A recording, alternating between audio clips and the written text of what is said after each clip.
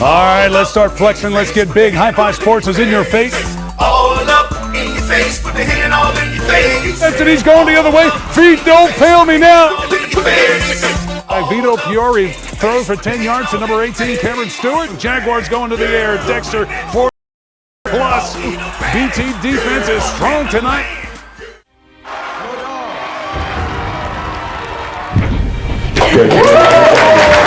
I will take my talents to athletes.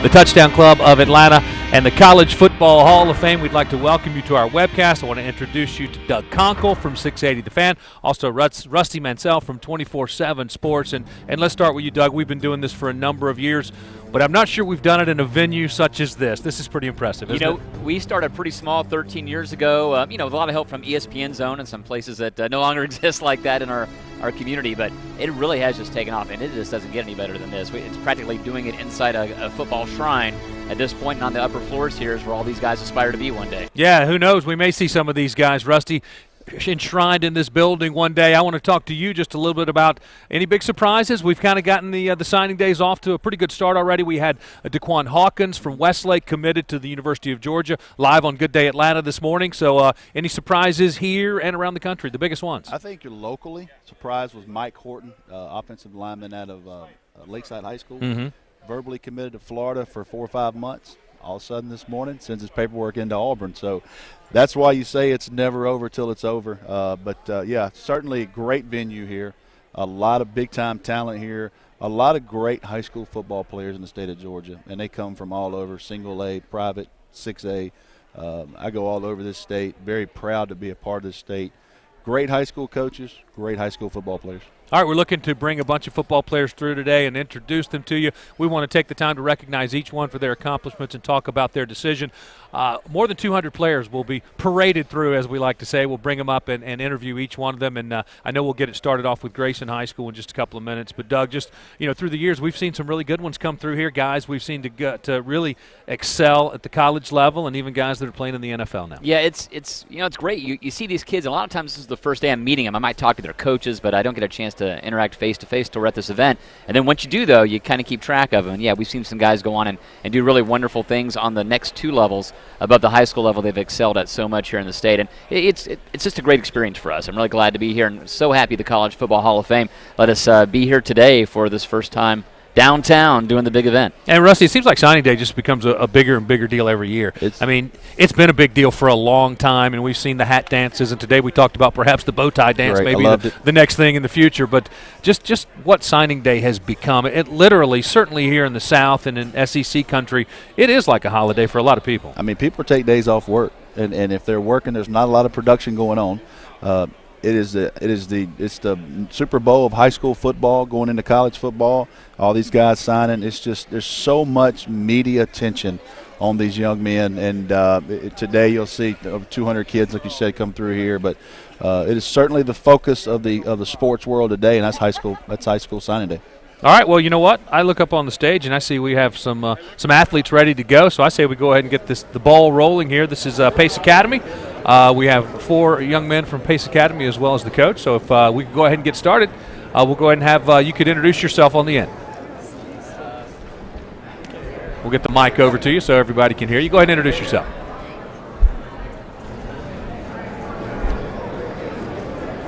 What are we doing? All right, Coach, go ahead and introduce yourself and introduce these players. My name is Kevin Johnson, offensive coordinator at Pace Academy. Coach? Chris Slade, head coach, Pace Academy. Jack Spencer, play center. Kevin Johnson, play quarterback. Trevor Cephalou, play wide receiver. You know, when I looked up there, I said 4 players because Coach looked so young. I thought he was a player who wanted to play high school football. Committed to Richmond. I was thinking to see him too. He thinks he's got 1 year left. I was like, all right, which one of you guys is Kevin Johnson? Because there's a lot of Richmond going on up there.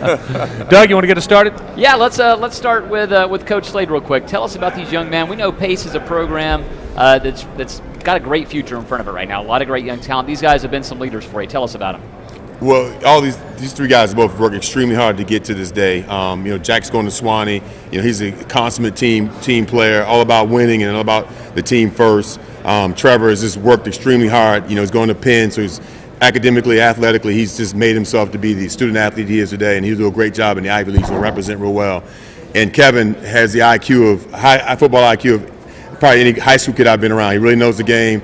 4-year starter, great leader for us. Put him on our back during the playoff, and get to the 3rd round. These 3 guys will represent their colleges very well. I'm excited for all 3 of them. Great. Let's talk to Jack real quick. Jack, tell us the future's going to hold for you there. Your major. What do you hope to do? I picked Swanee because of the tradition it has at Swanee. Swanee's a very old school and very historic football program there. I think I can help out a lot to the program. They're graduating, I believe, 6 offensive linemen. So I believe in go in and compete right away for that starting spot. I want to throw in that, Jack, you're not the first bow tie that I've seen today. This fashion statement is we were talking about maybe next year it won't be the hats, but it'll be the logoed bow ties where guys make their decision. Tell me about your fashion statement there. I guess it's just a preppy look.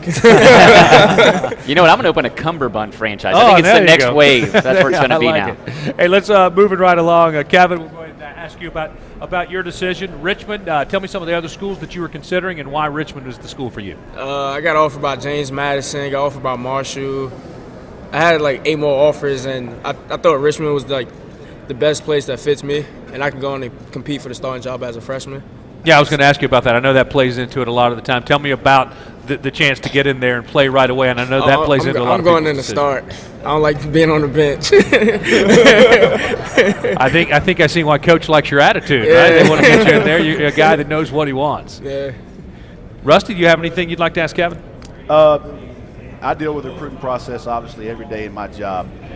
What surprised you the most going through this now, and what would you tell kids that are going to go through this the next couple of years?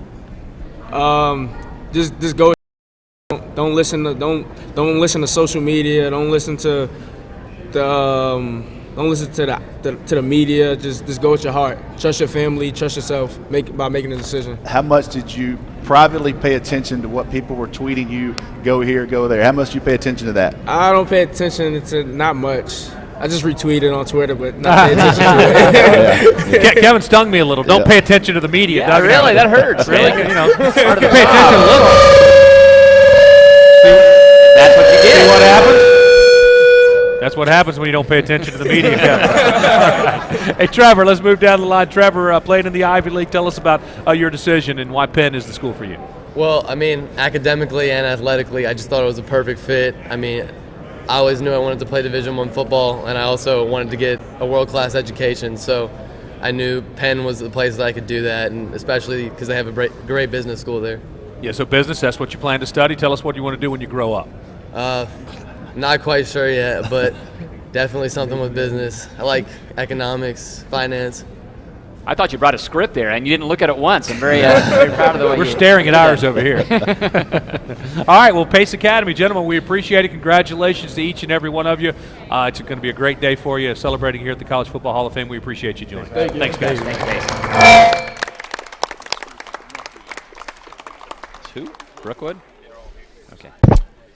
I remember Brookwood's going to be making their way up here. And, Rusty, I want to ask you about this. I remember when I was coming up back in the in the mid-'80s, yes. I remember in this area, we had a kid from our high school my junior year who signed to play at South Carolina.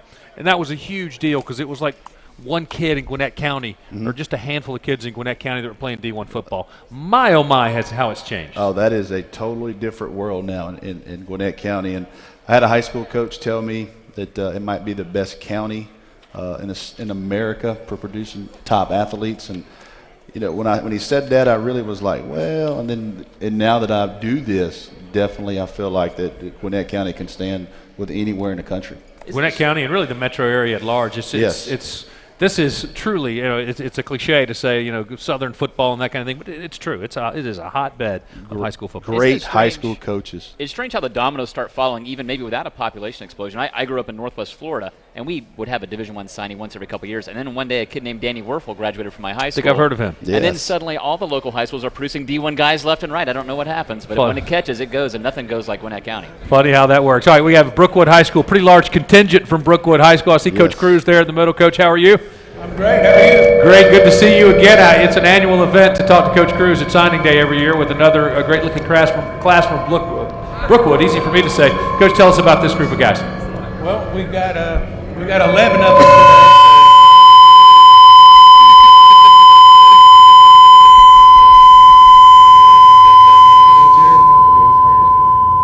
Please don't adjust your sets. It's in my ear, too. Yeah. All right, Coach. I was drowned out there for a minute. But, we've got 11 of them here today. As you say, every year, but this is going to be my last year as I've retired, and we've got Coach Philip Jones here, who's going to take my place. Philip was a captain on our football team in 1996 when we won the state championship, so I'm proud to kind of announce him here today. And these 11 guys are graduating and going on to play in college football. We're proud of every one of them. That's going to take some getting used to because Mark Cruz and Brookwood's kind of synonymous. That just kind of flows off the tongue. So talk about the decision to kind of move on. I'm sorry. I just want to ask you about your decision to retire. Well,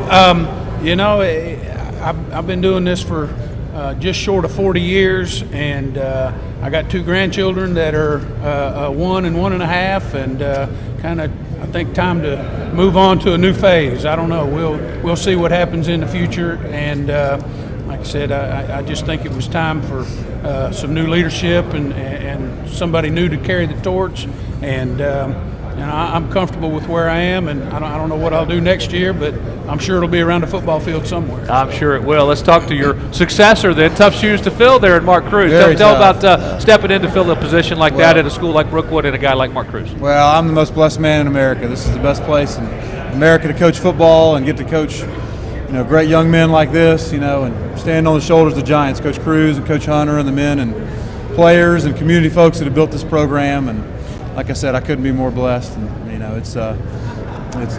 I'm very, very fortunate. I will say that We've got some great guys here that are going to go do great things, so we're very excited about it. Congratulations to you. I will say that when jobs come open, obviously I get calls from everywhere. When that Brookwood job came open, I needed probably 2 phones for a couple of days because everybody had their eyes on that Brookwood job. Congratulations, Coach. Thank you very much. All right, let's meet some of the guys. If we could just kind of go through everybody, introduce yourself, and tell us what school that you're headed to, and then we'll come back and speak to each one of you individually. I'm Nick Coker, and I'm committing to Wingate University. I'm Patrick Mills, and I'm committed to Georgia Prep Sports Academy. I'm Nate Solomon. I'm committing to West Liberty University. I'm Jeremy Corshi. I'll be attending Reinhardt University. My name is Chad Price. I'll be attending the University of West Georgia. My name is Bailey Ivermeyer. I'll be going to Georgia Tech. I'm Rivion Johnson, and I'll be going to University of Rhode Island. I'm Connor Gates, and I'll be going to St. Anselm College. I'm Ian Barnett, and I'll be going to Alderson Broaddus University. My name is Chase Milton. I'll be going to Georgia State University. All right, you know what? Oh, we got one more back there? On the back row. Wilson, and I'll be attending Morehouse College. Not too many schools are going to take all those seats up today, so congratulations, you guys, on overwhelming the area up there.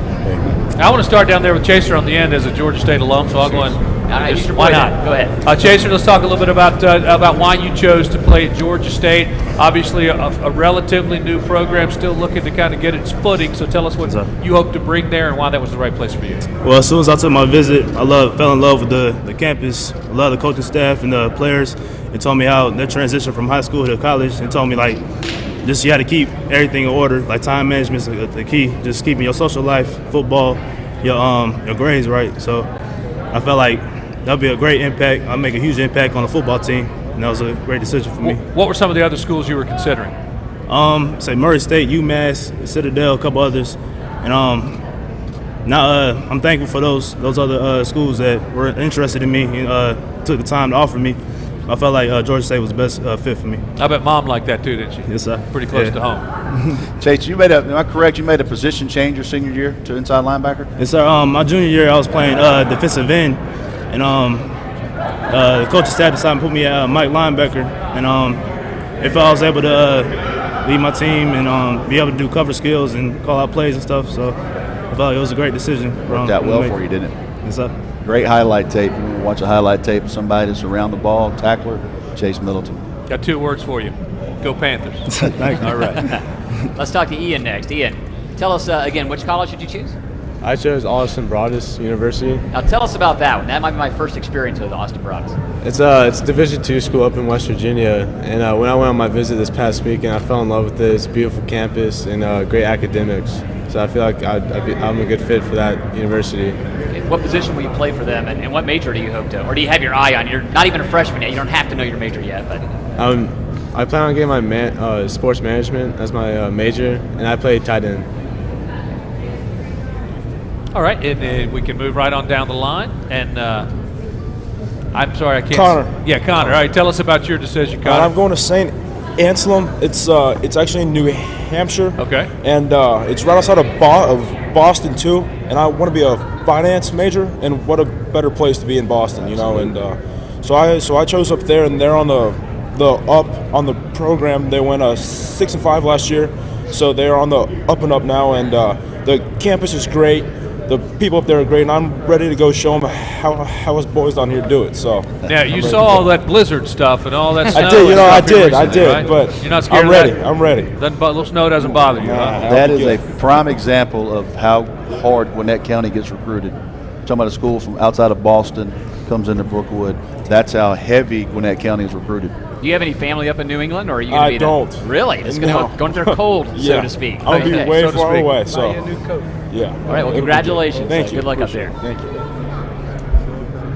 I was doing really good at being able to rename that. Yeah, Wait, I got you. Rivian, right? Yeah, right? Rivian. Okay. Yes, We're sir. heading to Rhode Island. Yes, sir. All right, tell us about your. Actually, I got to ask you about the bow tie because I've noticed the trend here today. We got a couple of them up here. The bow tie seems to be the thing. Tell me Yes, about sir. it. It's something different. You see regular neckties every day, so you just, you want to try something different here and there. So I just felt like that'd be a good look. You know, they're not that hard to tie. It's just like tying your shoe. You just got to do it backwards on your neck, right? Right. Yeah, it just takes a little bit of practice. Tell us about Rhode Island, why you decided that was the right place for you. Well, honestly, at first I didn't want to go to Rhode Island because I felt like it was going to be far and, cold and all of that. But once I went to visit, actually I fell in love with the campus. It's a totally different culture from down here. It's very beautiful. The food's great too, and the coaches. Very important. I fell in love with the coaches. They and the team. They had my back when I was there. They brought me in as a part of the family, and I just felt very welcome there. And so that pretty much, helped my decision. And the people there are great, and I just love it up there. So. And what do you plan to study? Have you decided what you want to study yet? I actually want to do kinesiology. Oh, wow. I want to study kinesiology and be an athletic trainer and also train kids myself, like be a personal trainer as well, and see where that goes from there. So. Excellent. Well, congratulations to you, so Rivian. much. We hope you enjoy yourself at Rhode Island. All right, so I see on the list here Bailey, Georgia Tech or Mercer, but I'm judging from what you told us and from your hat, you made your decision. Yes, Why Tech? I grew up watching Tech. My dad actually played at Tech, and it was the environment I always grew up in. And I want to be an engineer, so as far as that goes, it's probably the best in the state. So it made a decision pretty easy. When did you make that final decision? Monday. Coach Roof gave me a call on Monday during weight training, actually. And I came home after school Monday and made a decision. What was his reaction when you told him? He was excited. He's ready to get me on campus, get some work in. Who do you know in the commit class? You know any guys that are committed to Tech? I don't know many of the guys, but I look forward to starting to meet them over the summer and get in, hit the ground running in the fall.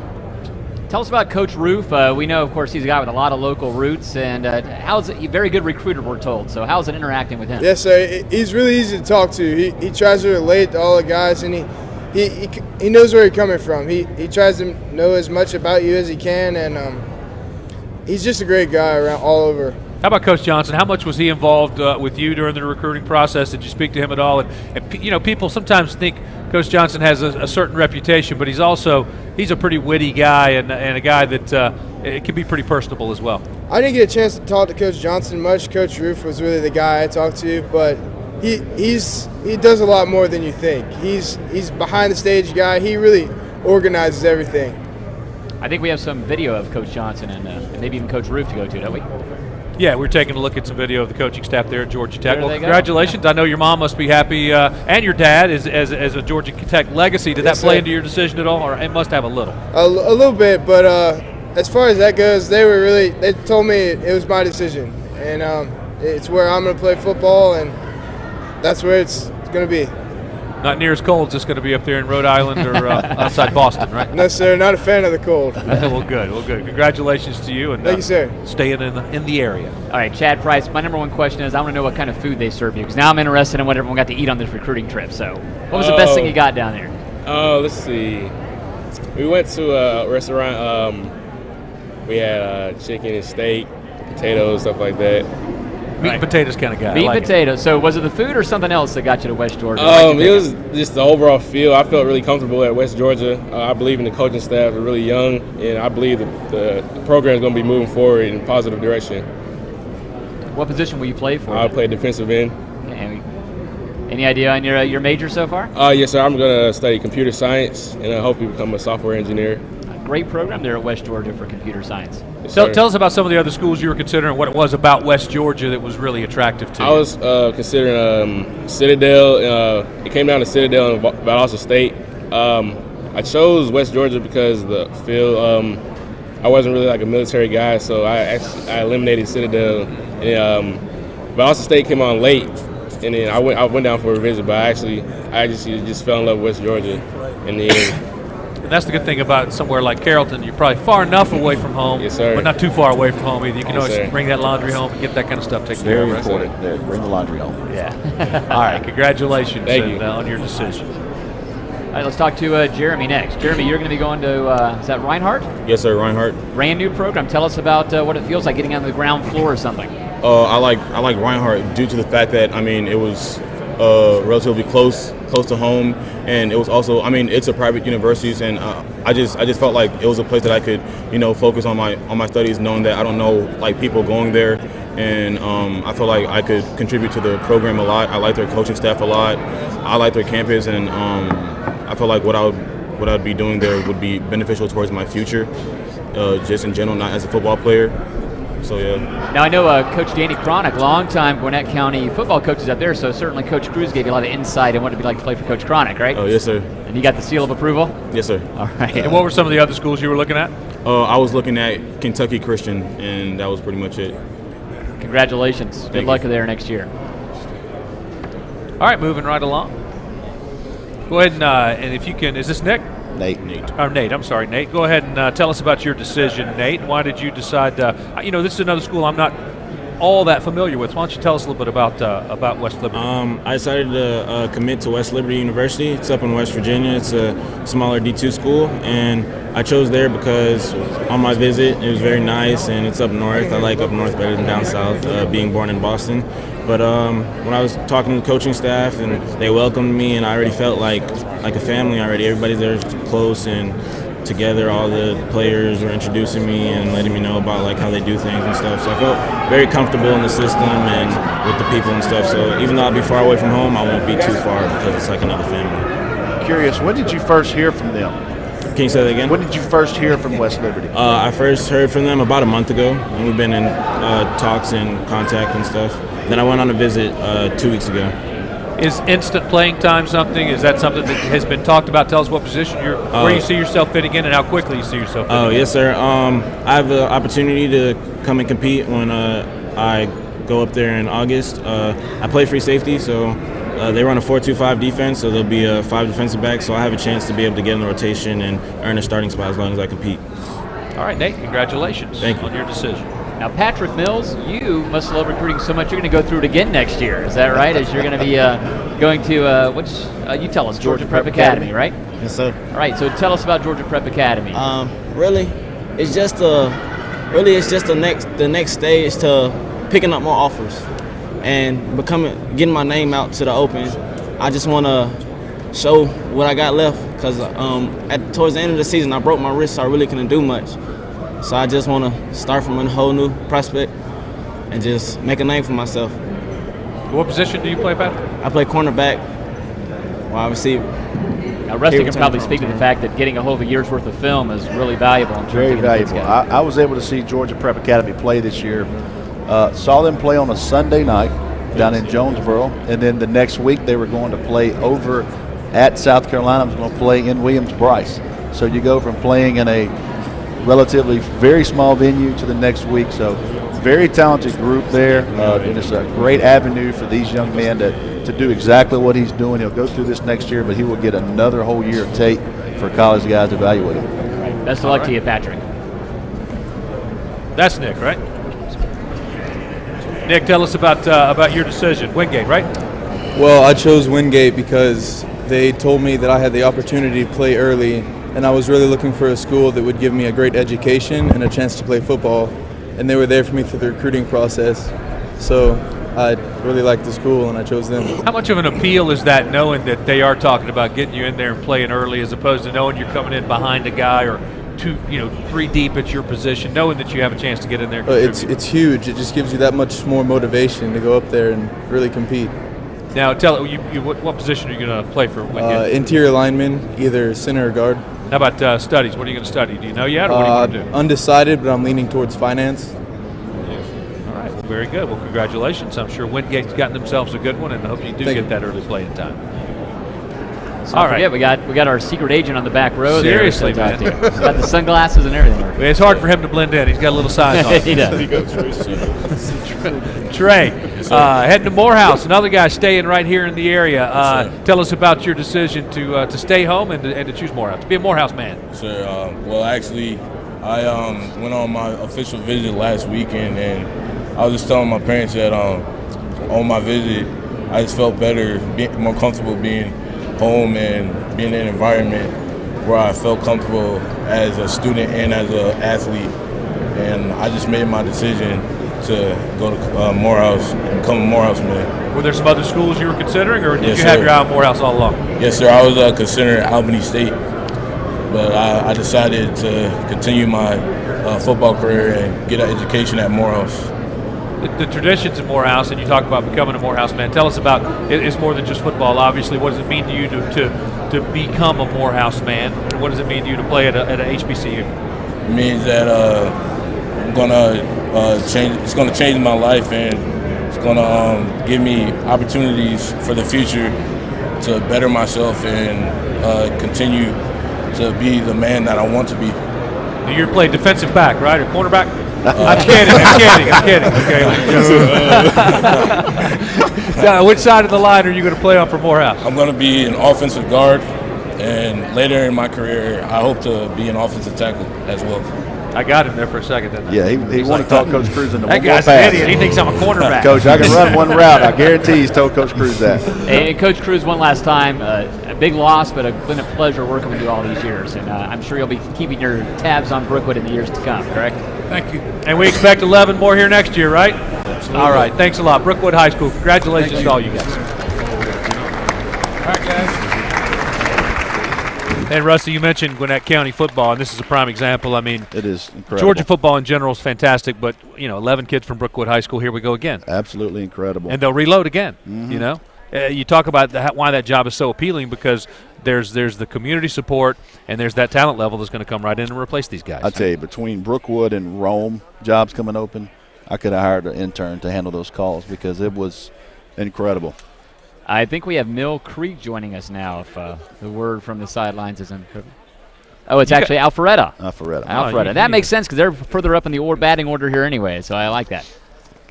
All right, congratulations to all you guys from Alpharetta. Pretty big size class right here as well. So I think we are maybe changing out a battery on our mic, so we'll do what they call fill here for just a second. We will. We also Coach Nichols and Alpharetta joining us, like you said, with a nice big group. Batteries must be coming online, so that's going to be happening in just a second. We should be back in business here very shortly. You know, we mentioned football in the area. It's not just Gwinnett County. You talk about North Fulton. You talk about really the metro area at large and the way it's progressed through the years. Without saying what university it is, I had a university tell me, a Division I school tell me a couple of weeks ago that they pulled 2 assistant coaches out of South Florida and added 2 additional coaches into Metro Atlanta. So now they have 4 guys from a university out of our region that recruit only Metro Atlanta. There's so many prospects. They say throw the pin down at the airport and you go 65-mile radius. And so many players, so many high-level, just very good athletes. But I will say this, and I really do mean this, and I go all over. The high school football coaches in Georgia are the best they are. I promise you. I'll put them up against anybody. I see it everywhere. And when I go watch these practices in other states, I can see it, how efficient the practices are run, the support staff, the assistant coaches. Everybody knows their role and what's going on. And I think that is why you see these guys from the state of Georgia not only going to college, but you're seeing a lot of guys, more guys going into Sunday football. Well, and a couple things, too. One is you see coaches from other adjoining states, they migrate to Georgia. They fight to get here. They do. I mean, in Alabama, you stay for your 20, you get your pension paid for, and then you go to Georgia and get a job to win titles. Straight. Yeah. And then also, we talk about the major programs that come here, and, of course, there's tons of high-level talent. But there's also, if you're a Mid-American Conference school or you're a Sun Belt school, you don't have a huge recruiting budget. You put a coach on a plane, he comes to Georgia, he can see 100 prospects in a 2 week. days. Yeah, in 2 days, you're right. 2 or 3 days. So when you don't have that much money to spend, it's the most efficient stop you can get in the United States of America. No doubt about it. Georgia. All right, let's go ahead and go down the line and just introduce yourself, position, and tell us what school you chose. James Marbaugh. I play wide receiver, and I'll be going to Butler University. Ryan Kopech, wide receiver and kicker, going to Brown University. Jake Barons, tight end, Brown University. Austin King, quarterback, Indiana. Devin Johnson, defensive line, East Tennessee State. Miles Smith, running back, Dartmouth College. Rustin Suter, wide receiver, Valdosta State. Austin Hoffman, defensive end, Lenore Ryan. Coach Nichols. Yeah, I'm Jacob Nichols, the head coach. We had one other signee from the class so far, Andrew Butcher, who is already enrolled at the University of Tennessee, so he couldn't be here with us today. Well, go ahead. I was going to say, so just tell us real quick, and Alfred, you've been there for a couple years now, is that right, Coach? I've been there a total of 6. This was my first season as head coach. As head coach, correct. So tell us about these young men, what they've done for the program in their time there, and also Butcher, of course. Yeah, this has definitely been one of the strongest classes we've had come through Alpharetta High School. A lot of them have been involved with the program ever since the 6th grade. They've done a great job of leading the kids below them. And obviously by the number that we've got up here, and we hope to add a few more over the next few months.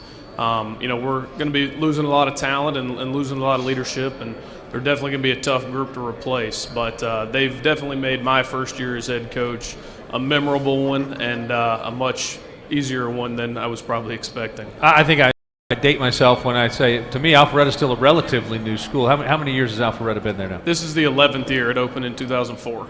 And and how long does it take a school to really kind of get your footing in not education-wise, but as far as on the football field? It's not something you could just kick off and start from scratch. It takes a few years to be competitive, especially in a state like Georgia.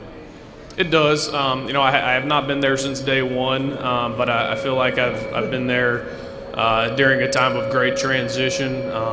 I guess I'm the third head coach of the football program. So in 11 years, that seems like a lot. But I think a lot of the same ideals and foundations from the very beginning have continued and just made it an easier, smoother transition for everybody to carry the banner. Now, Coach, you had a 10-0 regular season this year. Is that right?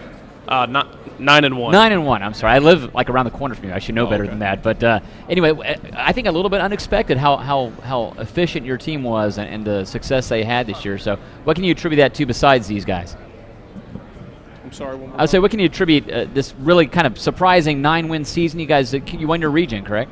We did, yeah. This is our second straight year to go undefeated in the region. I think this year's team just had a little bit more of a tough attitude, tough-minded mentality that really that really helped us to be successful on the field, a toughness like we had never had before. We struggled with our opening game against Milton, which is always a tough emotional battle for us. But I think that toughness and the battle that we had early in the season really helped us throughout the long haul. All right, now Milton's going to be here in a few minutes, so you guys leave it on the field. Don't mix it up we'll out make here. Sure okay? we get out of here before then. Let's go ahead and hand the mic to Austin and move down the line here. And Austin, yeah. Let's talk about Lenore Ryan, right? Mm-hmm. Tell us about your decision. Tell me some of the other schools you're considering and why Lenore Ryan. Wingate and Eastern Kentucky were also like some schools that were interested in me. Lenore Ryan, I picked Lenore Ryan just because it's just, to me, it was a total package. Like when I got on campus, I love the campus and I love the coaches because they were straightforward with me in the recruiting process. So that's why I picked Lenore Ryan. Is it one of those situations where you feel like you can get in there and contribute right away? Oh, yeah. I think I should be in the rotation at least sophomore year or freshman year. I think I can get on campus right away and start making an impact. So. Okay, now what position will you play for? Defensive end or D tackle. Okay, so you're not anticipating a redshirt year then? You think you might have a chance to get on the field right away? Do what? A redshirt year, you think that might be a possibility? You're looking I don't think I'll be redshirting freshman year. All right, well, good luck up there. We'll look Thank forward you. to watching you. I think you're our first Valdosta State man of the day. Won't be our last, I bet. I'll bet you're right. All right, Rustin, tell us about your decision. Why Valdosta State, and also some of the other schools you were looking at. Well, I had a couple schools, Tennessee State, Georgia Southern, interested. But I went down to Valdosta State last weekend, and I kind of just fell in love with it, with the atmosphere. It's a college football town, the location of it, being near Florida. I love the weather, love playing in warm weather. And the coaches are easy to talk to, and the players are just easy to get along with. We bonded like that with the other receivers, so I felt good about it. Tell us about the facilities down there. I mean, a lot of success they've had down there. So facility-wise, how impressed were you? Well, when people think of Valdosta State, we don't think it's kind of like a hidden gem. It's like you go down there and the facilities are beautiful. It's a new facility. They have a big weight room. The field they just took over from Valdosta State High School, but it's now theirs. So they're going to build up on that one. And the campus is bigger. It's not as big as a SEC type school, but it's not as really small like other D2 schools. But it's like right in the middle with perfect. Okay. What do you hope to major in at Valdosta State? Well, I'm thinking about either communications or business administration, where I can project management. It's a great field to get into. Good luck at Valdosta State. Thank you. All right, and more guys. They all make me feel dumb, but when they put on the Ivy League hat, that really hurts me when I see that. But tell us a little bit about why you decided to go to Dartmouth to play running back. I chose Dartmouth for a lot of reasons, but the main one being they were the first school to really offer me. They've been recruiting me since my junior year. I got up there, felt right at home. The coach has been showing me a lot of love, and it just felt right since day one. They were the first, but what were some of the other schools that were looking at you? I had some offers from some of the other Ivy League schools as well as the Naval Academy, but just Dartmouth was just felt the most perfect for me. You get those offers, you got to feel like, how can I go wrong? If Ivy League schools, Naval Academy. Just write all the names on a balloon and throw the dart. See which one pops. That's how you can kind of play that game. What's the running back rotation look like right now, and instant playing time and getting in there and contributing as a freshman? They have two seniors that are there now. They're coming off an injury, so right now it's wide open. So as long as I handle my business in the offseason, get bigger, faster, stronger, pick up the playbook, then I can come in and contribute.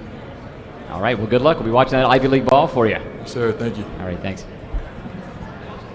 All right, Devin Reese Johnson, East Tennessee State. You're all color coordinated with your hat and your shirt and your tie. You're looking good today. Tell us why East Tennessee State. I chose East Tennessee State because the coaches there, Carl Torbush, have a lot of experience. They know what they're talking about, it feels like. So that's why I chose East Tennessee State. What position do you play? Defensive end, is that right? D-line. D-line, okay. So. Is that a situation up there where you might be able to feel like you might be able to contribute right away? Yeah. Everyone there right now is basically a redshirt freshman because their program starting up this year, first year, so since 2003, so it'll be good. I'd forgotten East Tennessee State had actually done away with football for a while, so they're getting back together. Right? So, and Carl Torbush is going to be the head coach? Yeah. Okay, famous defensive coordinator throughout college football, so you'll be running under one of the best up there. Yeah, I think so too. What's that like? I mean, kind of starting over, and then what did that play into your decision to go there? Kind of almost a fresh start there. What's that? It's a fresh start with the program. I mean, how did that contribute into your decision? I just think it being a new program and everything, it's a good opportunity to like just step up and be a leader from the get-go and just come there and show them how to play ball and stuff. So. All right. Good luck out there. Show them how to do it up there. All right, Devin Reese Johnson, congratulations. Austin King, you're going to go to Indiana, and all college football season, all I could hear was University of Missouri had the worst loss of any SEC East team I'd ever heard because they lost to Indiana. But I think that's not going to be as rare in the future. It seems like that program is really on the come. Do you agree? Right. Yeah, we have actually the number 6 recruiting class in the Big Ten right now. We've got like 22 commits, so we got some good JUCO guys coming in, like a running back from UAB who was top 10 in rushing last year in the nation. So Coach Wilson's got things moving in the right direction. I feel like this class can come in and make an instant impact. So I feel like the things are going in the right direction at Indiana. Now, I'm sorry, go ahead. Well, I was just going to ask you about the quarterback depth chart up there. Same thing I was going to ask. So there you go. Perfect. So right now they have a senior starting right now. He got hurt last year, Nate Sudfeld. He got hurt in like the 5th game, and they had to bring in a freshman. So they don't want me to redshirt when I get there. They want me to be ready. So they have me working right now, and I'm going to come in there thinking that I'm going to be the starter. Honestly, so. And did that play into your decision that they didn't want you to redshirt? They wanted you to come in there and compete? Yeah, it played a big part because I was recently committed to NC State, and when I looked at my options, I felt like I had a better chance and better opportunity at Indiana. So. And what will you major in up there? Excuse me? What will you major in at Indiana? Business. In business. Okay, well, dress warm. I'll be your mom for the day. Dress warm while you're up there. It's going to be pretty cool. Yeah. Let's talk to should we talk to our 2 Brown guys together, I guess, maybe? Sure, why not? I mean, they're both going to Brown, but at least they didn't wear the same hat. That would have been a major faux pas. I know. Way to get together on or that, the same guys. brown bow tie. That wouldn't have worked. Professors of Brown. Did you guys, is this a package deal? Did you guys decide this together or decide independently, or how did that play out? Actually, I decided early in November, but Ryan decided more recently, but we both talked about it and really are happy with our decision. Tell us about Brown. Tell us about what you decided in November. You decided first. Tell us. What was it about Brown that was special? Brown really set itself apart because of the tradition and the networking that comes with an Ivy League school. It was really important for me to be able. I'm going to major in business, entrepreneurship, operations. So that's really big for me to be able to get the opportunity to meet former alumni, also to help me go out into the real world with internships and jobs afterwards, and then. The game day experience at Brown is really, really cool with the traditions that they have before games, after the games, and even during the games. It's really cool. Tell us about some of those traditions that kind of stood out to you. Those traditions include before the game they do like a walk through the stadium, through the fans and stuff like that. That's really cool. And then outside of the football stadium, they have like the Van Wickle gates at the beginning of campus. That's where you walk in as a freshman and then out as a senior. And those traditions are just really cool, and I want to fulfill them. Who is Brown's biggest rival in the Ivy League? I can't think off the top of my head. I'm going to just go ahead and say Dartmouth if you guys can't think of something so you can get something going right now. Dartmouth, Harvard. Actually, outside of the Ivy League, we do a Governor's Cup with URI. So that's one of our biggest, out of Ivy League games. Sure. Not that your decision was based on this, but, going off to college is a huge step. So how about the comfort level of having a teammate from high school there with you? I mean, I'm sure that's going to make the transition a little easier for both guys, I would assume. Yeah, that was also big in our decision, and we found out recently that one of our friends from nearby high school just committed to Brown as well. So we're definitely happy with that, and we know people going in, so it'll make the transition easier. All right, Atlanta taking over Brown, it looks like, huh? The Atlanta area, anyway. All right. How about getting in there and playing right away? Is that something that appeals to both of you guys? Is that a possibility for both of you guys? Definitely. For me, the starting tight end graduated, so they only have one guy coming up with any game experience, so that definitely gives me a chance to go in and definitely get some playing time right off the bat. And Ryan, what position? Because you said you're a kicker and a wide receiver, right? Right. They're kind of looking at me for like a hybrid position, probably more so punter and kicker, and that's really wide open because their stats haven't been great in the past few years with kicking and punting, and they came to me thinking that as a freshman I'm going to be able to boost that and help them in the special games team, which is really important for, as you know, third days of the game is most important in football. It can be the deciding factor in most games. And they really came to me hoping that I could increase that level of performance. All right, we do know that indeed. So good luck up there, guys. Congratulations to both of you guys. Make your mark on Brown. Last but not least, James going to Butler. Tell us about that decision. Well, for me, it was an easy one. Opportunity to play Division I football at a championship program. They've won 3 of the last 6 championships in the Pioneer Football League. So football-wise, it's a great opportunity, and it's a great education. The degree will carry some weight once I get out of there, and they got a great internship program set up for me. Now, when I'm putting our list together for the day, I came across 3 or 4 other guys going to be here later today who are all going to Butler. Are they making kind of a concerted effort to recruit down here all of a sudden? Yeah, they are spending some time. I think they kind of found out that the South is definitely the hotbed for recruits, so I'm excited. I know someone from Blessed Trinity that's going up there with me, so it's going to be a good time. How about the bow tie? I got to ask you about the fashion statement. I see several. There's a lot of bow ties I've seen today. The way I look at it is that if you can rock it, rock it. Not everyone can, but I'm going to quote you on that. Let me write that down. James Marble said, if you can rock it, rock it. All right, confidence is important, no matter what you're going to be doing. Sir. All right, Alpharetta High School, thank you so much for coming and representing with us today. Really appreciate it. Congratulations, guys. Good luck on the next level. Thanks. And I agree with you. That was a surprise for Alpharetta. Kind of almost came from nowhere to have such a successful season. And who knows? It looks like they might be heading in the right direction. Well, I think I was actually at that Milton Alpharetta game, and so it was a great game. They went home the losers. You're like, it's a pretty good team, they're right. Then they didn't lose again the rest of the year, and better than you thought when you first looked at them. I'm going to go with Mill Creek. That's who I think this next crew is. What do you think? I think that is a really strong game. All right, Mill Creek. Have we had a class? We haven't had many classes of like 1 or 2. Everybody's like 10, 11. They tend to come in bunches. When you get a good program going, they just all keep it going together. You know that. All right, we'll start down here on the end, Coach. If you can go ahead and introduce yourself, and we will get it going. Shannon Jarvis, head coach at Mill Creek High School, and we've got these fine young men. Got 9 signees this year, and we're proud of them, not just in their high school career, but what they're going to be able to do in college as well. So we're excited for today. We've got another event this afternoon at the school, and this is it's a big class, and we're excited not just for this one, but the ones to come as well. Well, before we go down and meet all the guys, just a little bit about, we were talking about football, the level of football in Gwinnett County, and how well respected it is way outside this state and around the country, and Brookwood had a huge class. You guys have a huge class, and it just speaks volumes about the level of football that's being played in Gwinnett County. It does, and that's the thing about it. It challenges all of us. I know Grayson's coming up here in a minute, North Gwinnett. We all have big classes, and that's a reflection of not just the kids, but the communities that you have, that it's important. And the academics piece of it is important. And the kids come into high school wanting this and working toward this. And as head coaches, we know this is a huge component of our program. We want to see them go to the next level. And in Gwinnett County, everybody you're playing has great players. So as coaches, we know that we've got to develop them both in the classroom and off the field, and on Friday nights it's great football. And when you lose 9 guys, that means you got to replace 9 guys. But once again, football's at the level where you don't ever want to lose a guy, but there are guys to step in and replace them, aren't there? Ironically, I think all the coaches can say this, we were already lining up the junior day visits for next week, so it's year-round now, and we've got a couple of the brothers of some of these players here that obviously are going to be up here pretty soon, and that's why I'm glad that they get to be a part of this today so they can see what's ahead for them as well. It seems like if you're Gwinnett's always making new schools too that immediately become impact programs. Right. You only get like a year or 2 and you're expected to be in the playoffs as soon as the program starts, right? Exactly right. We were fortunate enough in year 4 we made the playoffs, and it's pressure, and when I say pressure, you've got a lot of great programs right next to you.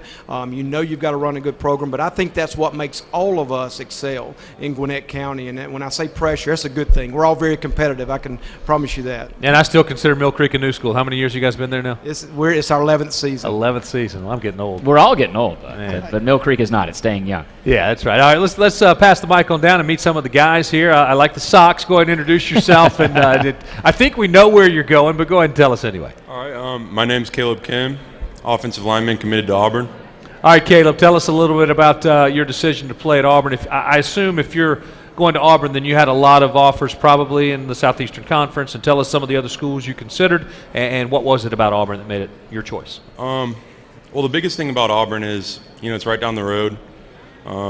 If my family wants to come watch a game, it's only 2 hours, and if I get homesick, I'm only 2 hours away.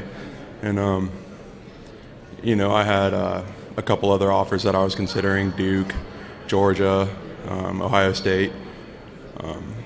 it was a tough decision, but once I started making all my visits, it became pretty easy for me because I really got the feel for who offered me and what they had going for them, and it just became easy. And by homesick, you mean if you have a giant pile of laundry, you might want to drive home and give it to mom or something, right? Absolutely. So at Auburn, of course, SEC program, they stockpile talent. Do you think there's a chance to play early, or do you anticipate a redshirt year there? I mean, I hope to play early, I'm sure, as everyone else does, but just it depends on how I show up, and when I get there, we'll just have to see how it plays out. Did you grow up an Auburn fan, or did you follow Auburn? Were you? No, I never really grew up a fan of any particular college. It was just a matter of what school I liked best and what coaches I was the most comfortable with. I wish Rusty were here to speak to this, but you're probably aware Auburn is kind of cleaning up today in terms of recruiting. They've flipped a couple of guys, and you're going in with a pretty strong group. What do you see for the future of Auburn football? Yeah, absolutely. I'm excited to play with them. Darius Slayton just committed yesterday, and now we have Byron Cowart committed today. So it'll be exciting to see what we can do. Ought to be a big year. Congratulations and good luck up there. Thank you.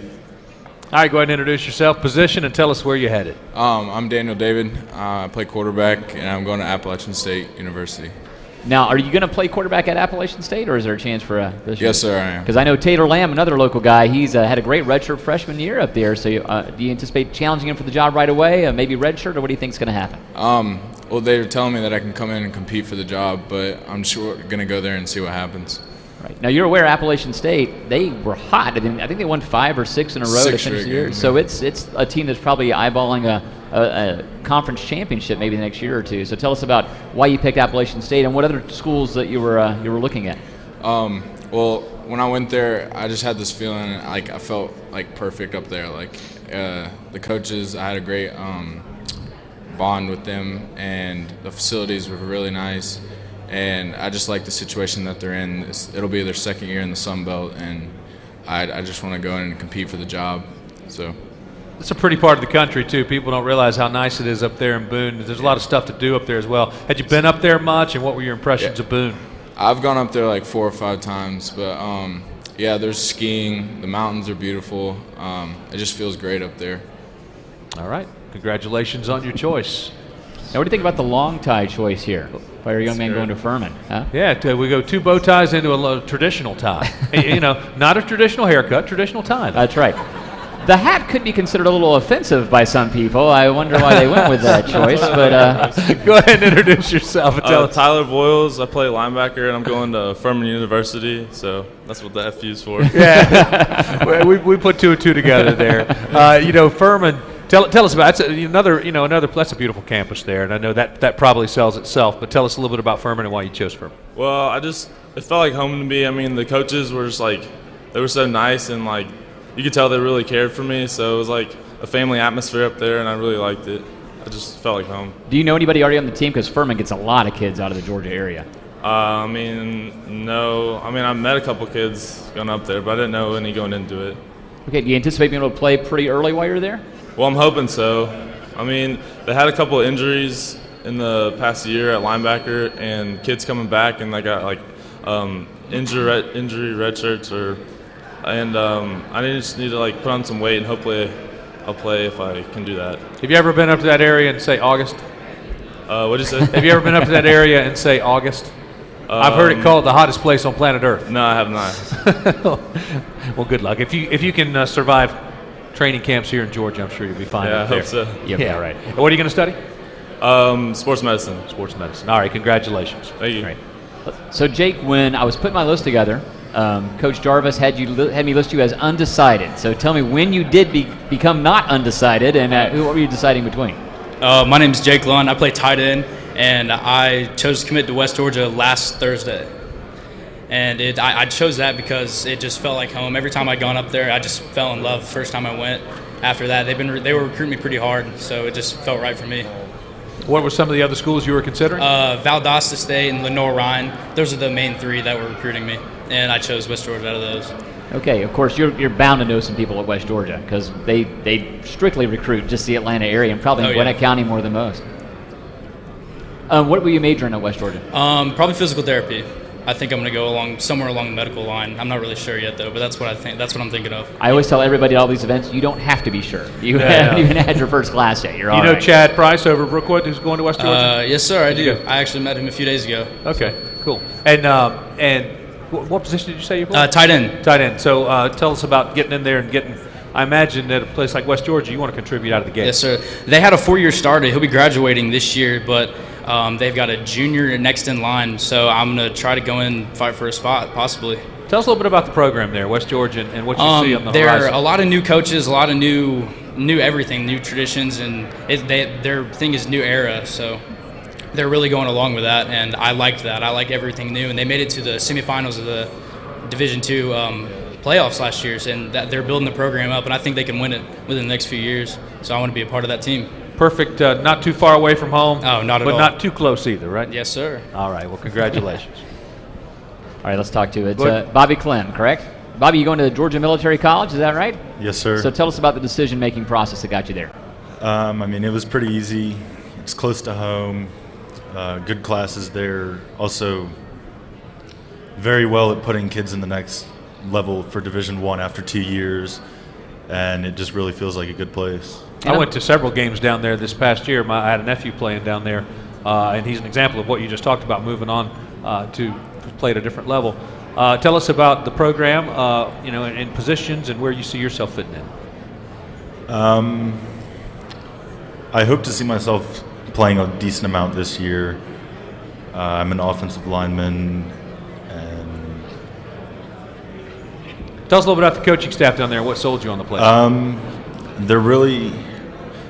They feel like family in a way. Like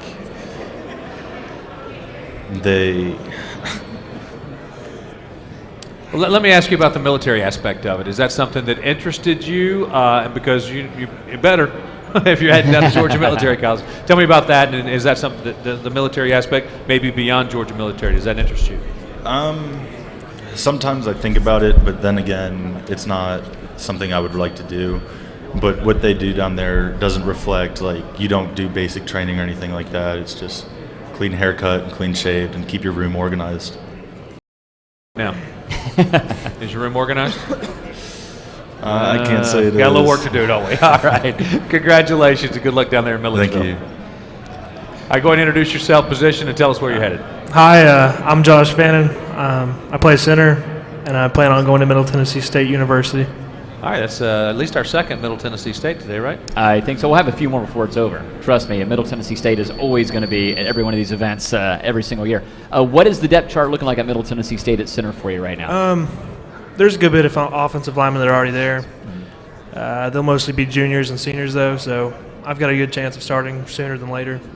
Strictly a center, or could you play guard as well? Oh, I can play guard or center. Yeah, that's not a problem. Well, they always say the quarterbacks are considered like the smartest guy in the team, but it's the center who actually has to do all the mental heavy lifting for the offense. Is that correct? I'd like to pretend. Well done. What will you major in up at Middle Tennessee? I'm planning on business or education. I'm not sure yet. Possibly I might want to coach later in life. So.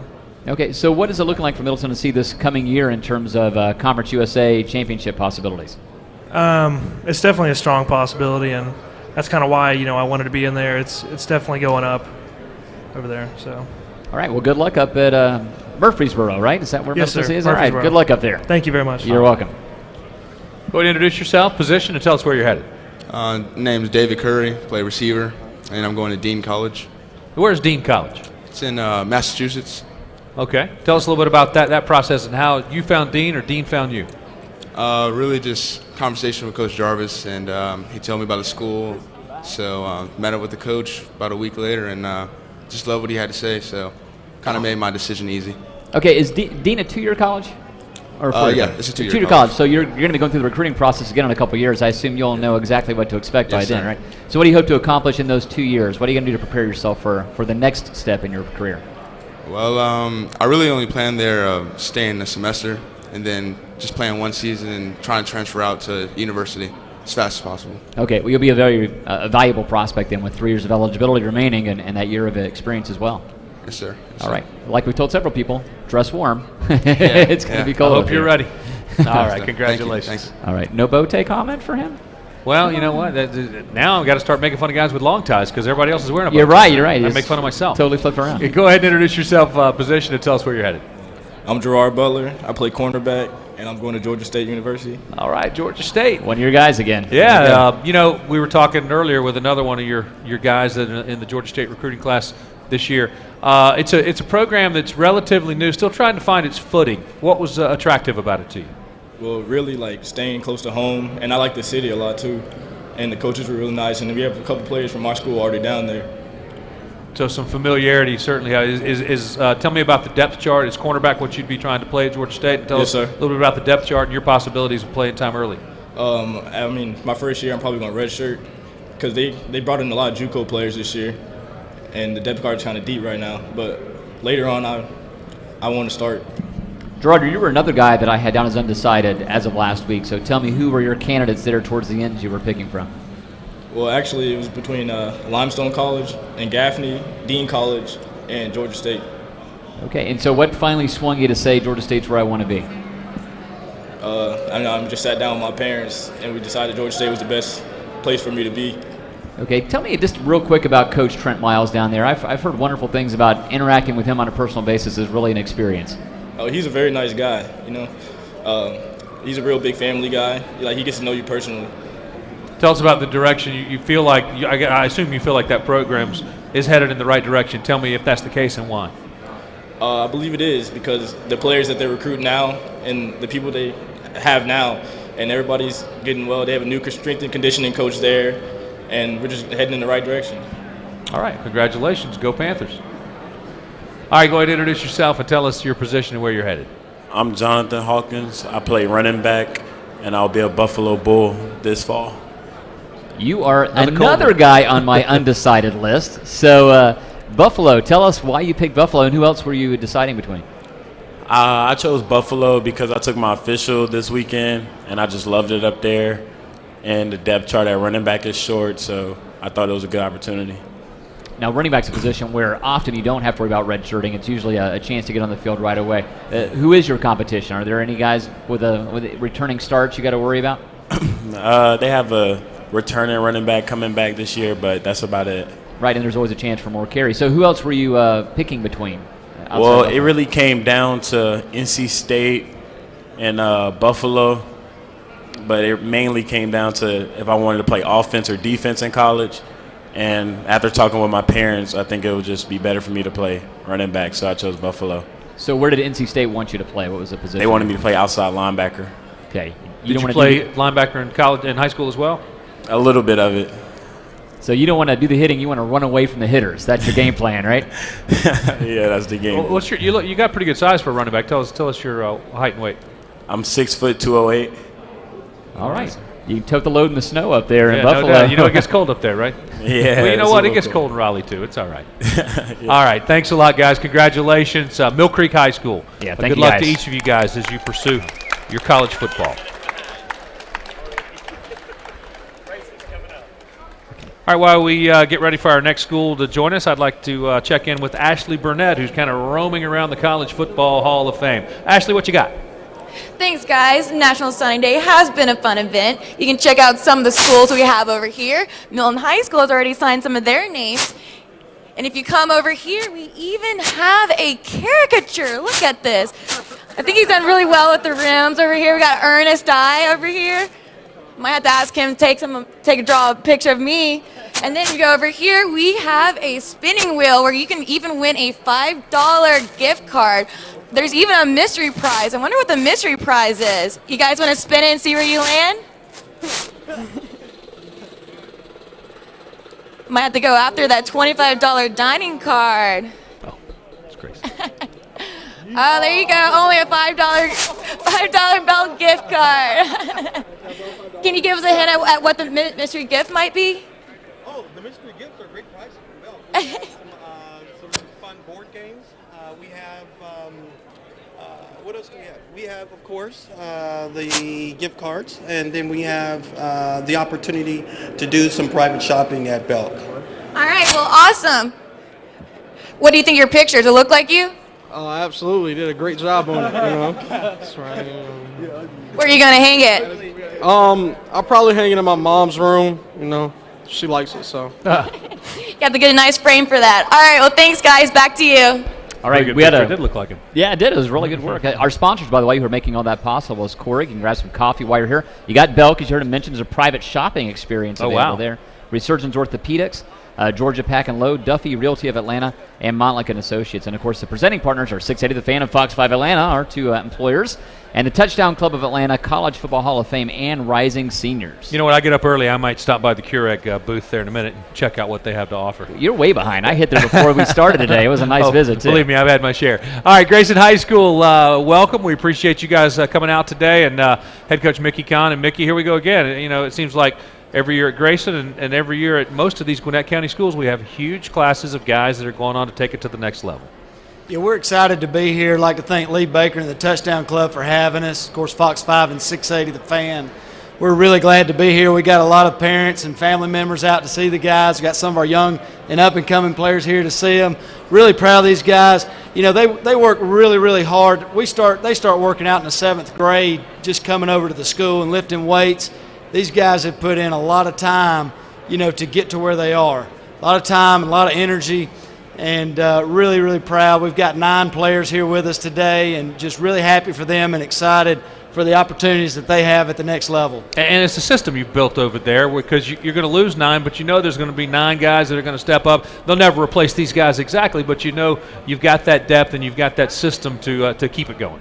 You know, in Gwinnett County, we have the Gwinnett Football League, and you'll have 3 teams in each age group coming up wanting to be Grayson Rams. And, you know, we take a lot of pride in that. We work those kids, and they look forward to being a part of the Grayson football program.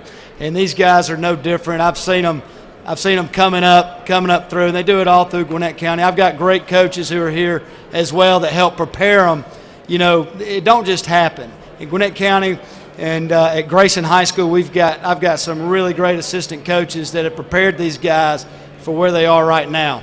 Well, Coach, you've experienced college football on its highest level back in your day as well. So the truth is football doesn't really change that much, does it? It's about preparing kids, having a system, and just getting everybody on the same page. Well, right? When I was coming up, you went to the library with you and your coach, and you signed a scholarship there in the library, and that was it. This is unbelievable. I mean, the way you guys are promoting it.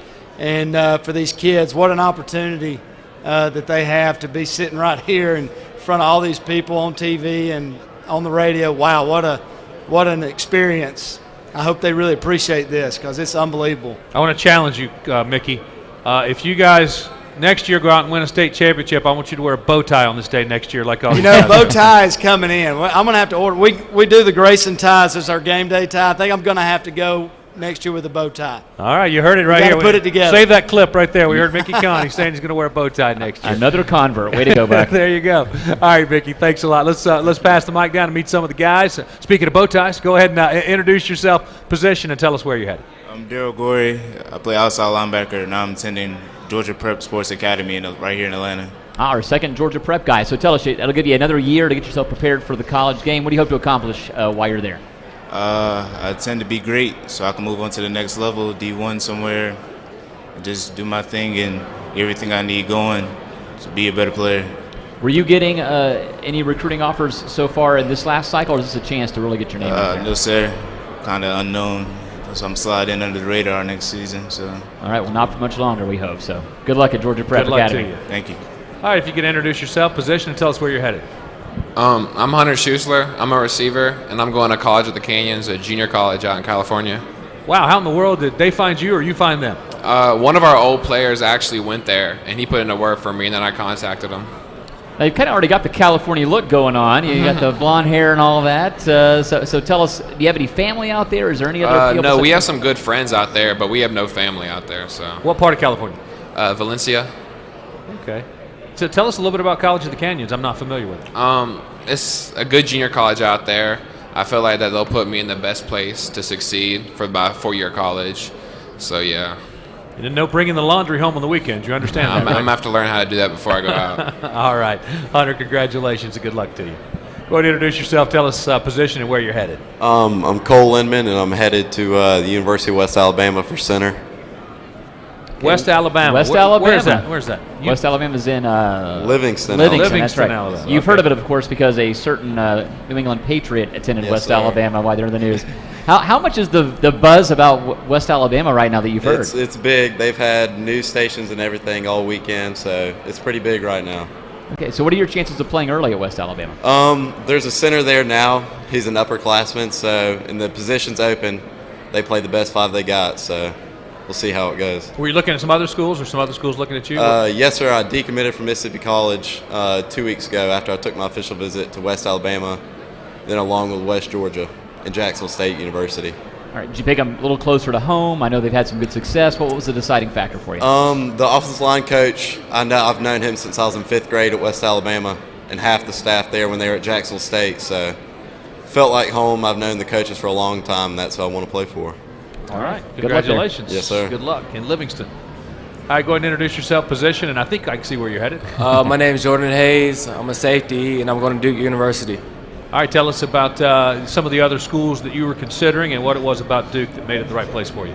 I was considering South Florida, Central Florida, or Wake Forest, but at the end of the day, I chose Duke because of the education and the opportunity to play early.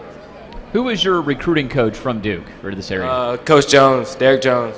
Derek Jones, he's been pretty active, I can tell you, because Duke's come up on a lot of radars on my list here today. Yeah. So was he maybe the biggest contact and factor for you for picking Duke, or were any other coaches there appealing to you? Probably the safeties coach, Matt Guerrero.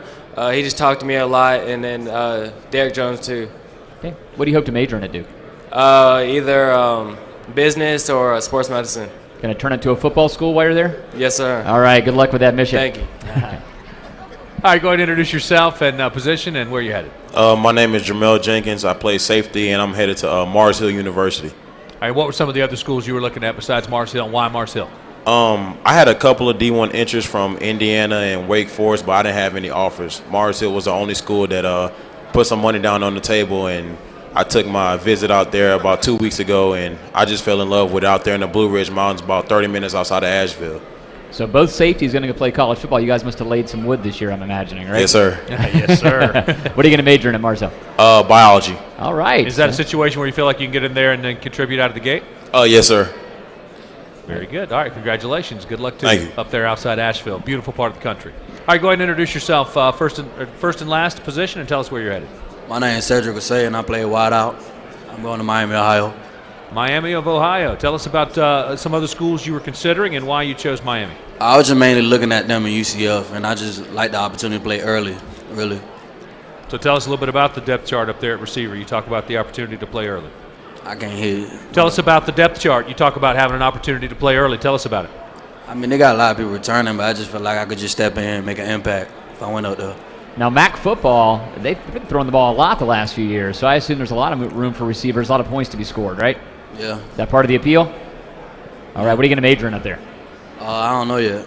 All right, you don't have to know. That's what I tell everybody, you don't have to know. All right, let's move it on down the line here. Introduce yourself for us, please. My name is Daniel Fennell. I'm a linebacker, and I'm going to South Carolina. Okay, going to go play for the evil genius, huh? Yes, sir. Did you deal with him at all during the recruiting process?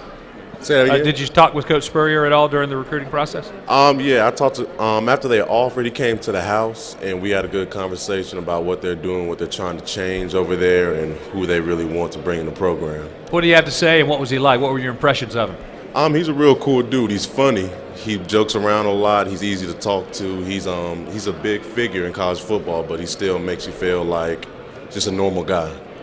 So he talked about things are going to change. What sort of changes are they talking about? Is there a change to the defensive scheme, or what's going on? They're not so much changing the scheme of what they're doing. They're just changing the people that they're bringing in. They felt like last year they just had a lot of people that weren't about the team. They were about themselves, and they just want to bring selfless people in that want to work. What about the depth? You're going to be? Are you recruited as a linebacker? Yes, sir. What about the depth chart? What does that look like for you? Is a red shirt something you're considering, or what they did actually told us that they weren't trying to redshirt anybody this class. They did a lot of that last year, and they have a lot of linebackers going out and a lot of young people coming in. So they just said that everyone has a chance. All right, opportunities await you. Congratulations and good luck. All right, let's talk to Justin. Justin, how are you? Doing good. All right, I'm going to go ahead and introduce you. You're Justin Young, and you're from Grayson. You're going to Georgia. It's all written down right here, so I got it. Yes, Yes, sir. So tell us, who were your final candidates before you picked Georgia? Who were your top choices? My top two was really just Clemson and Georgia. What made me really decide where I was wanting to go was really like the people at Georgia. Like they're just great people, and everything just makes you feel like home. Plus, I think your logo's not going to change too much, right? Going from Grayson to Georgia. Yeah, just the color. Did you grow up a Georgia fan at all in this area? Did you? Yeah, actually, when I was growing up, I was actually a big dog fan. I was actually a Clemson fan too, so I actually like both schools. So it was really a hard decision for me when it came down to it. But once I visited both schools, I mean, it really wasn't that hard. I talked to my parents and my family, and that's what made me decide to choose Georgia. How much does that enter into the decision process that you happen to pull for this school growing up? I mean, when you go visit, it's something totally different than just being a fan that watches them on TV. But that does play a role too, doesn't it? Yeah, it does. Tell me about the role it played. Well, I mean, really, it's just like it's a big hard decision when you choose. I mean, so it's like when you choose between the two hardest schools, it's really like you really got talked down to your family. It's really like what decides the best choice for you. So I mean, really, it's Georgia. What position are you going to play at Georgia? I'll be playing defensive end, and then they might move you around to play maybe a little bit of tight end or outside linebacker. So you had a lot of FaceTime with Jeremy Pruitt, correct? Yes, sir. Now that's a guy who can convince people to do anything, I'm told. Is he a good recruiter? Yes, sir. It's got to help quite a bit. Well, good luck next year. We'll be watching Appreciate you. it. Last but not least, go ahead and introduce. Go ahead. My name is Mohamed Berry, committed to Nebraska, linebacker.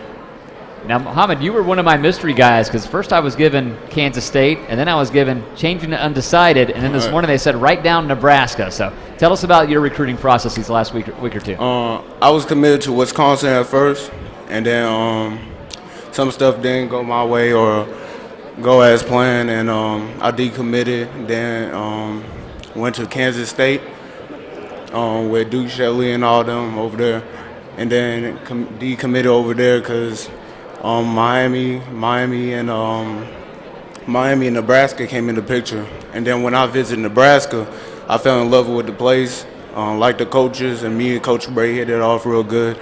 So I just decided to go there. How tough was the process for you? Because it sounds like you thought you had your mind made up a couple of times, and the decommits, it must have been stressful trying to go through that that whole process. Yeah, it's different factors that play in the process. So I was looking for different things, and Nebraska gave me the best of both worlds from Miami and Kansas State. So it was the best fit for me and my family. It's really a moving target because Wisconsin had a coaching staff change, and of course Nebraska got one, and that's how it led you going to Nebraska. So it's hard to follow the dominoes sometimes, isn't it? Yeah, yes, sir. Yes, sir. All right. Well, best of luck on the next level, and Grayson and Coach Kahn, thanks so much for being a part of this again. Thanks, we really Coach. We'll see appreciate you in it. that bow tie next year. All right. All right. All right. Thanks, guys. All right. Thanks. Congratulations. See, Coach Kahn's got that shiny state championship ring on his finger. I noticed that too. It's good to have those for these times. Coach Kahn, by the way, I believe is one of the last guys around to play for Bear Bryant at Alabama. Bear Bryant? Bear Bryant. I thought he played for Gene Stallings. Did he play for Gene Stallings? He was somewhere in the crossover there. Maybe it was Ray Perkins. Let's okay. Let's compromise. They went for a few years there where they went through a few coaches, didn't they? They did. Still had some success. He went to South Gwinnett High School, the same school I went to, actually. So, did not realize that. Yeah. And you committed to Georgia State afterwards, correct? Yeah. I might be a couple of years older than Coach Kahn. In your fashion. But you know, what you going to do? What are you going to do? Let's see who we have coming up next here. It's always fun. It's a bit of a mystery, finding out who the next group to make their way up to the stage. This could very well be your most hated rival high school, and this might be North Gwinnett. Let's have a look. Oh, I don't hate North Gwinnett. No, you're right. All right, if we could go ahead and bring the mic up, we'll go ahead and, Coach, if you could introduce yourself and just tell us a little bit about your class. My name's John Ford. I'm the head football coach at Roswell High School, and just thrilled for these three guys right here. We've got Mashane Slade, who played wide receiver, played running back, played kick returner, punt returner, did just about everything for us. He's signed with the University of Memphis. Rodney Dorsamon, a 2-year starter and a tremendous kid, is going to be signing with Reinhardt University. And then Shakur Jackson, a 2-year captain for us, who could play strong safety, free safety, corner. He's played offense. He's returned kicks, returned punts, done everything for us. He's going to sign with Tennessee State University. And they all had multiple options and multiple offers, and we're just real proud of the accomplishment that these guys have to further their dream and fulfill their purpose playing college football. And more importantly than great players, they're just phenomenal kids. And they were fun kids to coach, and they were excellent leaders. And it's just been a lot of fun coaching these guys. What's that like as a coach when you know you're going to lose guys every year? Your job's to develop these guys for life or for football, but knowing that these guys are taking it on to the next level, and just you're going to miss them, but the pride you feel that what they've accomplished and what they potentially will accomplish. Well, these guys are incredibly special to me because I got the job 2 years ago. So these guys were just finishing their sophomore year, and they made a decision to be great. They made a choice to be great, and they decided they didn't care what guys older than them were going to do. They didn't care what guys before them had done. That they were going to be the ones that turned the program around and reestablished Roswell as a winning program, and that's exactly what they did. It was what they decided to do, and they went and worked for it every day, whether it was coming in early and getting extra work in the weight room, extra rehab, staying late, extra throws. You talk about doing extra work and doing work when nobody's watching. These guys were the quintessential guys that just worked every single day. So it is going to be a void, and we've talked about back at the school, back in the weight room, about filling that void, and so these guys leave big shoes to fill because obviously the quality of players they are, but the quality of peoples and leaders they are. It's Roswell, of course, historically a really strong program. Hit a big dip in the road a few years back, so these guys have been a big part of you leading Roswell back to where it's used to being.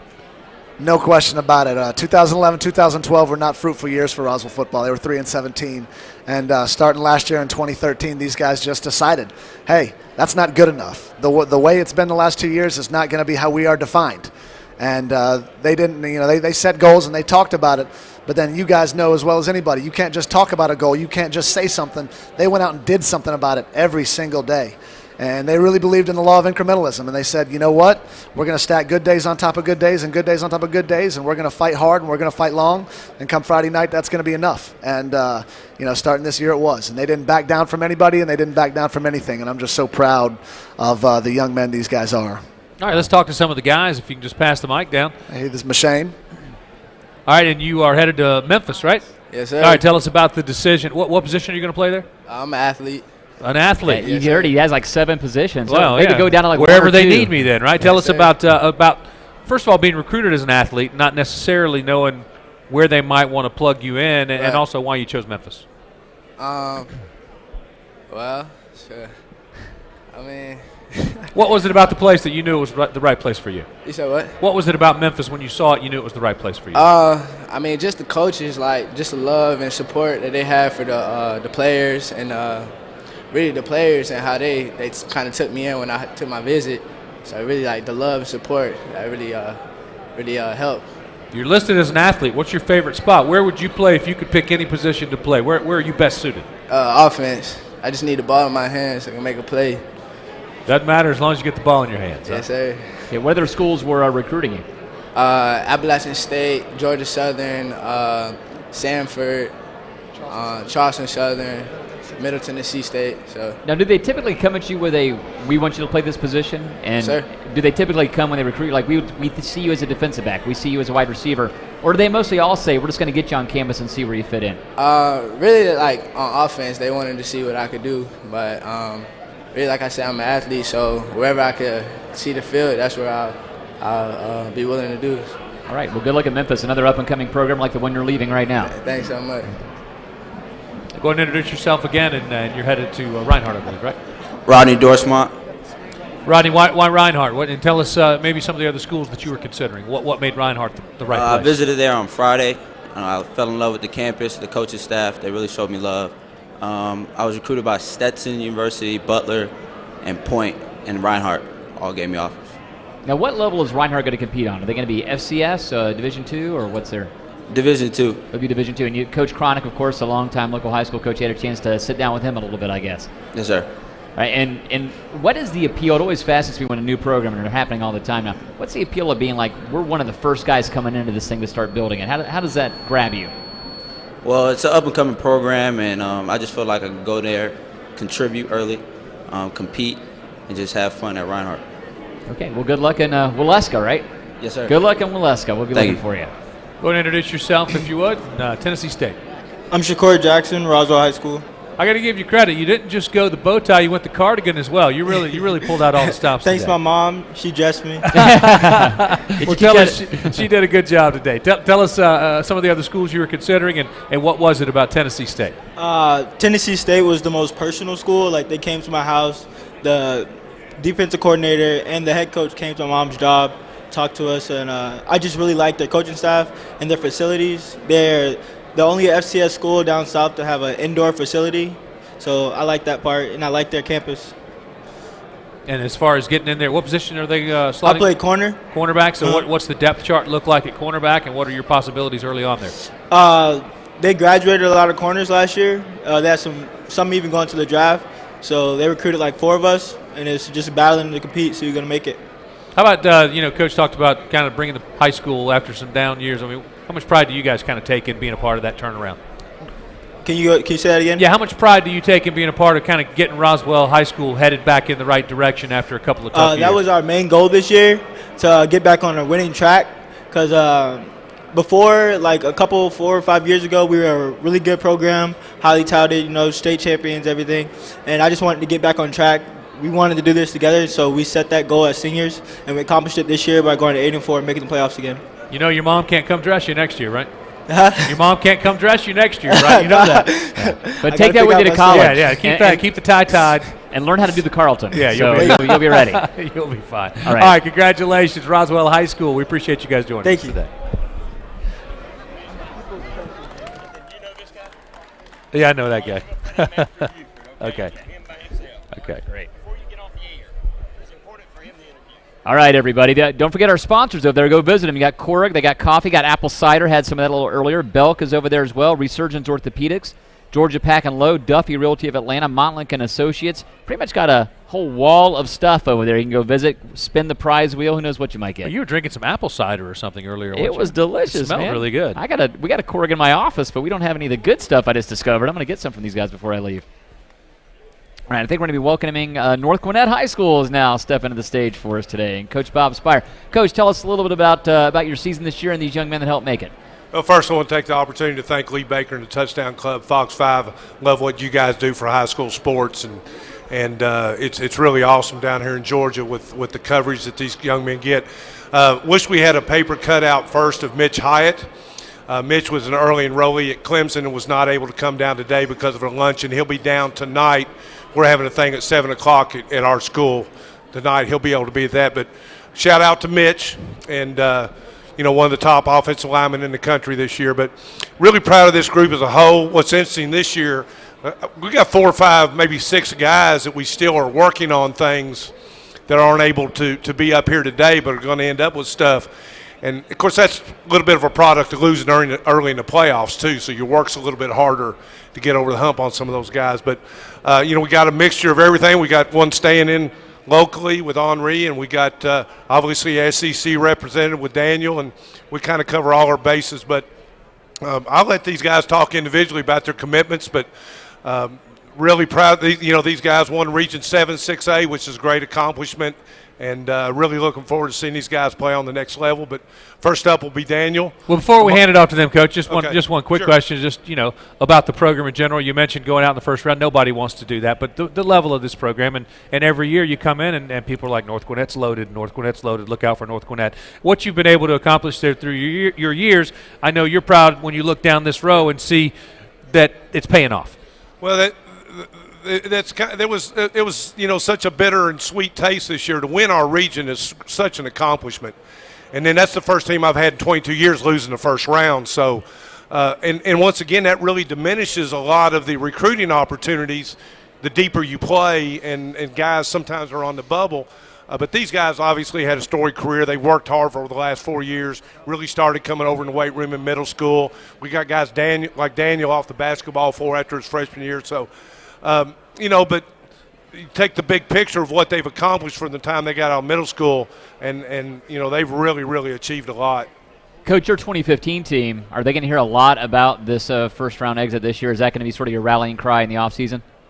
I'm sorry, I couldn't. The fact that you did lose for the first time in 20 years in the first round, is that going to be sort of your motivator for the offseason for the next year's team? Well, right now we're in renovation of our field house because I really I had every plan to put up. We've got a clock and had every plan to put up the score of that game in the weight room, and maybe still need to do that. I'm thinking maybe the first day of spring practice we might want to post that score on the stadium scoreboard just to remind them. But I really think I don't have to say a whole lot. Nobody feels good about that last game, but they feel great about what we accomplished as a whole. I know these guys will be glad they won't have to be there on that first day of spring to have to see that. Yeah, well, it's time to get back to boot camp kind of there deal. You go. So. All right, Coach, let's talk to some of the players and I'll talk turn it about over their to Daniel. decisions. All right, thanks. Daniel, go ahead and introduce yourself, position, and I think I figured out where you're headed, but go ahead and tell us. Daniel Imat Torbebe. I play tight end. We went to the University of Florida. All right, tell us, obviously if you're recruited in the SEC, I imagine you had a lot of schools looking at you, so tell us about some of the other schools you were considering and why Florida. Well, I had every school in the SEC East besides Georgia and South Carolina. But, yeah, I decided to go with Florida because of the history, the tradition. It's not too close, but it's not too far from home. And, I always grew up watching the Gators play, and, to have the opportunity to be a part of something special is something that I really just couldn't pass up. So it was pretty Daniel, easy. you're already enrolled in Florida, correct? Yes, sir. So you actually drove up here from Gainesville to take part, and we appreciate that. So did you originally commit to Coach Muschamp? Is that how that happened? He was their first commitment. No, I was Coach Mack's first commitment. Oh, you were? Okay. And then down there, so how is college life so far? You kind of get a little It's peek good. ahead for everybody, right? It's different. You have to learn how to manage your time, learn how to manage everything that you're trying to do, and it gets serious. It's not high school anymore, so it's different, but it's good. Did the fact that you weren't really recruited by Georgia play in your decision to go to Florida, and are you thinking down the road, hey, I know there's a big event in Jacksonville every year, I might show them what they missed out on? Yeah, that's something that's definitely played a factor in it, and it's going to be exciting these next couple of years. Tell us about the depth chart and your opportunities down there. Is redshirting something they're talking about, or are you trying to get in there right away? No, redshirt really hasn't been brought up, but like Coach Mack always said, we recruited you. We didn't really recruit the guys that are there. So everybody has an equal opportunity to go in and show what they can do. So it's something that I'm really excited about.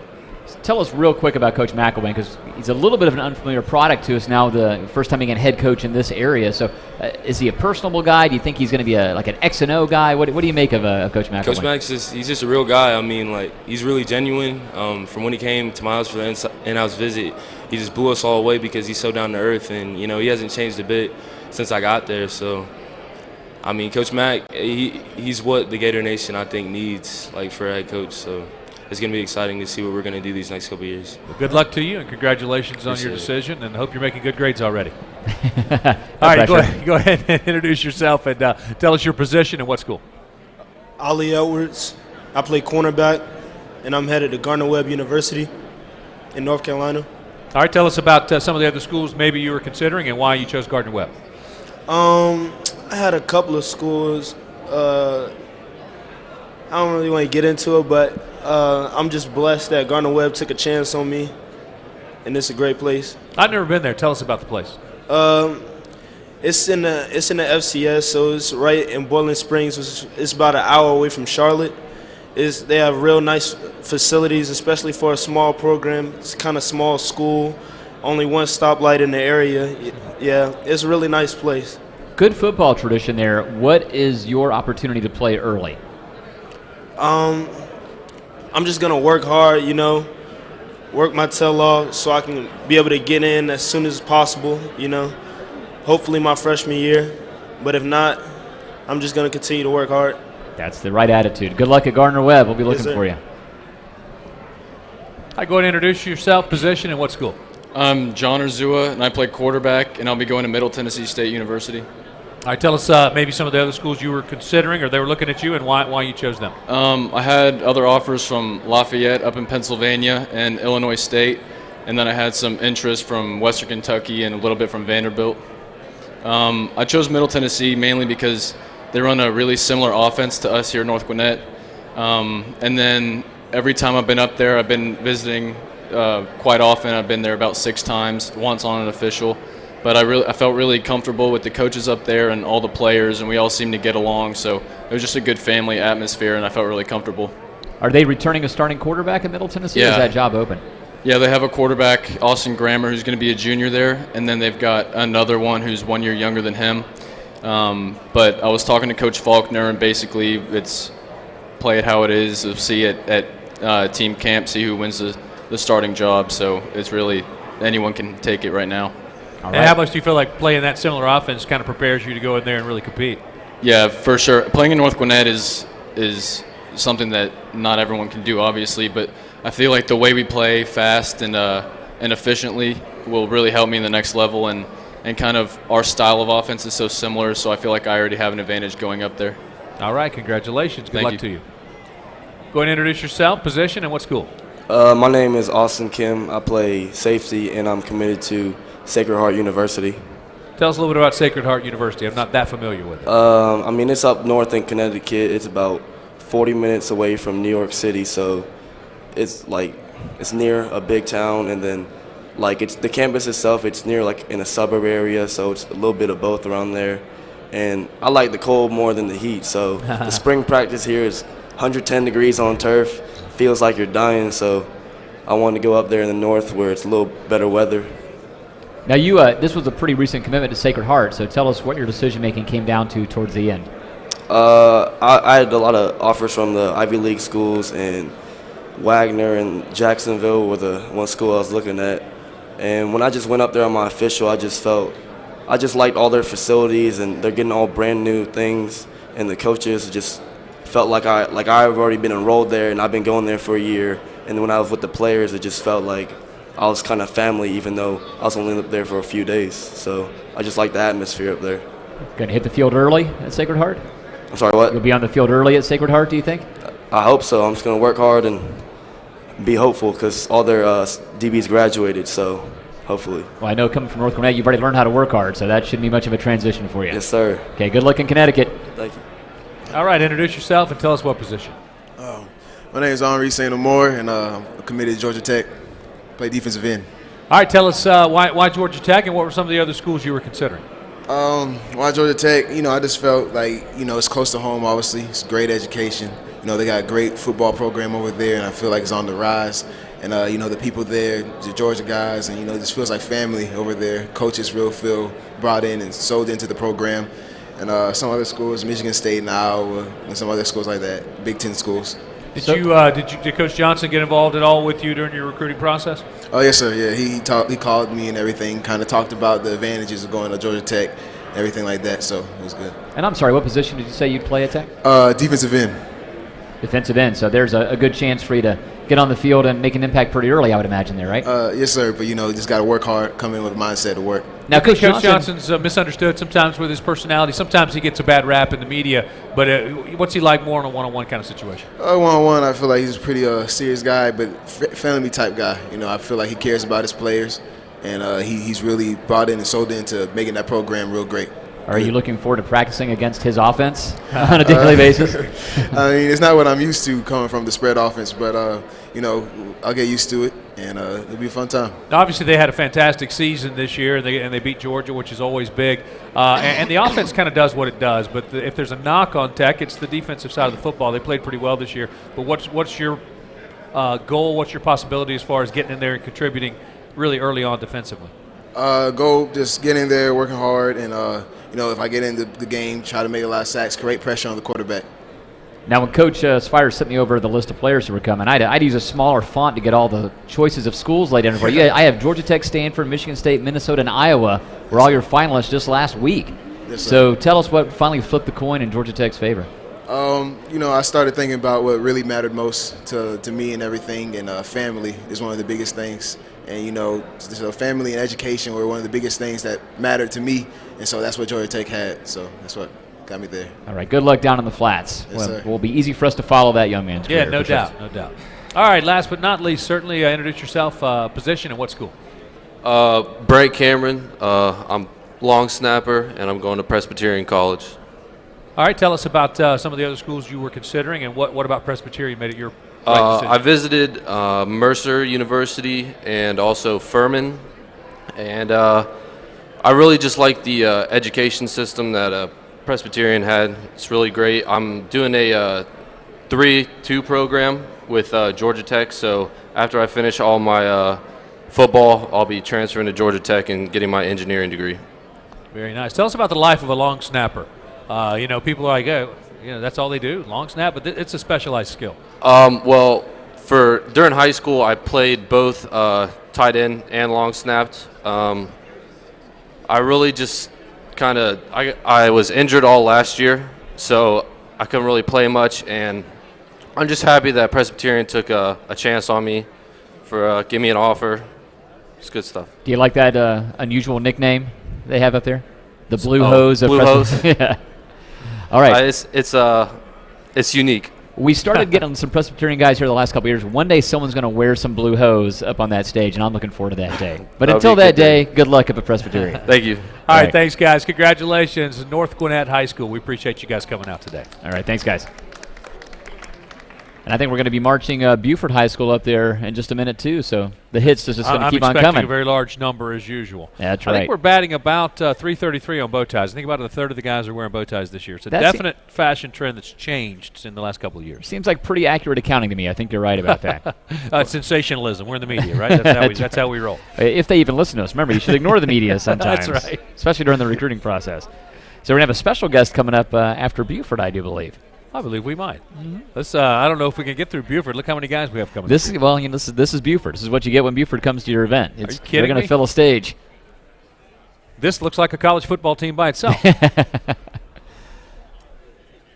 at all the rings. Are you looking at all the rings down there? 5, 6. I can't even count that high. Let's talk to Coach Jess Simpson real quick. And Coach, thanks again for coming to being a part of this today. Tell us about these guys you're losing.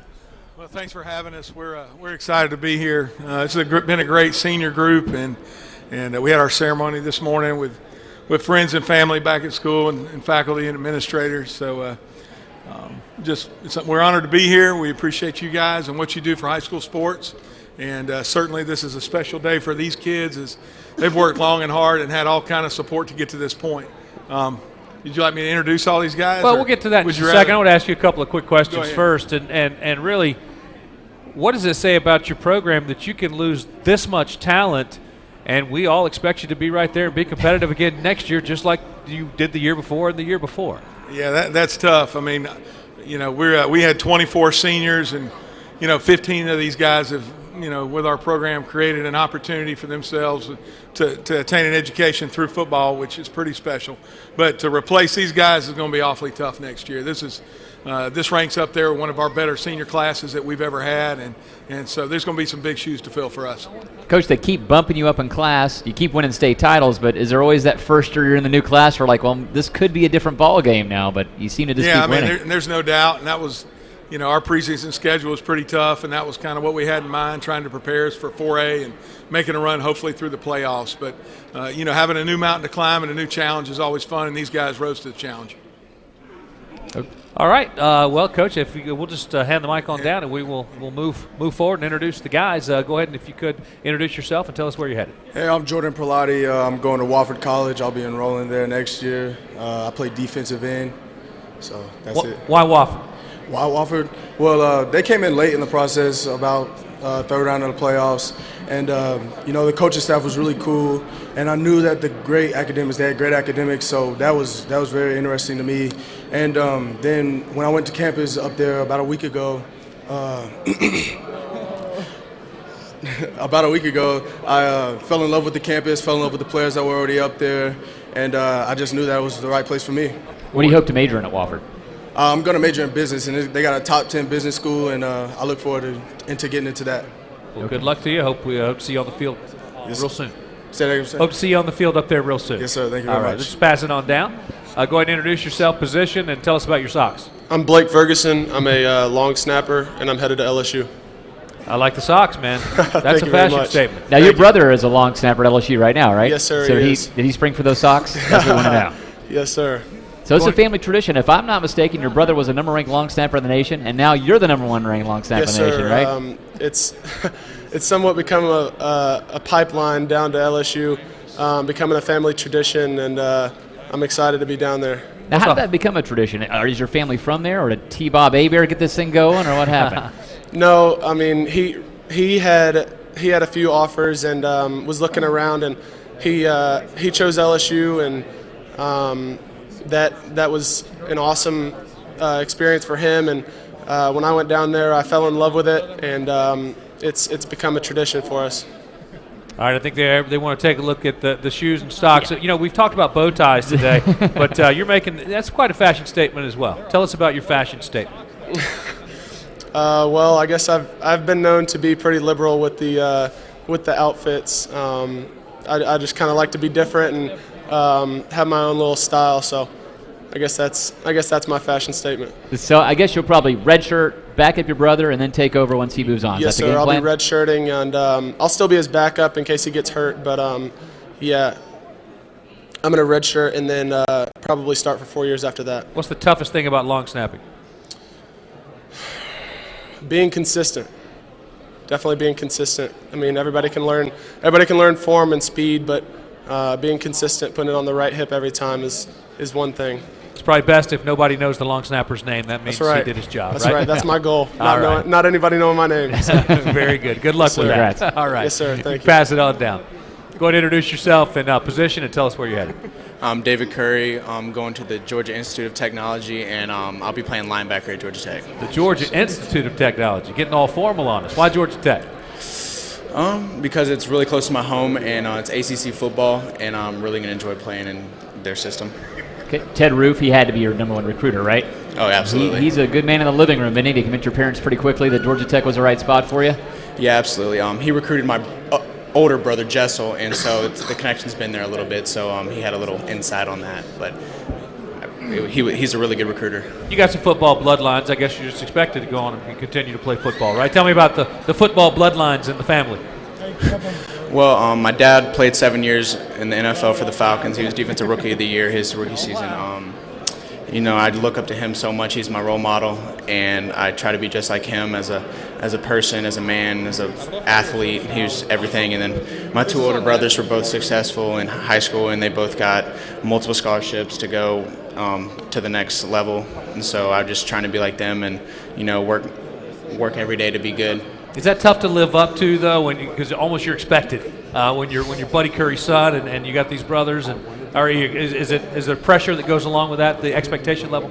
I probably put more pressure on myself than they do, but I guess there would be some pressure. But I don't feel it from my dad or from my brothers. They're behind me in all my decisions, and they're just pushing me to be the best that I can be. Do you get tired when old guys like us talk about the grid splits? The grid splits. Do you get tired of hearing about that from old guys like us? A little bit. Not really.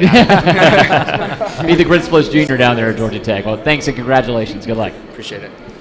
All right, go ahead and introduce yourself and position and tell us where you're headed. I'm Nick Polino, offensive lineman, going to University of North Carolina. Am I the only one that's noticing those giant rings on his fingers? He holds that mic? No, I noticed a few all the way down the line. You can check them out. They got drawers full at home. Yeah, they go to Buford. They know where to find them. All right, North Carolina, Chapel Hill. Tell us about your decision to go there.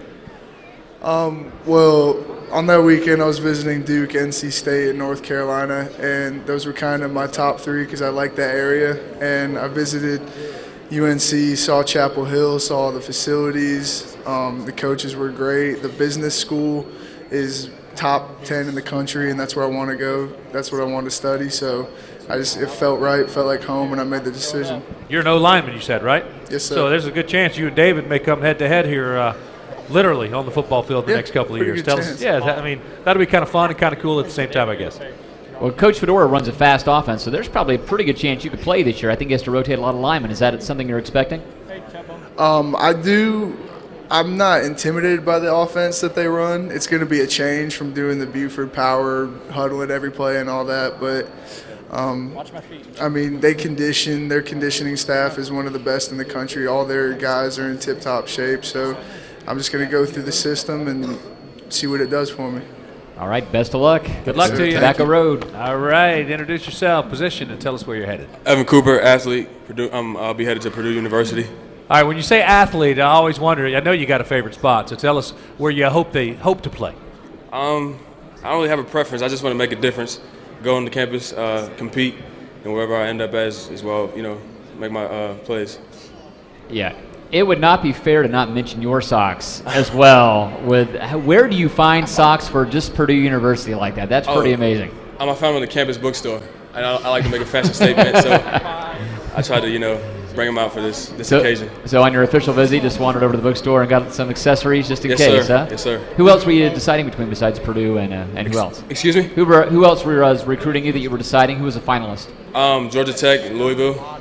Did you buy socks there too, or you already no. knew Purdue was the one? Just only Purdue. See, now that's commitment. They Well, talk he about could- he commitment, could but give that's David his commitment Georgia right Tech there. socks if he had gotten some. Yeah, he could pass those on. Yes, sir. Just curious, is there a no bow tie rule at Buford? Because every school so far, we've had at least one or two guys with bow ties on. Huh? Oh, they're back. I didn't see there you he back there. goes. Okay, good. We'll work our way Very down good. We'll there get to you then. in just a second. I didn't see you back there in the corner. All right. Congratulations. Good luck to you, Purdue. Thank you very much. All right, go ahead and introduce yourself, position, and tell us where you're headed. Brandon Mangrum, going to UMass, and I play corner. You know it's cold up there, right? Yeah.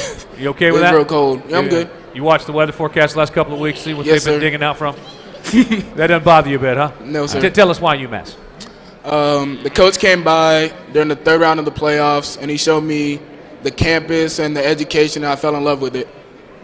Is that Coach Mark Whipple, the head coach, or one of the assistant coaches? One of the assistant coaches came by. Seems like UMass is kind of on the upswing right now. They won a few games this past year and got a chance. Does it feel excited to kind of get while the elevator's going up at the program? Yes, sir. And in what position, I'm sorry, did you say you were going to play? Excuse me? What position did you say you're going to play? Cornerback. Cornerback. So what's it look like on that depth chart? They have a seniors graduating next year, so I'll be able to play a lot. Okay, a chance to get experience right away. All right, well, good luck, and as we always say, stay warm. Get you a big coat. All right. Go ahead and introduce yourself and tell us where you're headed and what position. I'm Travis DeGuy. I'm an offensive lineman, and I'll be attending the College of the Holy Cross. All right, tell us about your decision. What were some of the other schools you were considering, and why Holy Cross? Well, I went to a couple different camps in the Northeast. I went to Georgetown and Yale, and then I also went to Southern Methodist down in Dallas, Texas. Holy Cross came along pretty late in the season, around December, and I really just saw a great opportunity there. It's such a good school, and I figured that'd be a great place to continue my academic career along with athletics as well. So it does seem like you had a lot of looks in the Northeast. Is that because there's a family connection there, or you're just appeals to you for some reason?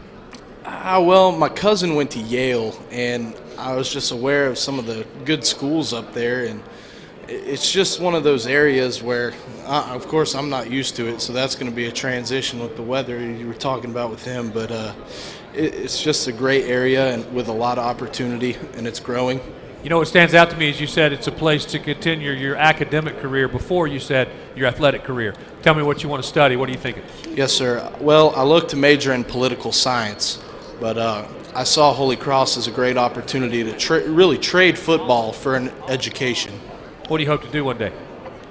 Well, I've looked into joining the armed forces as perhaps an officer and maybe run for Congress or the Senate one day. All right. You could do better than that. Come on. Well, go for president. President. All right, Okay, there we go. Mark it down right here. All right, good luck at Holy Cross. Thank you. All right, which one of you guys committed to Tennessee first? We should know who's going to be the winner in this one. It was together. It was the same time. Oh, so You guys are a package deal. deal. Introduce yourselves. Go ahead and introduce yourselves. I'm Quay Paku, defensive line, committed to the University of Tennessee. Austin Smith, outside linebacker, committed to the University of Tennessee. All right, are you guys like best buddies and that kind of thing, or how does this work out? Well, for as all as I know, we're brothers. I mean, you can cut it how you want to cut it. I mean, we're brothers. I mean, I can't see it any other way. I mean, we get along better than anyone else I know, and I mean, honestly, we just do everything together. You know, if you call me 9 out of 10 times, you ask where he is, I'll say he's right here. That's how we roll. So when you guys were going through the recruiting process, was there ever any sort of a disagreement of, well, maybe I like this school better, but I like this school better, or was Tennessee immediately right at the top of the list? He wants this one. He wants to share the mic. All right. At first, we were thinking about South Carolina, and then as it further into the process, we started looking at like the real deals and what's going on and who's going to be in our spot. And it's coming down to business. We look at the University of Tennessee. I mean, we went to Florida, but that's not our spot. So I was like, University of Tennessee is a real deal. Was that weird in the recruiting process, or how did coaches handle that? I mean, did you guys tell them that we are going together? Did you guys stand by your guns on that? You want it? They got this. They finish each other's sentences. Honestly, I mean, when it all began, like, we really didn't think, you know, we'd be going to the same school together. But honestly, like, it'll come down to at UT when I visited, and we actually went together, and I was feeling the vibe. Like, I was like, man, Austin, I'm feeling this place. And I was like, I think this is where I might land. And he was like, I think I'm feeling it too. and then honestly, we looked at each other, gave each other a nod, and we're like, hey, let's call it home. Ran over the coach, called it home. Right, great recruiting class by Tennessee, not just you two, but everywhere. They've pulled an outstanding group of guys. You think this is the group to get them back to the top? Oh, absolutely. I mean, if you look at what's been going on today with signing day, I mean, obviously Drew Richmond. I mean, you have me and Austin Corte over there. I mean, UT, we are on the way. There he is. What's happening? Hey, we're on the way. brick by brick. We taking the place by storm. All right. Well, we can't not point out the socks. Socks. One more fashion statement. socks right there. The Tennessee orange socks, looking good. Right, I was let's hoping to have the like back row up there orange and and good white luck at checkerboard Tennessee. socks like the end zone there. All right, Congratulations, guys. Here's your bow tie representative. I'm sorry I didn't see. His hat was blocking. We can't hear y'all back here. Okay, well, I'll speak up. Sorry I couldn't see your bow tie earlier because his hat was blocking me, but thank goodness at least somebody from Buford had a bow tie. Introduce yourself and tell us where you're headed. My name is Joshua Thomas, a running back going to Iowa State University. All right, why Iowa State? Well, I've had a lot of people contact me throughout my recruitment, and Iowa State's just been there from the beginning. So they just treated me like home. And Coach Paul Rose, he's a great coach. He just made me feel good when I went up there on my official visit. You say a lot of people. What were some of the other schools that were?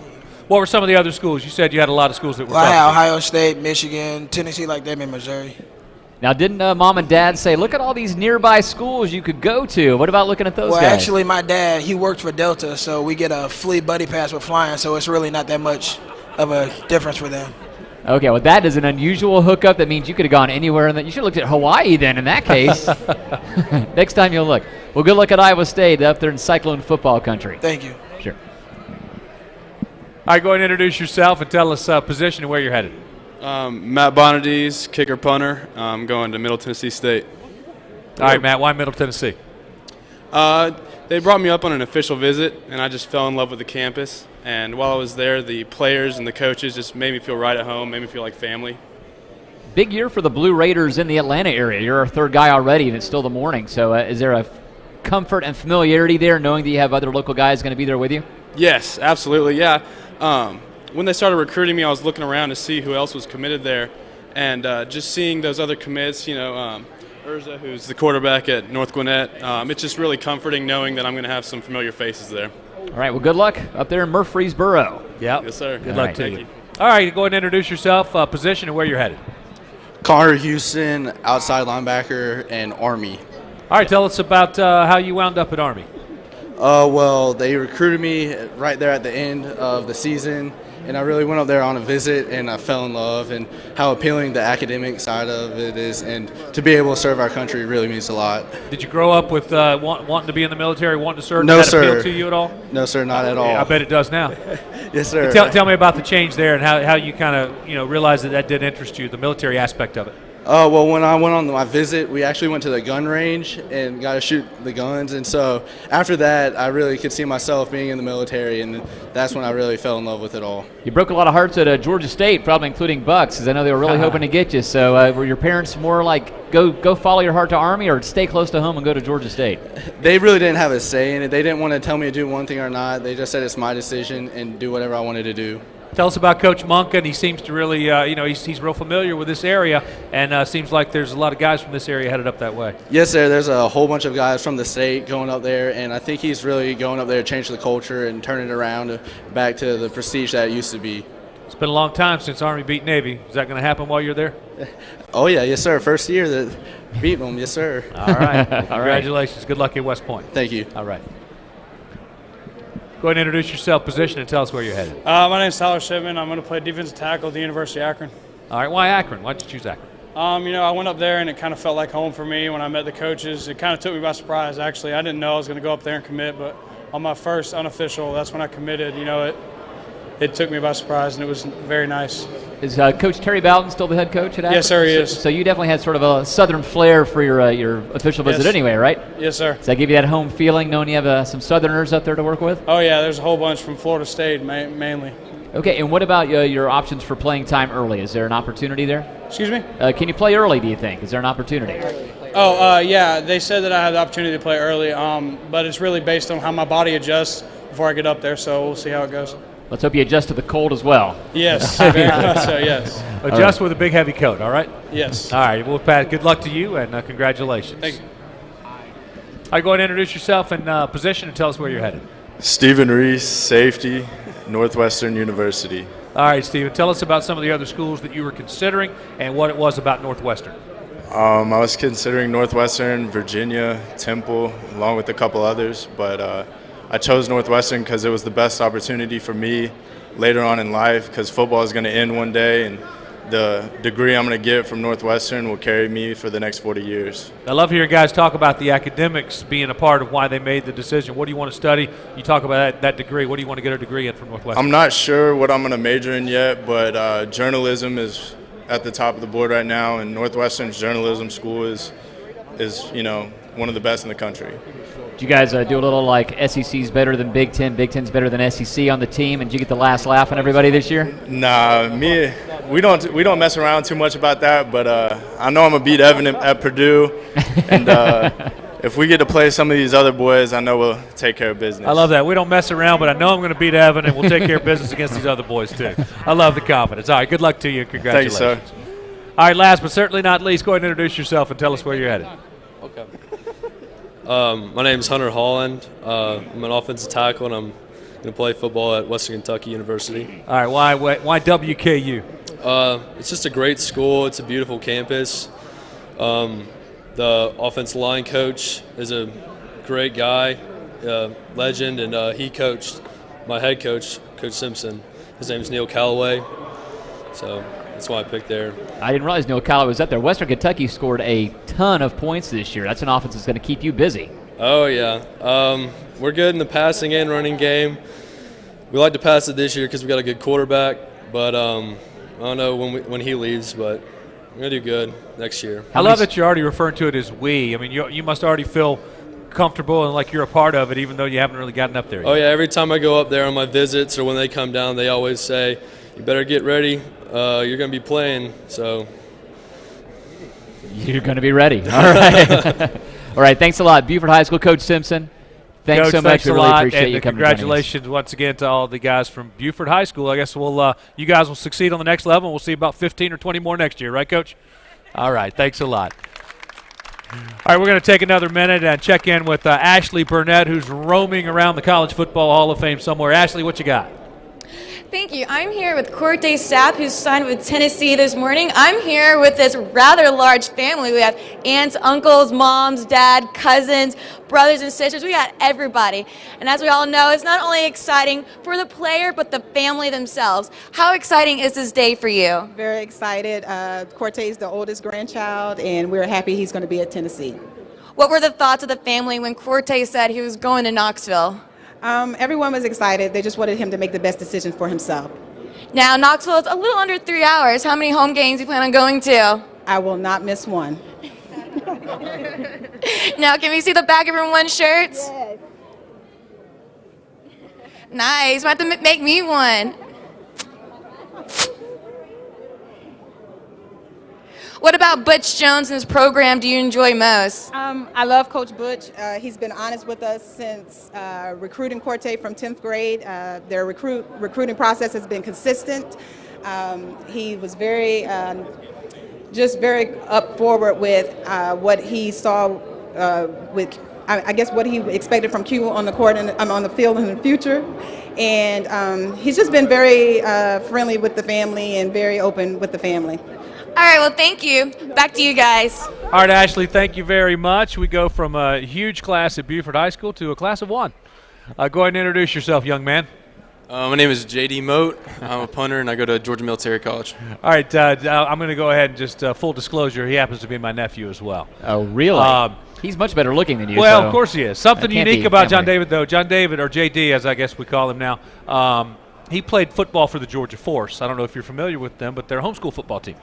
I did not know they had a homeschool football team. Well, there's several different homeschool football teams around the area, and that's one that he played for and went to Georgia Military College. Now he's headed to West Point out of Georgia Military College. But I want to ask you, John David, about the homeschool football high school process, and really you don't get as many eyes on you. You don't get a lot of the attention. What's unique about that, and what are some of the challenges about that as you try to pursue football at the next level? Well, homeschooling, like any other public school, you have to network, but you don't have the option of coaches. Like, you have coaches, but they're not as public. They don't have as many connections. So pretty much your networking is just you making the highlight film, you sending it out. So the majority of the work is done by yourself. All right, tell us a little bit about that. And you're a punter. You're going to be a punter at up at Army. Tell us about you didn't pick punting up until pretty kind of late in your football career. I didn't. I was actually a defensive end and left tackle, and I just picked up punting just because I needed a position filled, and I just won the spot. And then that was about sophomore year, and then past then, the last 2 years, I sort of honed in on that ability. Got and saw some coaching, and got a lot better.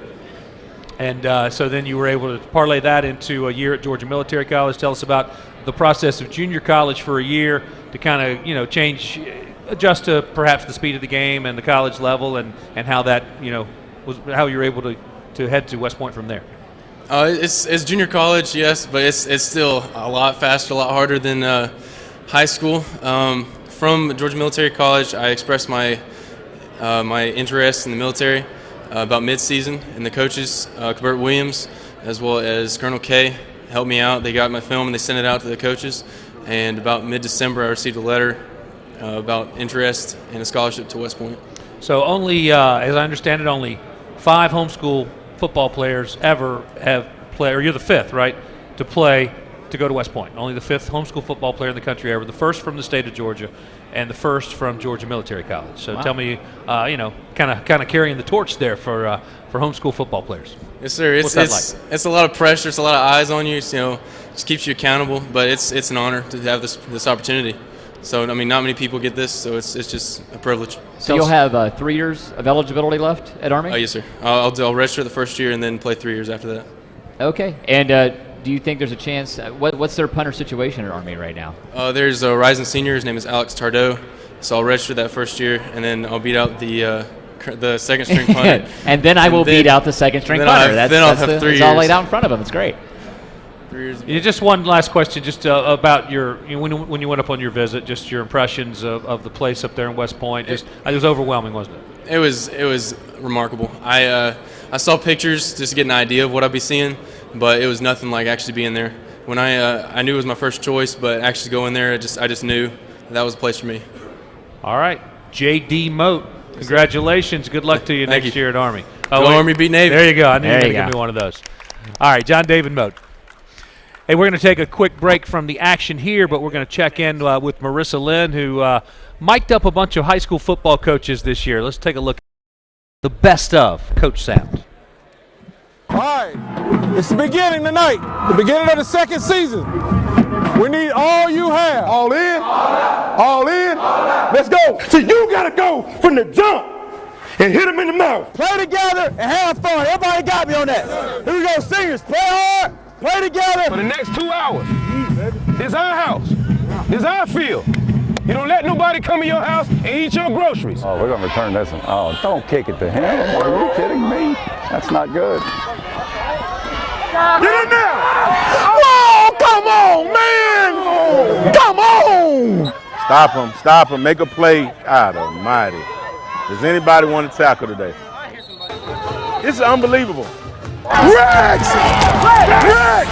You out there unbalanced! I want to see, can we ran the ball down their throats? I have a mic on. What's wrong with you? Are you tired? Tired, you're a killer. Oh my God, he ran somebody over. He just ran somebody flat over. Oh, we lined up right, they can't beat us. Let's go. We ain't hit the man. Are you kidding me? Are you kidding me, John? Make a tackle. Make a tackle. Make a tackle. Somebody make a tackle. Hey, when are we going to make one tackle? Just make one tackle. Miss another tackle, you're going to be over here with me. We made it. I knew that one would pop. I knew that would.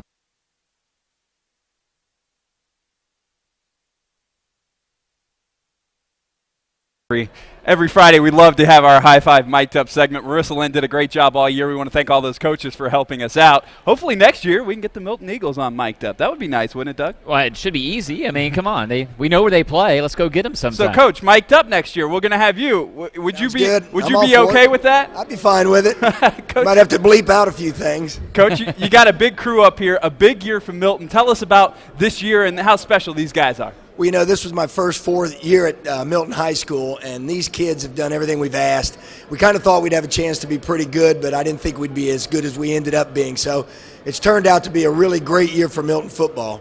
A lot of people, I'm sorry, Cody. A lot of people say that game against Colquitt County, that was practically a state title game right there. That was a battle for the ages. You must have been so proud of these guys. I tell you what, that's one of the best games that I've been involved in 31 years of coaching football. Probably about 10, 11,000 people. The stadium's right down on the field, and it went down the last 10 seconds of the game, and we had a chance and just didn't get it done. But, for our kids to get to that point was pretty special for us. Coaches, we're taking a look at some of the highlights from this year. There's a game against Norcross, another big one for you guys. Tell me about just what made this group so special. Well, everybody says this as coaches. You ask kids to do certain things, but these kids did it every day. I mean, we live 5 days a week, every week. Football season, out of season, summertime, it's none of this 3 or 4 days. We do it every day. For them to come in every day like that and make that kind of commitment says a lot about them, because in this day and age, most kids don't do that. All right, well, let's get started with our athletes here. Isaiah Hawkins sitting next to you. I'll let you introduce yourself, but Coach mentioned the lifting 5 days a week. Headed to the Citadel. That may be easier than what you've had there at Milton, huh? Citadel's going to be a different experience. I actually transferred to Milton this year, and it was such a blessing because I got the chance to practice with great talent. They prepared me for the next level as best as they could and pushed me as far as they could go and as far as I could go, and I'm really grateful for that. I can't wait to be in Charleston this summer, June 15th, and we're going to make GATA a Charleston term after this season. I like it. A lot of structure waiting for you there at the Citadel. Who else were you considering before you decided to go with them? I was recruited by several schools, Louisiana Lafayette, Georgia Southern, Kennesaw State. I was recruited by Western Carolina and a few Southern Conference schools. That's a lot of options. So why the Citadel? Why did they stand out to you? Can you repeat that? Why did you pick the Citadel over a lot of pretty good options? I chose the Citadel because of the education quality. It's number one. It's number one public educator in the Carolinas. The average graduation rate is double the rate for any college in the Carolinas. So just a blessing. So that's why I went with them. Apparently the fans agree too. They're all cheering back there for some reason. All right, let's pass it on to Miko. Tell us who you are, what position you play, and where you're headed. My name is Miko Brisker. I'm a running back, and I'm going to Lehigh. Now, Miko, my chart here says Presbyterian, so it sounds like, did you have a last-minute change of heart, or did I get the wrong thing here? Yes, sir. I took my official to Lehigh this past weekend, and I really enjoyed it. It's a great place to receive a good education. They play great football in the Patriot League, and it's just a place where I can really see myself playing for the next 4 years. Was it the academic opportunities that kind of swayed you? Because Lehigh is, of course, a really well-known academic institution. Really? Yes, sir. Actually, the academic possibilities intrigued me more than the football, and that's why I'm choosing them over Presbyterian. All right. Well, congratulations and good luck up there. Thank you. Let's pass it over to Nick. Nick, you're another guy who, on our list, said you were heading somewhere else than what your hat says. So tell us about your decision-making, and I'll let you introduce yourself and tell us what position. My name's Nick Steinhaus, and I play defensive end here. And I was originally committed to Southern Illinois, but then I changed my decision once I visited West Point because it's such a unique opportunity. And yeah. Now, Nick, I had a chance to see you play a couple times this year. I had a chance to talk to your mother as well. Everyone agreed you were a wildly productive player who just seemed to be under the radar all the time. Did it feel nice at the end to get appreciated by an FBS program and to get that offer from Army? Yes, yeah, it does. Since I'm a little shorter defensive end, that's why, because I'm a little shorter. That's why I haven't gotten as much exposure. Well, I can tell you, you look pretty tall to the quarterbacks who you put on the ground, so Yes, I think you did fine in that regard. Good luck at Army. A lot of local guys going to be joining you up there, it looks like. Thank you. All right, moving on. Tell us who you are, what position you're playing, and where you're headed next year. My name is Obi Fortune. I'll be attending Georgia Southern University. I'll play athlete at Milton High School. So what are you going to do at Georgia Southern, which with their kind of you can play defense or offense, obviously, and their offense, there's a ton of roles that a good athlete can play. As of right now, they like me more as a receiver, but they want to give me the opportunity to play a little corner and safety. Now, I noticed that Coach Willie Fritz there, his first year was last year, he really threw the ball a lot more. That probably helped that Georgia Southern offense appeal to you more, correct? Yes, sir. All right, what are you going to major in at Georgia Southern? I'm a major in engineering and minor in business. And the tradition down there, moving to the Sun Belt this year, that's got to be exciting for you to hopefully add to that. Yes, sir. All right, let's pass it on. Keep it rolling. Tell us who you are, where you're headed, and what position. My name is Corte Saab. I play outside linebacker, and I'll be attending the University of Tennessee. Corte, we just saw you with Ashley earlier, and it looks like you just have one or two supporters over there. It's hard to tell which supporters are yours over there. They just don't stand out. They should maybe get a shirt or something. That would help. Tell us what this day has been like. It's very important, very nerve-wracking. My whole family's been here. I just wanted to make them proud and just give them the opportunity to see me and what have I accomplished. So, I'm sorry, go ahead, Cody. Today was the decision day for you? No, last Thursday was. Okay. I made my announcement at my school. And you couldn't hide it with the great lineup of bow ties up here. You know, it's so sad that Buck isn't here to see him. We talked about it all morning, all. but this one may take the cake so far. It really Tell will. us what about Coach Jones and Knoxville really appealed to you? Mostly the honesty and just the commitment of trying to recruit me throughout the process. The whole process, just talking to me and just being honest with me and having the family atmosphere, at Tennessee, it just feels like a welcoming. Now, Corte, I heard a lot about you in Tennessee, but who else were you considering there at the end? I was considering Michigan State, Missouri, and Miami. Wow, and they were all right in it there until the very end, huh? Yes, sir. Well, you broke 3 hearts but made somebody pretty happy. Congratulations. Thank you. Headed to Rocky Top. Let's pass it on. Introduce yourself. Tell us where you're headed and what position you're going to play. My name is Max Mormon. I play fullback. I'm heading to the University of South Carolina. For Coach Spurrier. Tell us about your interactions with him throughout the recruiting process. Coach Spurrier is exactly how he portrays himself on TV and media. He's honest, though, and I really like that because you know what you're going to get, and I couldn't ask more from a coach. Now, who were you considering at the end? Because we had you down as undecided as of about a week and a half ago. I was considering University of Miami and University of Central Florida, too. Not bad options there. No, pretty good. What position are you going to play at South Carolina? Fullback. We'll play fullback for Coach Spurrier. Maybe a down year this past year. I know Coach probably wasn't happy with it. What kind of impact do you feel like you can make on that team? I'd like to get on the field as soon as I can and hopefully pave the way for another great running back out of the University of South Carolina. You don't hear a lot about fullbacks going on to FBS football anymore, and from what we've heard earlier today about what Coach Spurrier is saying to recruits, sounds like he's looking to get tougher. You kind of feel that's the reason you're going to South Carolina too? Yes, sir. Get back to the old SEC roots of physical football. He's going to make the Mike Davis over at South Carolina. Thank you so much. Let's pass it on. Thank you. All right, Ernest, tell us who you are, where you're headed. All right, my name is Ernest Dodd Jr. I'll be heading to Southern Illinois University. So Nick didn't want to go, but you're sticking with Southern Illinois. Tell us about it. Yes, sir. I went on my official about 3 weeks ago on the weekend, and I just had a great time. The entire community, they're all ecstatic about the college football down there, and it just felt like home, most likely. So just had a great time. We hear that a really important part of every recruiting trip is what they feed you. How was the food at Southern Illinois? Yes, sir. It was great. We had barbecue. I think it was I forgot the guy's name, but he won many awards with his barbecue. Had the best brisket I ever tasted. So they had that, and that was great.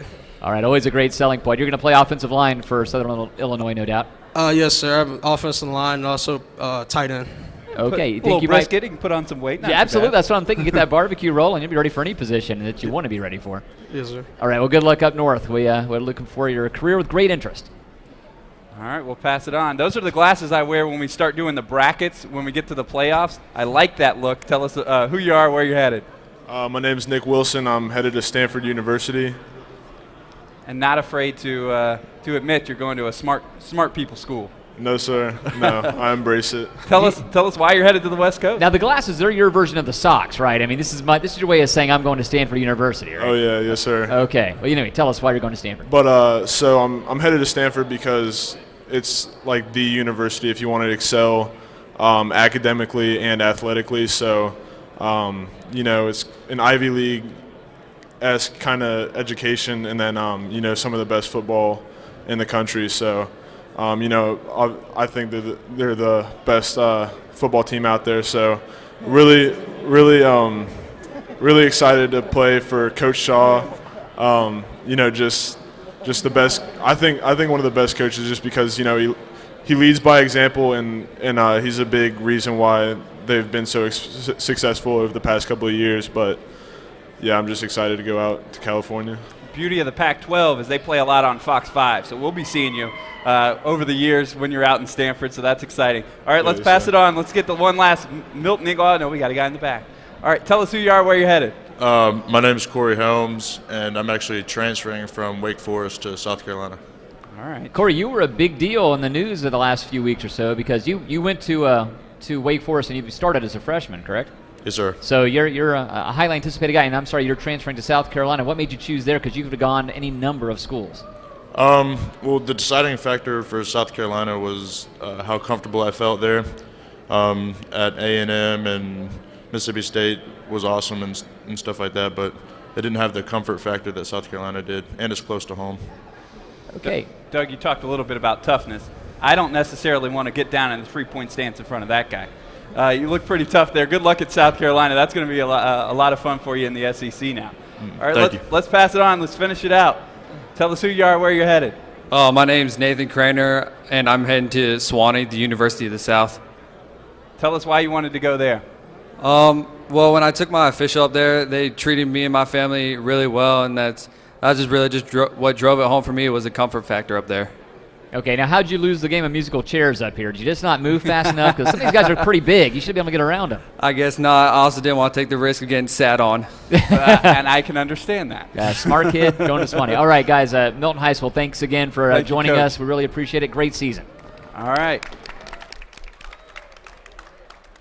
And we're going to bring our next school up. Who we got, Doug?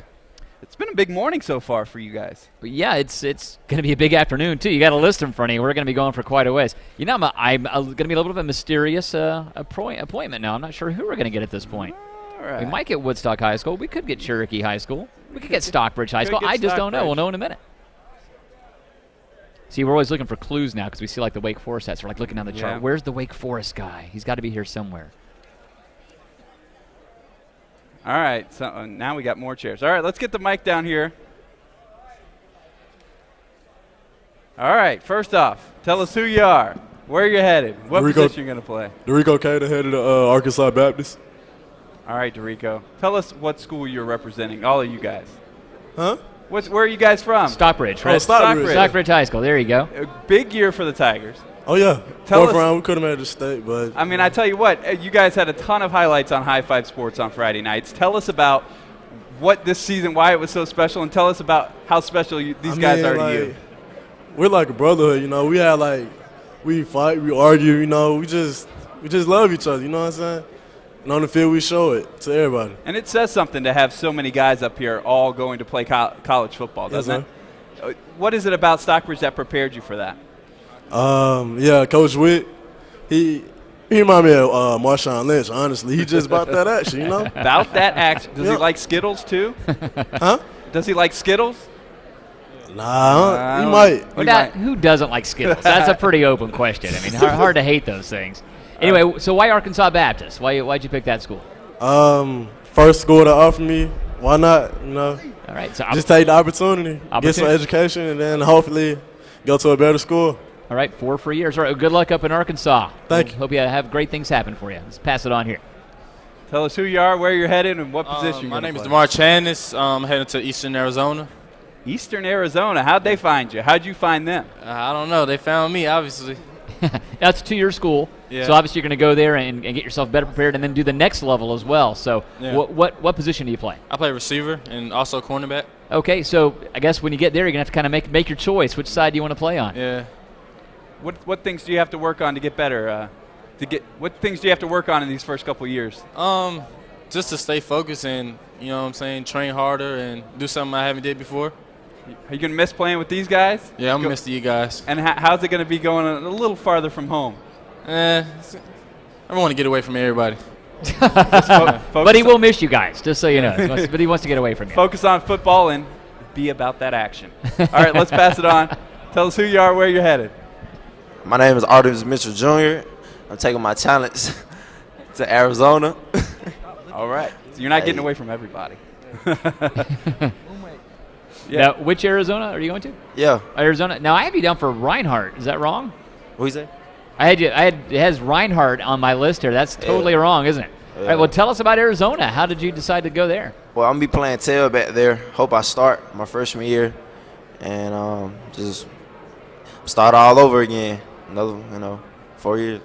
There you go. We asked Dorico about it, but tell me about your senior year and how special it has been at Stockbridge over these years. I found new friends. I gained confidence, and I got mentally tough, and I just put God first more in my life. And you don't mind going so far from home out to Arizona? So oh no, sir. All right, new adventure awaits you, right? Yes, sir. All right, congratulations. All right, we'll pass it on to you, but let's just talk a little more about the video. When you see the highlights, does it make you miss? Are you going to miss wearing the orange and green there? Yes, sir. Oh, yes, sir. Yes, sir. What was the biggest win this year for you guys? I have to say Stevenson. Yeah. We beat Stevenson in the second round of the playoffs. Is that as far as you guys have been in? Oh, no. We made history this year. We made it to the fourth round in school history, so we did something that nobody ever did. What does it mean to you to be a part of making history? What does it mean? Oh, it means a lot. We just owe all to Coach Witt because he been sticking with us for ever since we were freshmen. So he just did a lot for us this year, and we just made it count for him, and we made history in the school. So where are you headed to school next year? Tell us your I'm name, headed to Hutch JUCO for the next 2 years to start over, get my grades straight, and just ready to start my new career there. Yeah, what kind of opportunity does a junior college offer you? What kind of opportunity is that? Oh, it offers a lot. Like, since you didn't say you didn't want the college that's been coming to talk to you, Hutch gives you a new life. Like, it gives you new opportunities to get to where you want to be instead of settling for less. So if you know you can play at a bigger level, then you should go there. Yeah, it's a very powerful conduit to a lot of bigger programs, so you'll certainly get your looks while you're out there. Good luck. Study hard. Get better, all right? All right, thank you. Thank you. Tell us who you are, where you're headed, what position you're going to play. My name is Bryce Murray, and I'm going to Arkansas Baptist. I play receiver and corner. That's two for Arkansas Baptist, right? Yes, sir. We got a whole squad. Were you guys the package deal, or? Yes, sir. Okay, you guys had to hang together. So, what do you want to accomplish at Arkansas Baptist? Just get right, get better, get myself right to go into a 4-year college and make some better improvements and do better things. Now, when you're looking for a 4-year college, do you think you might want to try to get back here, or just see what else is out there? Whatever's offering, whatever's out there. That's good business sense. That should be your major right there. Yes, sir. Will it make the transition easier being around some other guys from the team? Yeah, make it a lot easier because I got my brothers with me. All right, good luck. Good luck. Let's pass it on. Tell us who you are and where you're headed. Hey, how you doing? I'm Jacob Pinch, and I'll be attending Kennesaw State University. Oh, now is this their first class or their second recruiting class? Sir? Is this their first or second recruiting class? I want to say I'm the second. And Cody agrees with you. Yeah. So what is the appeal of you're still one of the foundations of a brand new program? How did that grab you? Well, whenever you start a new program, there's a lot of work to put in stuff, to get everything going, get everything going and flowing. I just think I'll be a big part of that, and just having the opportunity to be a part of that and help build that program, I just think that's something great. And that's just Coach Bohannon, they had their first practices, some video of their first practice this year. What's your experience been like with him and the facilities up there? All brand new. That's got to be nice. Oh, yeah, the facilities up there are excellent. Nice, beautiful facilities, just brand new facilities. It's just beautiful up there. I really like it. What does it mean to you to be a part of this foundation and say this is what Kennesaw State football is? It means a lot. because it means a lot. Because starting from a new program, it's just everything just means so much to me. So it's a blessing, truly. And you know you can go up there and fight for playing time, right? Right. And this fall will be their very first football game, right? Yes, okay. sir. Do you know who the first opponent is? Honestly, I haven't even taken a look at the schedule. I'm just focused on getting in there first and get my foot in the door. And you can beat those guys. Yeah, you got them. No problem. He's focused on summer workouts. All right, congratulations. All right, thank you. Let's pass it on. Tell us who you are, and I can guess where you're headed, but you tell me. My name is Titus Davis, and I'm going to University of Central Florida. What position do you play, Titus? Defensive end, outside linebacker. Tell us what made Central Florida so appealing. Well, I mean, my first trip down there, the weather, the facilities, the atmosphere, the coaches, I mean, everything was just in line when I went down there. So it was a great decision and easy. It probably was easy because that's a profile that has risen a lot the last few years. Central Florida, they're right up there with everybody, wouldn't you say? Yeah.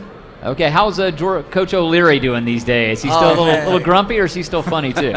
He's. I mean, as a recruiting process going, he's a great guy. But I mean, I was told that when I get my foot in the door, that he won't be the same guy. He'll be a totally different person. So, I mean, but as of right now, he's a good guy. So yeah. I'm sure he'll stay that way. Things will change. We get to summer practice. Things will get tough, but I guarantee you, everybody's coach is going to be just that tough. Exactly. Congratulations, Titus, and good luck down there. All right, now this guy at the end, he's the only guy all day long wearing a hat from my alma mater, and that's South Alabama. So you've got to be Tyree Turner, right? Yes, sir. See, I knew you and I have been exchanging some text messages. We never got a chance to meet. So congratulations. Tell us why you picked South Alabama, Tyree. Well, I really picked South Alabama because they were one of my first offers. So the reason is really they had confidence in me since the beginning, and this whole time it's just been they've been on my side ever since I had 0 offers. Now, I was told by a coach down there I was talking to, he said that if you were 2 inches taller, every SEC team in America, every SEC team would have sent you a scholarship offer. Yes, sir. Yeah, I went to been going to all the big schools. They just a little short, so I'm just like, okay, I'm gonna just show them. Yeah, I was gonna ask, is that gonna be a motivator for you now when you get to college? Yes, sir, definitely. I just go get her. Gotta go get it. Do you think you have a chance to play there as a freshman, or is there maybe a red yes, shirt? sir. I've been down there several times, and I'm talking with the players and just getting inside information about it. So it looks like if I come in strong, I should be able to start and get on the field early. All right, why don't you give me my only Go Jags of the day? Say it again. Give me my only Go Jags of the day. Go Jags. There we go. All right, I have to hold me for quite a while now. Thank you guys so much. The Stockbridge Tigers. Let's all give them a hand. All right, Stockbridge. You guys can head out. And we've got Ashley Barnett floating around the College Football Hall of Fame. Huge event going on. Ashley, what you got? Thanks, guys. Well, as you know, there's many activities going on for National Signing Day, including trying to kick a field goal. I'm here with twin brothers, Scott and Brad Morgan, who are both going to Georgia Tech, and they're going to try to kick a field goal here. We got Scott first. Oh, wow. Way to go. 3 points. All right, Brad, you're next. You're like, well, you can't have your brother one up you. Sorry, guys, he's a lefty. Gotta switch it up.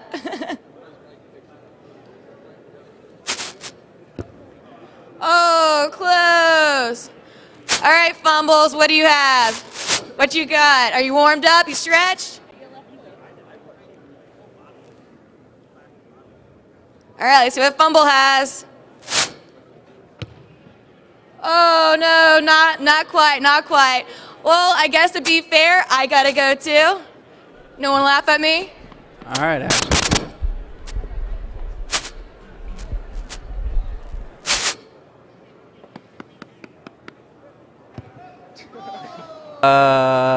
Yeah. As you can see, there's a reason.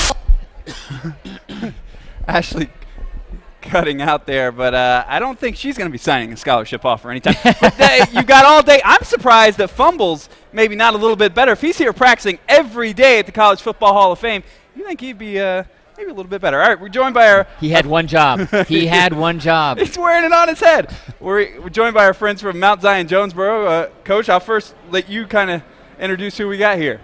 Oh, we need the microphone. There we go. There, that guy's hiding it right there. Who we got? Well, I have with me Kirkland Bernardo, played quarterback, athlete at Mount Zion High School. We're kind of sitting in wrong order here. That's all right. But and he's on his way to Hutchinson Junior Community College.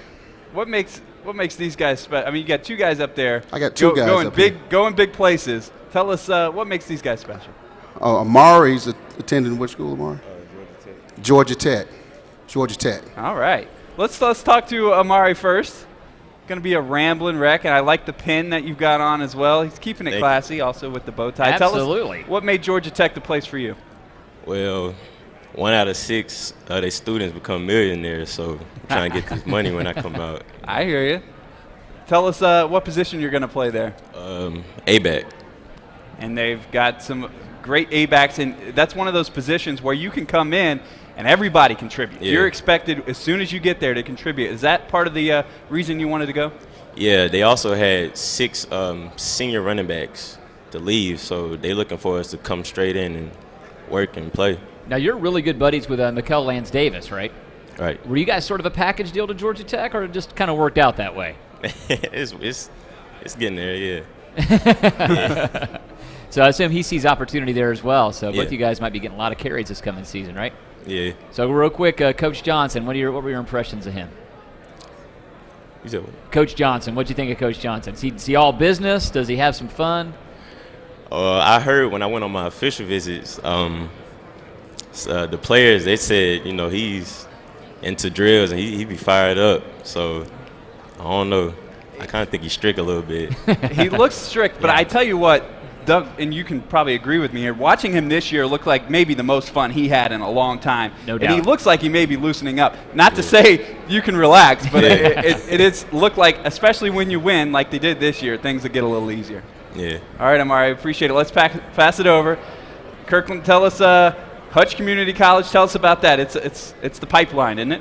Yes, sir. Why'd you want to go there? Well, the reason I chose Hutch is because my freshman and sophomore year, I didn't do what I needed to do in the classroom. So I figured growing up, I'm mature and I understand that I can't go to the big schools like Georgia Tech, of course. So if I figure I went to Hutchinson Community College, I know I can ball with the big-time players, and I know I can make it there. So I want to start over my recruiting process. And the note I have here says, yes, you can, in fact, ball with the big-time players. You run a 4.2240, and that is laser measured. That's not Coach clicking it too early. Yes, that's sir. laser measured. Tell me about the speed. Well, of course, as you see, I'm a state champion at track. Our team, we won state last year, and I just love to run. So my coach for this year, what he did, he just gave me the ball and just told me to run. And of course, as you see, I did that, and I'm glad I helped my team this year to, Now, win some Kirkland, games. with that kind of speed, you got noticed from other schools. Did any schools kind of guide you to Hutchinson, say this is the place you can go, get yourself straight, and then we're going to come back and talk to you in a year or two?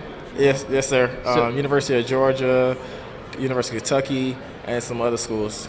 So you got some pretty good guidance on exactly the path to take to get back to a school like one of those, right? Yes, sir. And what does it mean to have watched some of the other big-time athletes go through that program and then go on to great things? Well, honestly, I'm just ready to, jump right in so I can get there and keep keep it going. So I just want to make a difference in my community so kids understand that if you do hard work and if you work hard, then you'll see it pay off in the long run. All right, keep representing Clayton County strong. Yes, Congratulations, sir. guys. We appreciate it. Thank you, Mount Zion Jonesboro. Mount Appreciate Zion it, guys. Jonesboro. Give them a hand, everybody. We got a big crowd here at the College Yeah. Football Hall of Fame. We'll bring on, hopefully our next school is waiting in the wings so we can bring them on.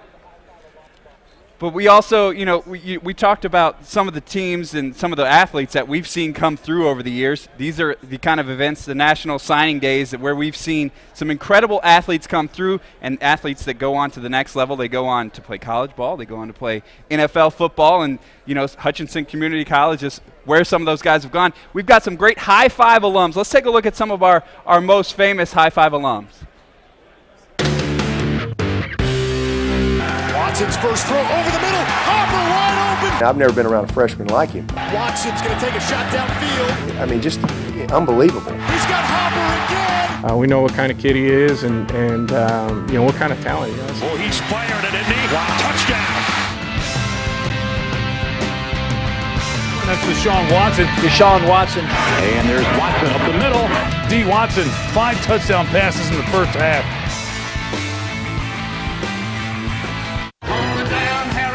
Nick Chubb was just sensational. He scored 6 touchdowns. You ready for a big decision here? I am. I'll be playing at University of Georgia.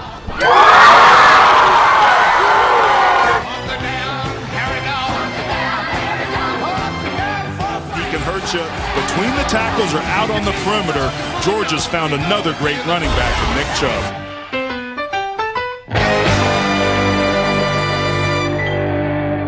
Hey, this is Bradley Roby. Bradley Roby, defensive back. Luck throws, no, batted down. Bradley Roby. We making noise, holla. Hey, this is Bradley Roby with the Denver Broncos. High Five Sports in your face.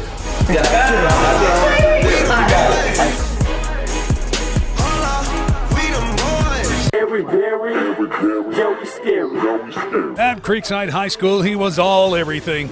Best playmaker in the High Five Nation. In college, he went to Knoxville. SEC Defensive Player of the Year, we didn't forget. Now he's a Pro Bowler, a Kansas City Chief, still one of us. Eric Berry, Kansas City Chiefs, High Five Sports, class of 2007.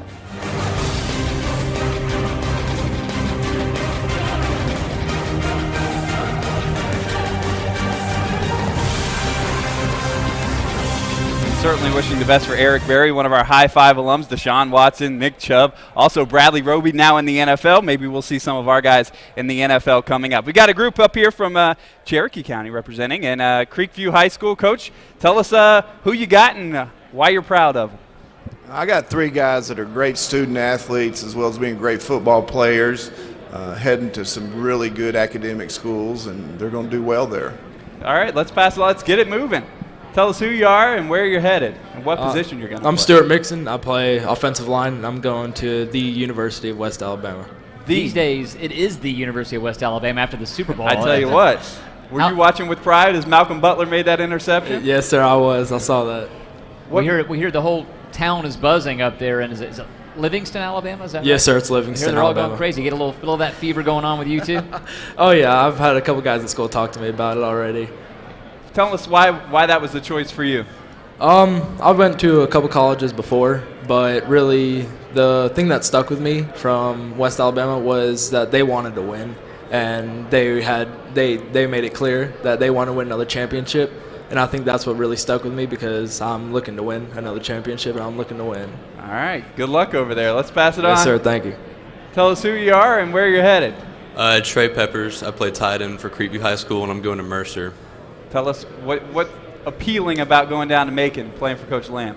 Not only is it just a great place, but they love football down there, and everyone goes crazy over the games. And I love Coach Lamb. I love Coach Kane. And not only can they help me be a better football player, but better in the classroom as well. And I think that's going to help me out in the long run. Did you make an official visit down there and tell us about the game? I mean, I'll be honest, I was kind of surprised that place gets packed on a game day. Yeah, they're actually making plans to elevate the stadium because there's so many people that come to those games. I made an official visit down there, and I went to a couple of camps down there to see it for myself. And the place is huge, and I love it, and I just can't wait to play. What conference is Mercer going to be competing in? The SoCon. Okay, how long till they win it? What's that? How long till you win that conference? I think 1 year. I think they've been one there 1 year. Seems fair. Okay. All right. Good luck there. Let's pass it on. Tell us who you are and where you're headed. My name is Chase Brooks, and I'm headed to Davidson. This is a good academic group we got going on here, isn't Smart it? kids. Chase, what position do you play? I'm a linebacker. You're going to be linebacker at Davidson? Yes, sir. Tell us what made that the choice for you? Well, primarily it was because of the academic integrity there. I know they have an excellent pre-med program, and that's what I want to do. And as well, they're moving up in the football world. It's an exciting time for Davidson. How nice is it that football can be your gateway to getting a great education? I know mom and dad are probably stoked. Yeah, that was my goal. That's what I wanted to do with college. All right, let's pass it on down. And at some point, we're going to change over to some Etowah guys, right? All right, okay. You're our first. Yes, sir. Tell us who you are and where you're headed. My name's Nick Searcy. I'm headed to the Air Force Academy. All right, why did you pick the military life? I picked the military life because it's a great opportunity. I wanted to be able to play football, but also get an education where I could do something for the country and be able to serve our country. Now, will you go straight to the academy, or do you go to their Air Force prep school for I'm going straight in. Oh, you go straight in, so they must Yes, think sir. pretty highly of you then. Yes, sir. Okay, you like to fly? Excuse me, sir? Do you like to fly? Maybe. Every year at this event, we have a lot of guys from Georgia going to Air Force. So there's a lot of guys up there, aren't there? Yes, sir. They actually recruit Georgia heavier than any other state, so it's very heavily recruited. That make things easier for you, having some guys that have at least Yes, heard sir. of Etowah? I know people. Actually, our quarterback from last year goes there, so we'll be back together. There you go, protecting. Yes, sir. Reunited. All right, congratulations. Good luck. Thank you. All right, tell us who you are and where you're headed. My name's Stanley Logue. Headed to Reinhardt University, running back and safety. Not going too far from home. Tell us about Reinhardt and that program, which is fairly new and coming up. I love Reinhardt. It's close to home. I felt like family as soon as I walked in there and shook the coach's hand. And it's going to be fun to play football and get a great education right there close to home. I can come back and get a home-cooked meal by my mom right there who makes wonderful food, and I'll be able to do that whenever I want to. So How far is that drive from you guys, from Etowah to Reinhardt? It's not terribly far. about 45 minutes or so. Yeah, not bad at all. So they'll be in the stands every Saturday for you as well. Yes, sir. Well, congratulations. Yes, sir. All right, let's go to our guys that probably are not going to be kickers at Georgia Tech based on what we saw just a moment ago. Another set of twins headed to Tech. Tell us who you are, where you headed. Obviously. I'm Scott Morgan, defensive lineman. I'm going to Georgia Tech. And who's your brother? That's Brad. That's just Brad. Who's the talkative one of the bunch? Definitely my brother. All right, so we'll ask you the questions then. Tell us what made Georgia Tech the place for you. Well, it was really close to home. It was great football, great traditions over there, not too far. So it's a great place to get an education and a great place to play football. So Will you both be offensive linemen, or? I play defensive line. My brother plays offensive line. Okay, so you're used to button heads already, so it should be pretty Yes, easy sir. for you. On the defensive side of the ball, there's some holes to fill on that defense from last year. You expect to be able to go in and make an impact? Yes, sir. Now, how about learning the? I'm sorry, you want to? No, go ahead. I was gonna say, how about learning the Georgia Tech offensive blocking scheme? Is that a little bit of a different animal for you, or is it pretty similar to what you ran at Etowah? The blocking scheme at Georgia Tech. I like the option. It's I think I see that offense really well, and I'm just excited to get started. And we'll talk a little more about Etowah in just a moment, but Georgia Tech's a place, they know how to treat twins. With Lawrence and Lance Austin going there last year, you guys are going to be the second year in a row they signed a set of twins. That's something pretty special. It's something they obviously appreciate. I think so. What's it going to be like for you guys? Are you going to room together, I assume, or are you going to try and go your own way? I'm not sure about that yet, to be honest.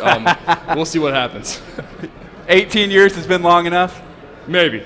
Tell us about your years at Etowah and how that got you prepared. I mean, incredible season this year.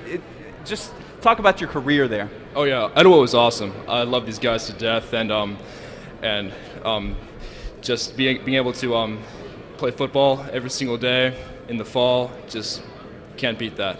I loved it. And you were paving the way for some guys. You anticipate being able to pave the way kind of like this when you get on the flats? Oh yeah. Yeah. Let's talk to the coaches for just a second real quick. Coaches, tell us about Etowah in specific, and Cherokee County football in general is really an area that's on the rise, in my opinion. Absolutely. I mean, this is my third year here. It's my fourth head coaching job in 3 states. I think Cherokee County probably gets the short end of the stick a little bit, and we've got tremendous coaches in this county at all 6 high schools, outstanding football players, and I think what you're starting to see from some of the bigger schools, those schools are coming to visit a lot more often because we've got great football players. We were fortunate enough to make the semifinals this year in 6A, which was the furthest anybody in our county's ever gone.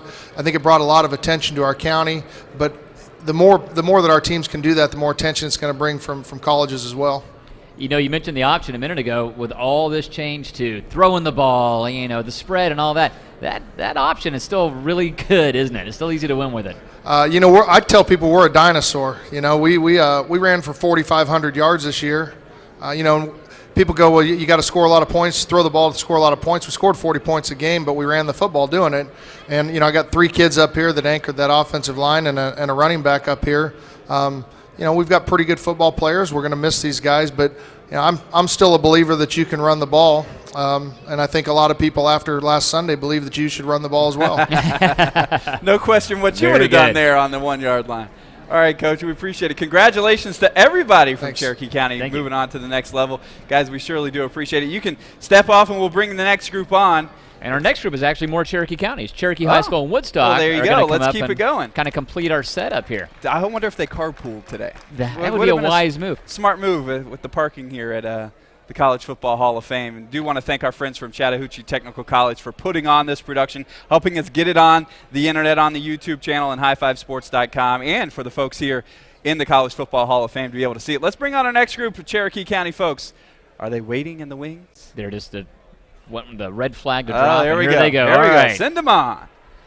Let's see who has the bigger group. First 2 high schools or the second 2 high schools? We'll find out. All right. Yep, should be Cherokee and Woodstock joining us. And there are our Cherokee coaches. Let's start with the coaches from Cherokee High School. Coach, congratulations on National Signing Day. Is it always a bittersweet day to see these guys move on to the next level? You're going to miss them, but they've got some excitement in their future. It is. It's an exciting day. It's a tremendous thing for our program to have 5 guys signing and moving on to the next phase of their life. And unfortunately, I'm not going to think about how to replace those guys at this moment, but it is bittersweet because they've been an integral part or a very important part of our program. And really, if 3 years ago when our staff came in, we went through some difficult times and really wrapped our arms around our sophomore class and had hoped that by the time that they were seniors that it was going to pay off. So we have a really good group. We had a really, really special group of kids this year. As we take a look at some video highlights from this year, how was this group able to come together? Well, really, we had a really good group of kids. They're great in the classroom. They were fairly athletic and it was they really bonded well, became a family, and really worked hard in the off season. We instilled a commitment to excellence in the program in regards to being in the weight room, and they learned what hard work was about and how hard and difficult it was to get to the playoffs. That's something for a coach, that when you bring in that new program, kind of establishing this is the way we're going to do things, and the weight room is a big part of it, isn't it? Oh, without a doubt. I think any successful coach in this state will tell you that it all starts in the weight room. And how about High Five Sports coming out for that's not too bad either, right? Not at all. Not at all. We had a great pep rally with them, so it was a tremendous honor. All right, let's get started with some of our athletes. We'll pass it on to the first guy here. Tell us who you are and where you're headed. Matt Platko. I'm headed to Hutchinson Community College out in Kansas. We got a whole crew going. I know there. they were cleaning up around here today. So were you guided to Hutchinson by any particular program? Yes, sir. Coach Brown came out to the school last December, and pulled me out of econ and just talked to me for a good 40 minutes and just explained it to me. And the campus is real nice, and they have a winning program. It's just a D1 factory up there. They produce some great athletes. So. Okay, what position will you play? Right tackle. Right tackle. Chance a little bigger, a little stronger, and see yes, what sir. your opportunities are, right? Yep. All right. Good luck at the Hutch. Thank you, sir. All right. Tell us who you are, where you're headed. Jelani Regan, St. Joseph's in Indiana. What position you play? Cornerback. All right. Tell us what Indiana and St. Joseph's. Tell us about that. Originally, I didn't plan on going so far away, but as the recruiting process sort of went on, it just sort of swayed my decision there. What does it mean to you to be going on and playing college football at the and not being done with football? It means a lot. I love the sport, and the academic rigor that it kind of offers just puts in that extra emphasis. So I really am happy that I'm playing football in college. Yeah, they won't let you be on scholarship and get bad grades, will they? Yeah. No. That's exciting. Well, good luck at the next level. All right, tell us who you are. We got it looks like another Air Force guy. I'm Justin Agner. I'm headed to the Air Force Academy next year. Another flyboy. Quarterback. Quarterback. So you were one of the guys we saw here on the screen? Yes, sir. On the highlights. Tell us about why Air Force. I went to Air Force, first of all, because of the academics and the opportunities you have that it sets up for you when you graduate from the academy. You're guaranteed a job, and the opportunities are really endless that you can do there with a degree from Air Force. What degree will you get, do you hope, or do you have any idea right now? I'm sorry? What will you major in? I'll probably do business management. I see. And so will you go straight to the academy, or do you go to the prep school? I'll go prep school for 1 year. Okay, which is a great thing for a quarterback, I think especially. You'll be well prepared. Yeah, that's exactly what they said. I get to be playing against JUCOs. I'll probably be playing Hutchinson, and I'll play Butler over here. So you're constantly playing, and it's a year for you to grow and get used to the military lifestyle, especially as a quarterback and learning the offense. It's important. All right, best of luck. Thank you. Sure. Tell us who you are and where you're headed. And what position? I'm Spencer Ashley, and I'm going to Presbyterian College. What Another position? Blue Hose guy joining us today. What position do you play? I'm a quarterback. Spencer, correct me if I'm wrong, but we just took a look at the High Five Team of the Week pep rally. Yes, sir. And I believe you became the star of that. Am I correct? Yes, sir. I got asked to homecoming on the High Five Sports Team of the Week thing, and it was a really cool experience in front of the whole school and everything. So we never got to do the follow-up, so tell us, how was homecoming? it was good. It was a good experience, and we had a good time. Is it going to be a different date to prom, a new date, the same date? What's going on with prom? And you got to do the asking this time. Yeah, I actually got asked this time, but it is the same date. All right. But all right, we'll talk a little bit about college football since we're here. I say that could have been very uncomfortable if it had been a different Oh day. no! So I'm glad We'll it put him worked on the out. spot. Yeah. Tell us about Presbyterian and the Blue Hose. No, I'm really excited about Presbyterian. I went up on my visit and met with Coach Nichols, and I'm just really excited. I love the place, and it's relatively close to home, so I'm far enough away but close enough to come back, and really excited about the opportunity. And that's a program that gets to play big-time programs and play in Yes, some big sir. stadiums, too. That's Yes, pretty cool, sir. right? I'm really excited about that. All right. Well, Good luck. Spencer, I think we're going to show we have the video queued up of this. Since I talked about it and nobody probably knew what we were talking about, here it is. And that is when she asked you to go to homecoming. Paul Milliken, obviously, he had the red paint everywhere. You didn't exactly but he was take the your most time excited. deciding, did you? Yes, over. And so that kind of sets the bar high. Prom proposals are like a big thing now, right? So that sets the bar pretty high for you. Yeah, I'm not real sure how I'm going to be able to top that on the news, and I'm actually not going to be able to top that as hard as I try. But hopefully it'll be a good experience for both of us, and it'll be fun. Thanks for having some fun with us, Yes, Spencer. sir. Let's pass it on to our man. Tell us where you're headed and what school and what position. My name is Jamori Fox. I'm head of Butler Community College in Kansas. Another community college guy Yes, and sir. another factory that puts out D1 athletes. Tell us why you wanted to go there. My recruiting process was really long, and Coach Abit came to the school and visited me a couple weeks ago, and I just fell in love with him. Talked to the whole coaching staff over the phone, looked online, D1 facilities, practice fields, everything's nice, so I made my decision to go play. I'm sorry, what position did you say you play? What'd you say? Your position? What position Oh, do you play? defensive lineman. Defensive lineman. So Yes, sir. always can get bigger and stronger, makes you look better to the next level, too, Yes, right? sir. All right, well, good luck at Butler. Thank you. All right. And beat Air Force Prep, or Air Force Prep should beat you. We'll find out.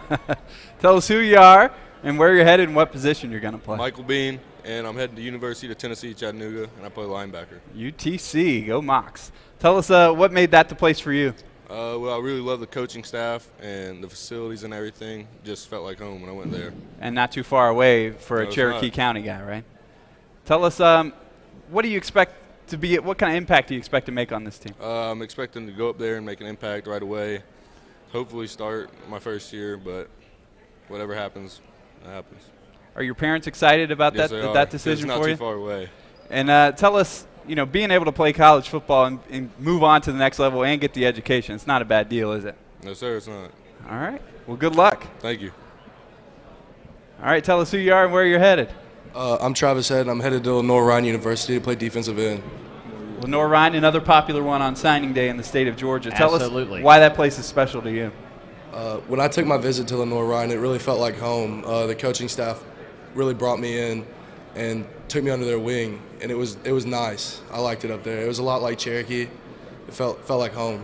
What will you major in, Illinois Ryan? What will your major be? Business or marketing. He wants to make money. Pretty Good connected, job yeah. Not getting into broadcast. Yeah, no media. No media. Well, good luck up there. We'll pass it on. We'll round it out with a Bulldog. Tell us who you are, where you're headed. Andrew Harris, and I'm heading to Samford University. Tell us why you chose Samford. When I went there for my visit, it felt perfect for me. Coach Hatcher, he loves to throw the ball. He does it like 70 times a game. So as a receiver, that's what I want to do. So that's why I decided to go to Samford. Talk about Sanford's academics, because that's a pretty high profile over there. Yeah, it is. They have like a 98% of kids coming out of Sanford getting an internship or a job. So that was one other reason why I chose to go there. It's really prestigious in academics. And Mom and Dad gotta like that it's about a 2-hour drive down the highway, right? Yeah, hopefully they don't come down there too much. How did playing with this group of guys, how did that get you ready for playing at the next level? These group of guys, we've been playing against each other since we were little, and it's just a great teammate. I'll be playing against Michael over here, UTC, every year, so it's going to be great. And we got a lot of good players up here, so I can't wait for it. All right, congratulations on moving on to the next level. All right, guys, let's give them a hand. Thank you, Cherokee. Every Friday night, we like to have a little fun on High Five Sports when we have teams like Cherokee on the show, and we also start the show with a lot of fun. Ken Rodriguez, the brainchild of so many of our movie spoofs and everything we do. Let's take a look at some of our favorite 2014 High Five Opens. All right, let's go. Come on, Nick. This is it. Oh. Doing this. Let's go, Aaron. I'm so ready.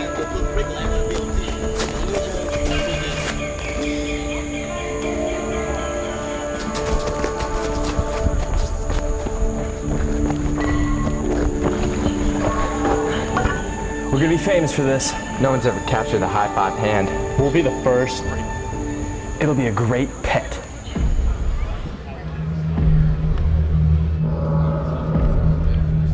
Did y'all hear that?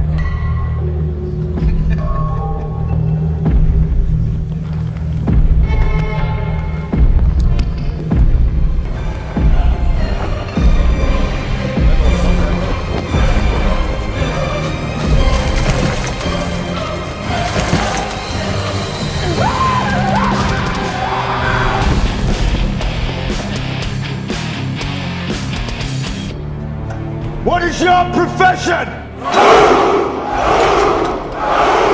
This battle is over when I say it is over. No retreat, no surrender. Prepare for glory! The Eagles, they're dreaming big. And will they be the Bulldogs' worst nightmare tonight? Let's roll with our first high five highlight. Trying to take the lead, going for it on 4th down to end the half. And here's what it looks like now. Boy, can he run. Takes it himself. Oh, look at those knees up high. Feet don't fail me now. They didn't. He's in there.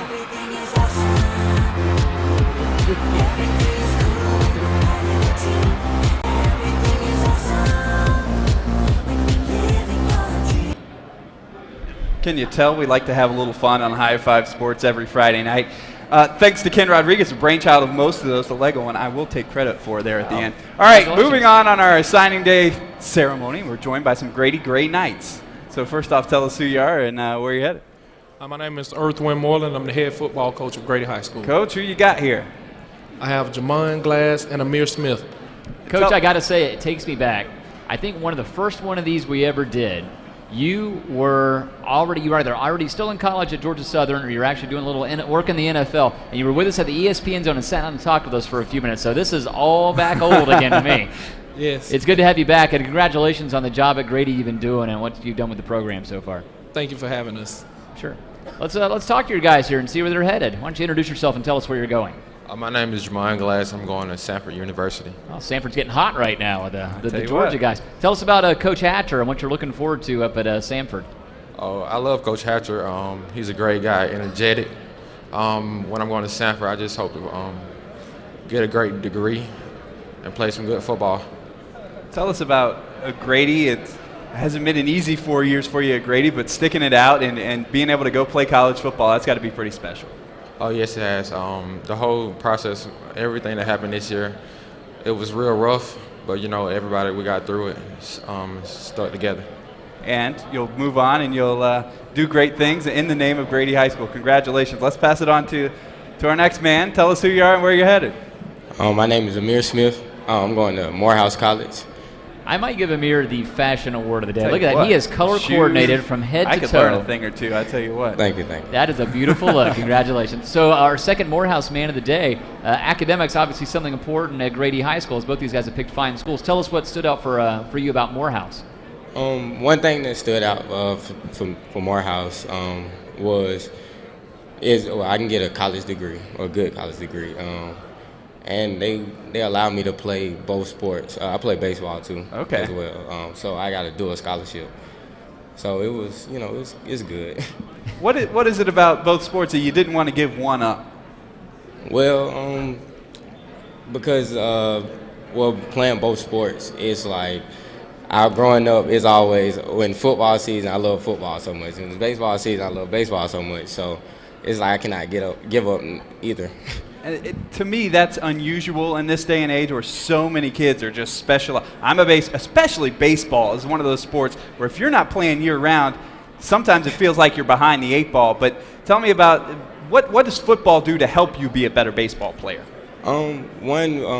Football helps me with the hand-eye coordination because I play receiver. The hand-eye coordination, the quickness, and being able to be physical. I'll ask you the same question I asked your mom, but at Grady, it hasn't been an easy 4 years, but sticking it out in a day like today, does that make it worth it? It actually does. It's a great accomplishment. All right. Congratulations, Right. Coach. Thank Congratulations. How cool was it to have Coach back here after all those years? I know, and I remember us asking him about his name, Earthwind, and I guess it comes from the song, doesn't it? Is that what you told us back in the day? Yeah. Your mom was a big fan of Earth, Wind, and Fires?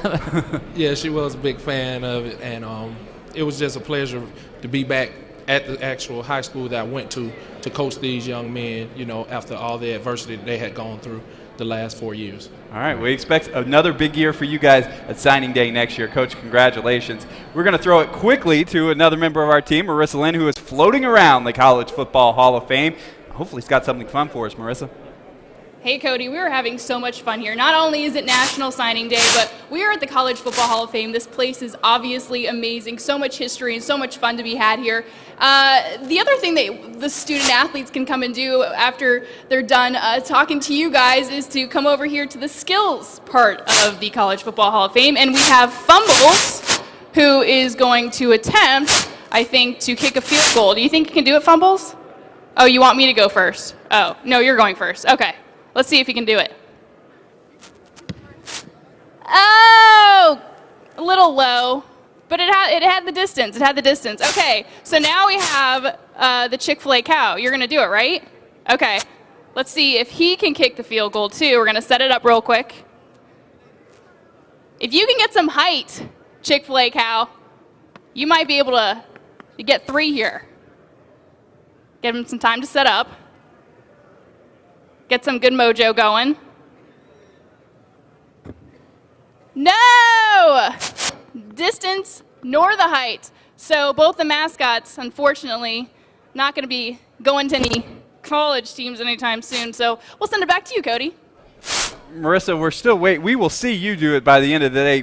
I've seen you do it on video, but I had to question the editing we'll do it live. when you were here. So we'll get back to that. The mascot's 0 for the day. Not good, but we do want to thank Chick-fil-A for helping feed some of these student athletes we got in the house today. And maybe even me later. I'm kind of hopeful. We'll see what happens. Keep your fingers crossed. I got to tell you, I've never tried the field goal kick, and I don't want to try it. I'd rather preserve the illusion I can do it rather than prove that it can't really be the done. College Football Hall of Fame is so great. There was video online. Snoop Dogg was in the house. Snoop Dogg kicked, I think, 2 pretty long field goals here. So the bar is set pretty high. Chick-fil-A cow, no. Snoop Dogg, yes. A big time yes. Speaking of yes, let's say yes to Coach Amos McCreary and the Whitewater guys. Hello, Coach. How you doing? Tell us about this group that you got and what makes them so special.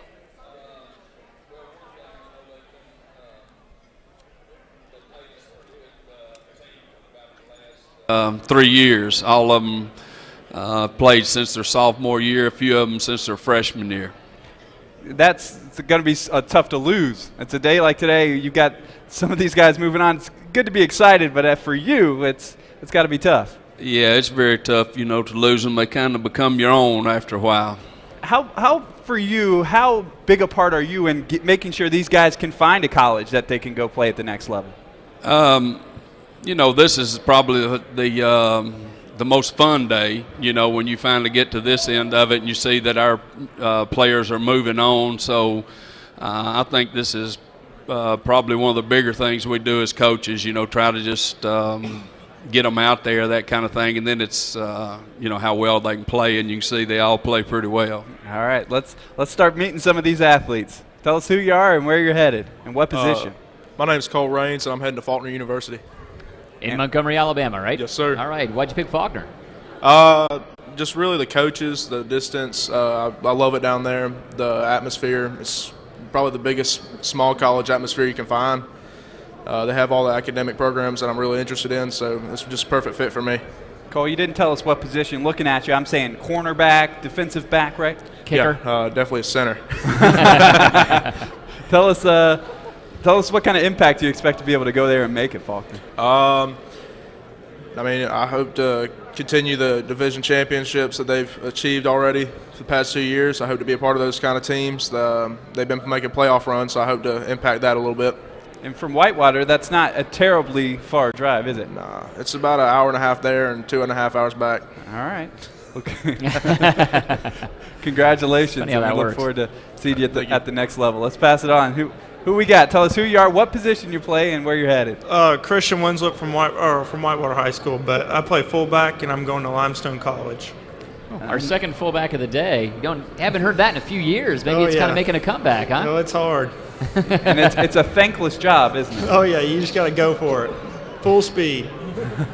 Tell us about Limestone and why that decision was made. Well, they're a new program, and I like Coach James, the head coach. He's a good guy, and he's got a good message and a good mission that they're headed on to go big with their school. Now, where is Limestone? Gaffney, South Carolina. Okay, so still pretty short drive back home, right? Yeah, it's like 3.5 hours. Okay, and unless your teammate's driving, I guess, and it can change at any moment. You never know what's going to happen.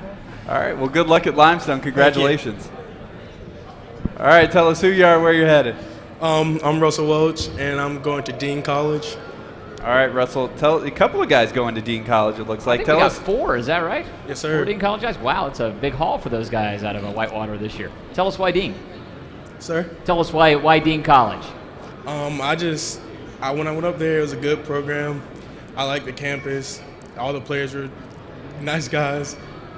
No, it's up in Massachusetts, right? Yes, sir. All right, are your parents worried about you staying warm up there?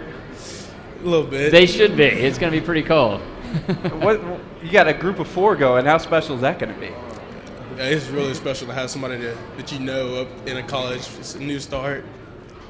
You push each other, make each other better? Not let each other fall off? Yeah, that's what we plan to do. All right, congratulations, Russell. Let's pass it on. Tell us who you are, where you're headed. Hey, my name's Justin Peck. I'm going to Brevard College. It's D2 up in North Carolina. And what I play cornerback and running back. All right. Do you know what you're going to play at the next level yet? No, sir. They're thinking about slot receiver and running back. All right. And in the secondary a little bit. So what's your preference? If you could pick, which position would you play? I honestly like both sides of the ball. Cornerback, I like it. I love it, And running back. You get the ball in your hands. Yes, sir. I really like running back, too. All right. What are you hoping to major in at Brevard? Wilderness management.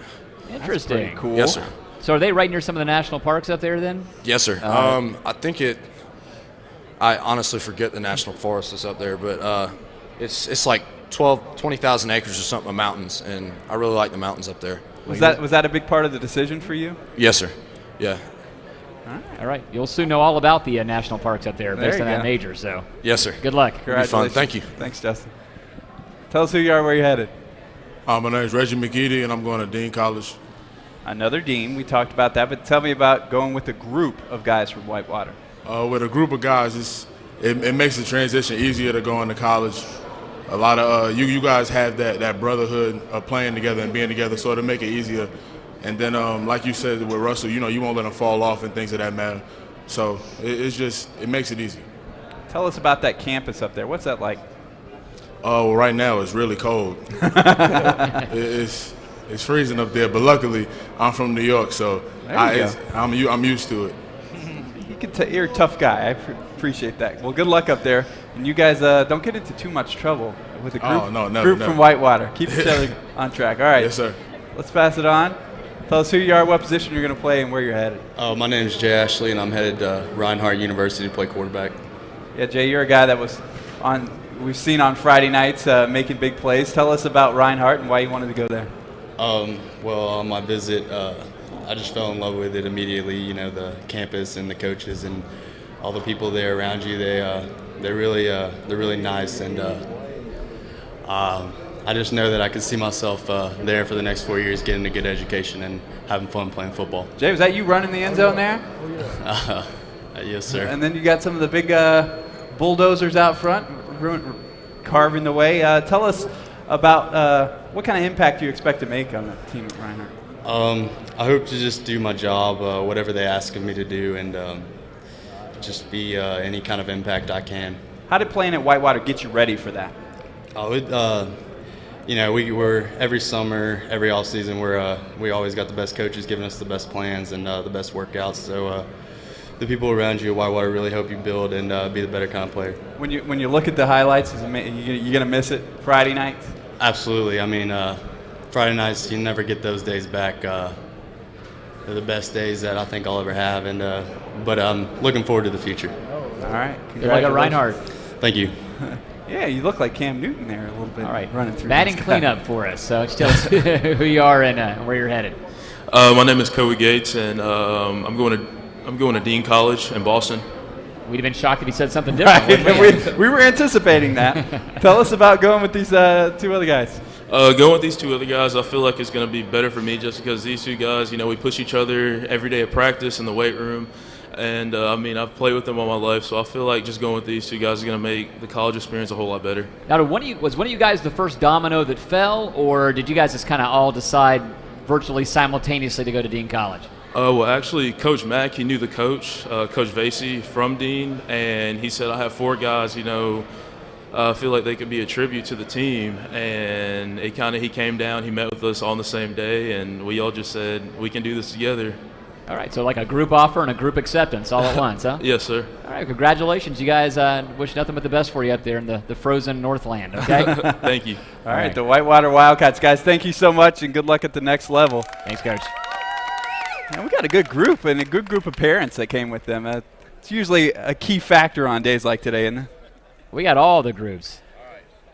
All right, Merissa, I know you're with some of our new friends from Twitter's Smack High, Georgia. Tell us about that, Merissa. Oh, we can't hear her. Merissa, we see your mouth moving. After my teaching, all of these kids are from going to Reinhardt. They're from different schools, but they're all committed to Reinhardt.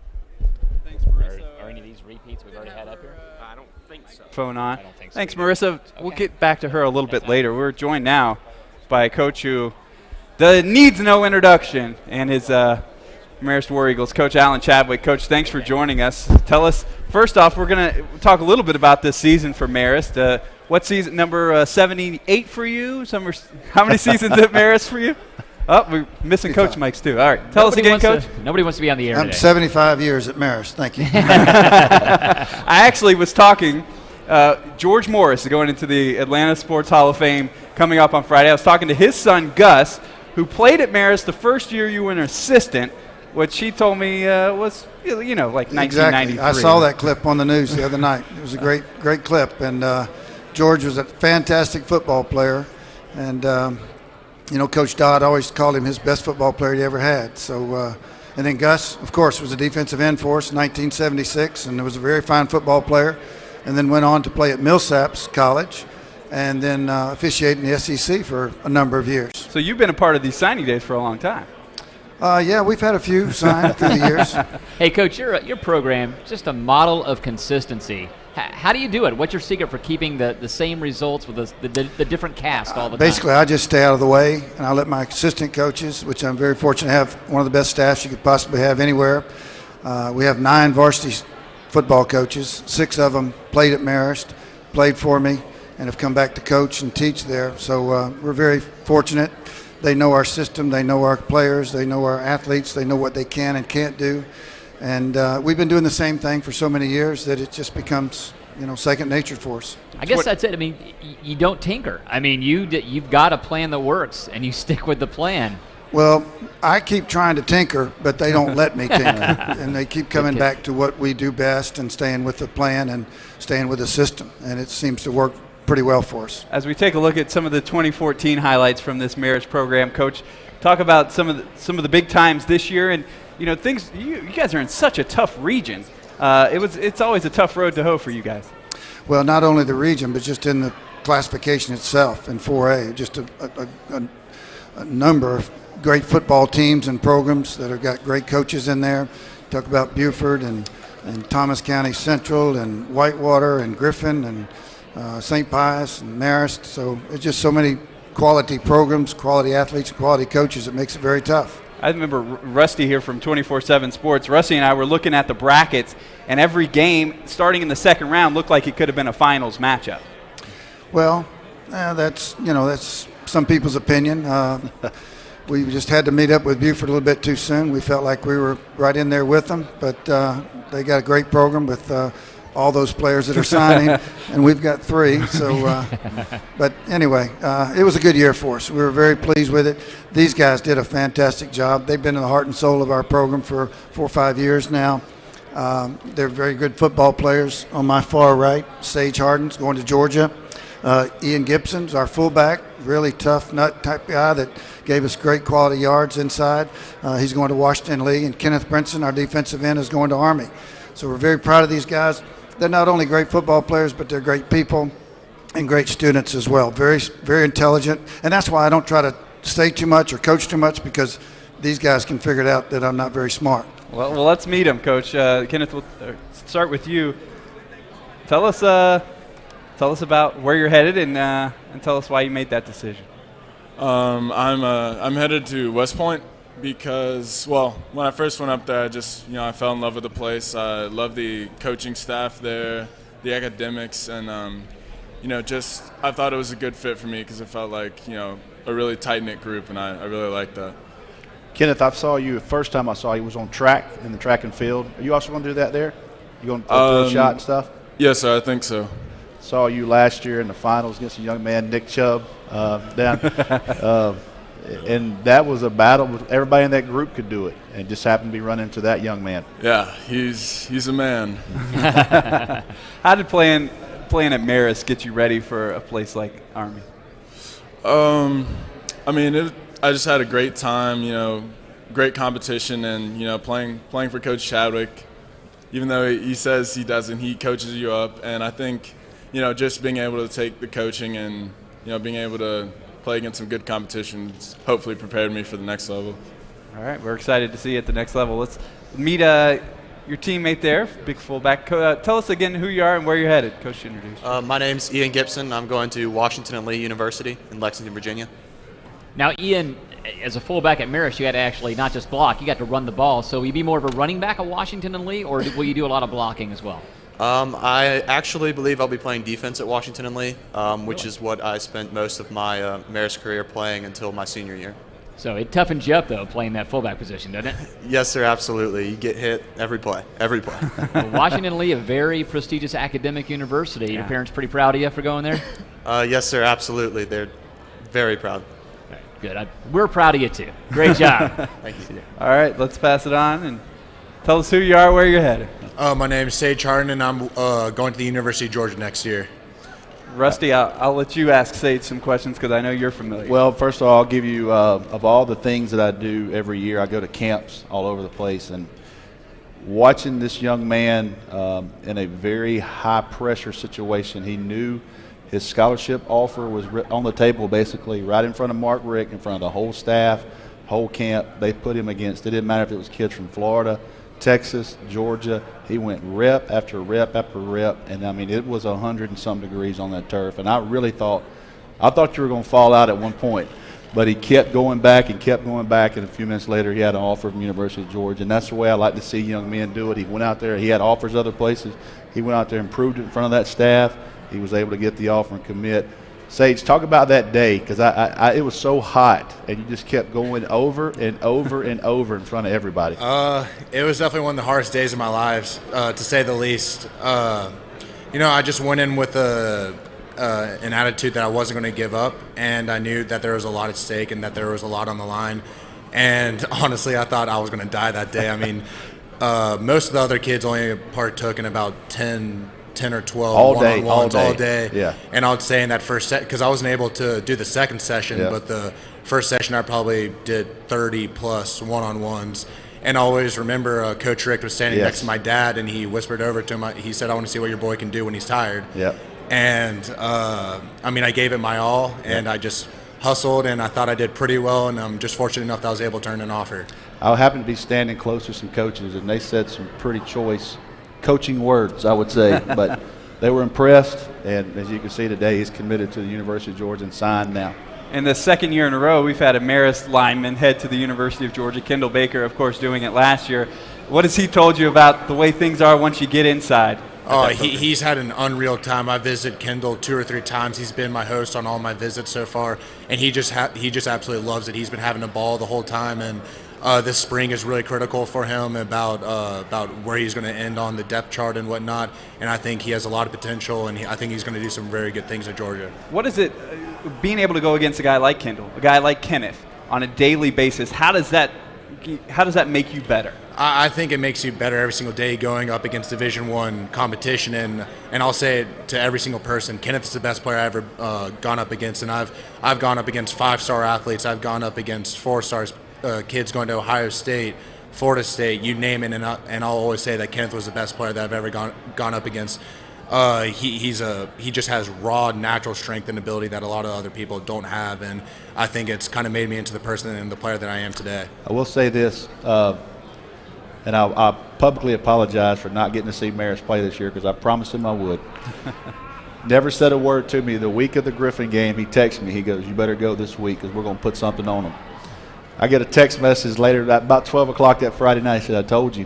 Where were you at?" So congratulations on a big season for you guys. Thank you. All right. Thank you. Thanks, Coach Chadwick and Marist. Appreciate it. Coach Chadwick. We're going to try Merissa again with our friends from Smack High. Merissa.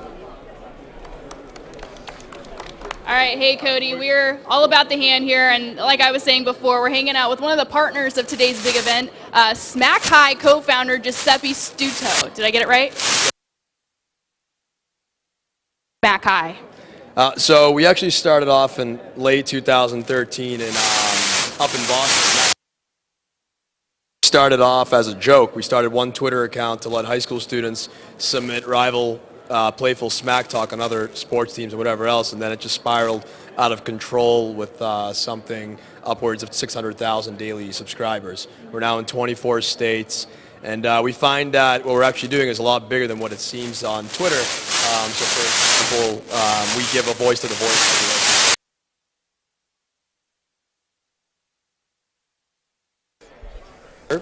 And we feel as if we're able to bring high school sports to the platform of where it should be. And also we give amazing opportunities to students that are hoping to get into journalism by giving them access to such a wide audience of tens of thousands, upwards of hundreds of thousands.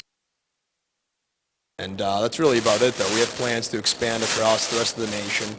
And that's it. That's what we're trying to do with the club. And if you've seen some of the highlights that we've aired on High Five Sports and Fox 5, completely nuts. I mean, just insane. Now, how can some of the students get in touch with you guys at Smack High?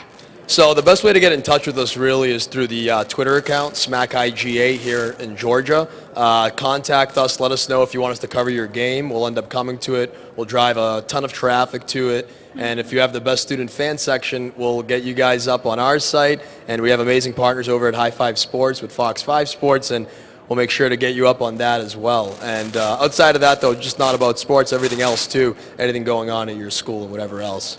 So Smack High Game of the Week, that'll air during the week. The fan base, the student section of the week, we air that during the weekend. And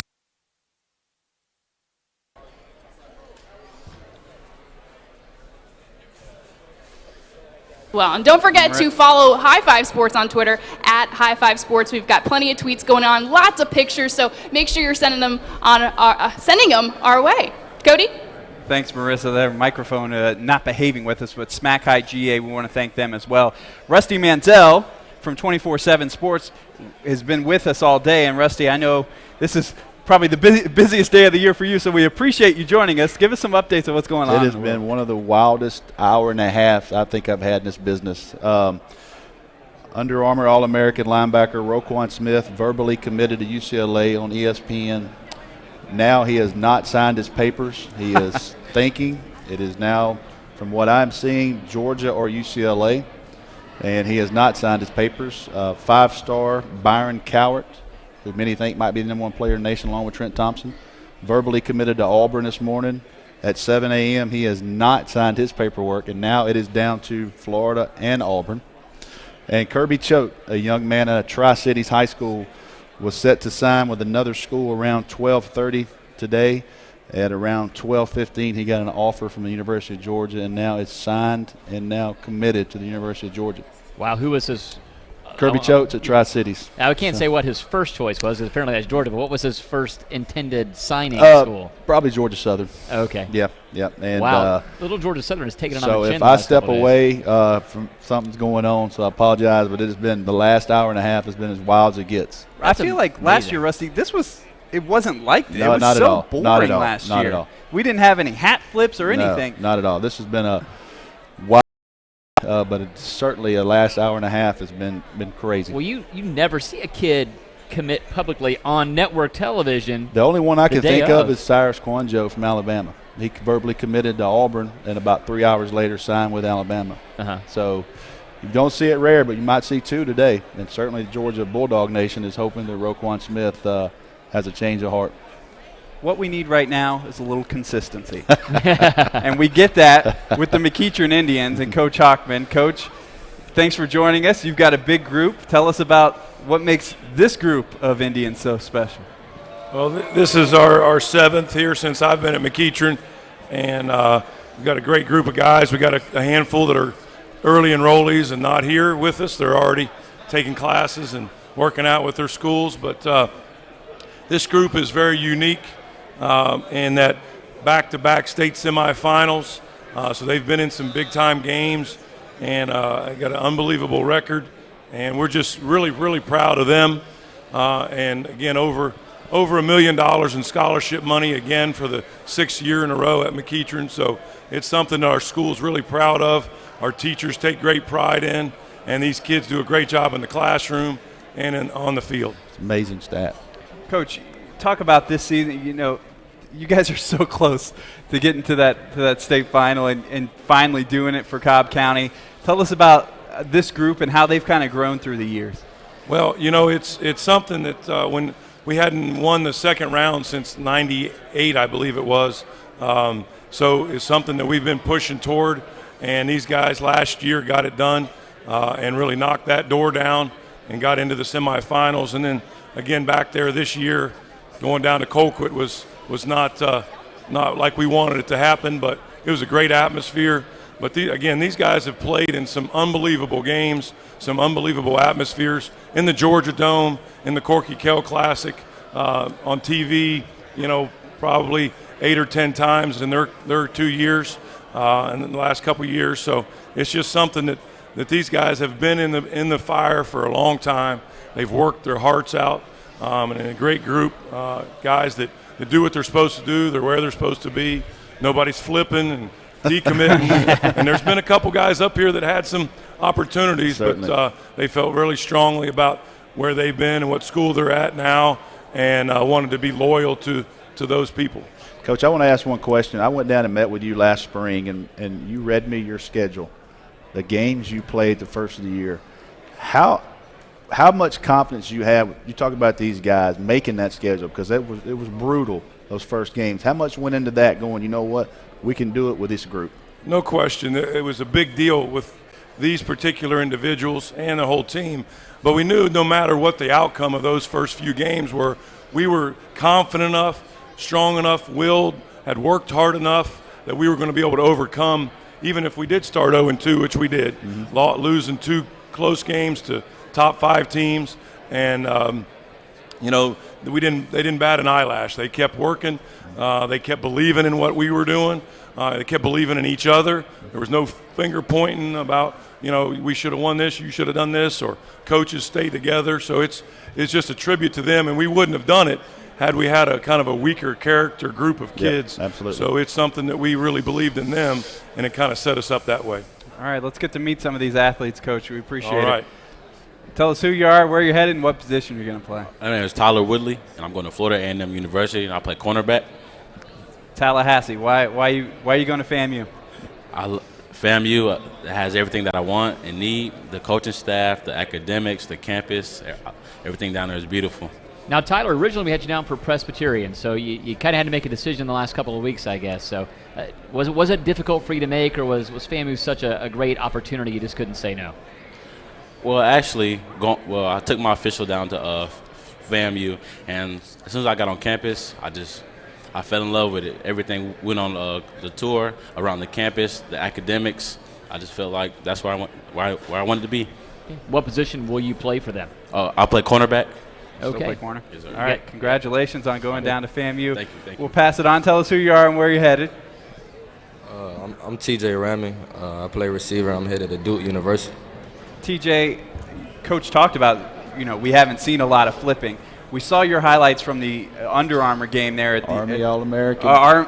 Very, very careful. Army All-American. Army All-American. Very game. careful. It's a branding issue. It's very important. But an incredible day for you out there. There had to be late offers coming in and coaches calling up to the last minute. I scored 2 touchdowns in the game, and it really put me on the map more.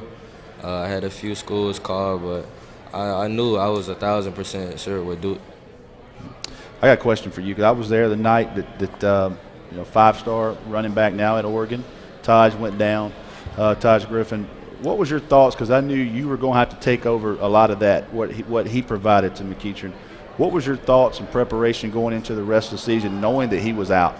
The main thing was just being the leader that my team needed me to be, and listening to our coaches and doing everything they told us. We had a lot of talent, and I knew losing Taj, we had a backup running back that was at least. He couldn't do everything Taj did because Taj is excellent. But, yes. He could do a majority of it, and we build around each other. And losing him, it was just a minor setback. All right, TJ, we appreciate it. All right. Let's pass it on and meet your next teammate. Tell us who you are and where you're headed. My name is Chandler Jones. Play offensive guard. Going to the University of Louisville. Chandler, you made those guys look good, right? That was your job at McEachern? Yes, sir. Did they make it easy for you, or was what you were doing? Really, they made it easy for me, really. Tell us about Louisville and what went into that decision.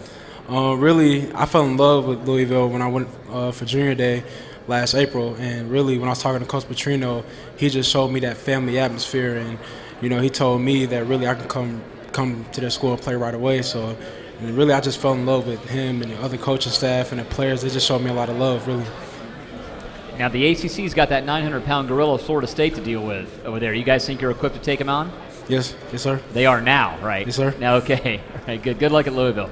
We'll see you up there. All right, Chandler, thanks. Tell us who you are and where you're headed. Nick DeMassimo, head Davidson College, and I'll be playing linebacker. Got to figure that academics were part of your decision. Is that right? Yes, sir, definitely. I was upper academic schools like the Ivy League with Brown and Cornell and schools like that, but Davidson really stood out, has a really good engineering program, and provided me a lot of opportunities academically, so I was really looking forward to that. And not quite as far away as some of those other schools, right? Yeah, definitely. You had a chance to play early at Davidson?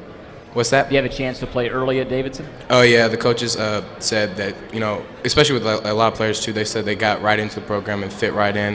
The coaches really look to play the athletes at a younger age, so it looked good. You have a favorite NBA player? NBA? Yep. Yeah, LeBron James. Not Steph Curry. That may change once he gets to Davidson. Once Steph Curry will be in town Friday, and he may come looking for you. We'll find out. All right, we appreciate it. Congratulations, Nick. Tell us who you are, where you're headed. Andrew Hayward, and I'm playing receiver and corner. Well, pretty much an athlete when I go to college, and I'm going to East Tennessee State. This McEachern team, because they were on TV so much, we know most of these names. It's amazing. I tell you, when you go see there's certain schools that Coach Hockman will probably kill me. They just look different. You see McEachern and pads, their kids just look different, and they're just big, strong, and can run and fast, and it's fun to watch them. The old get off the bus Oh, there's observation. no Right? doubt. No doubt. What went into your decision? Definitely, like when I went to East Tennessee State, everything that I seen, like everything there, was what I wanted. I found a church family. The people there were nice.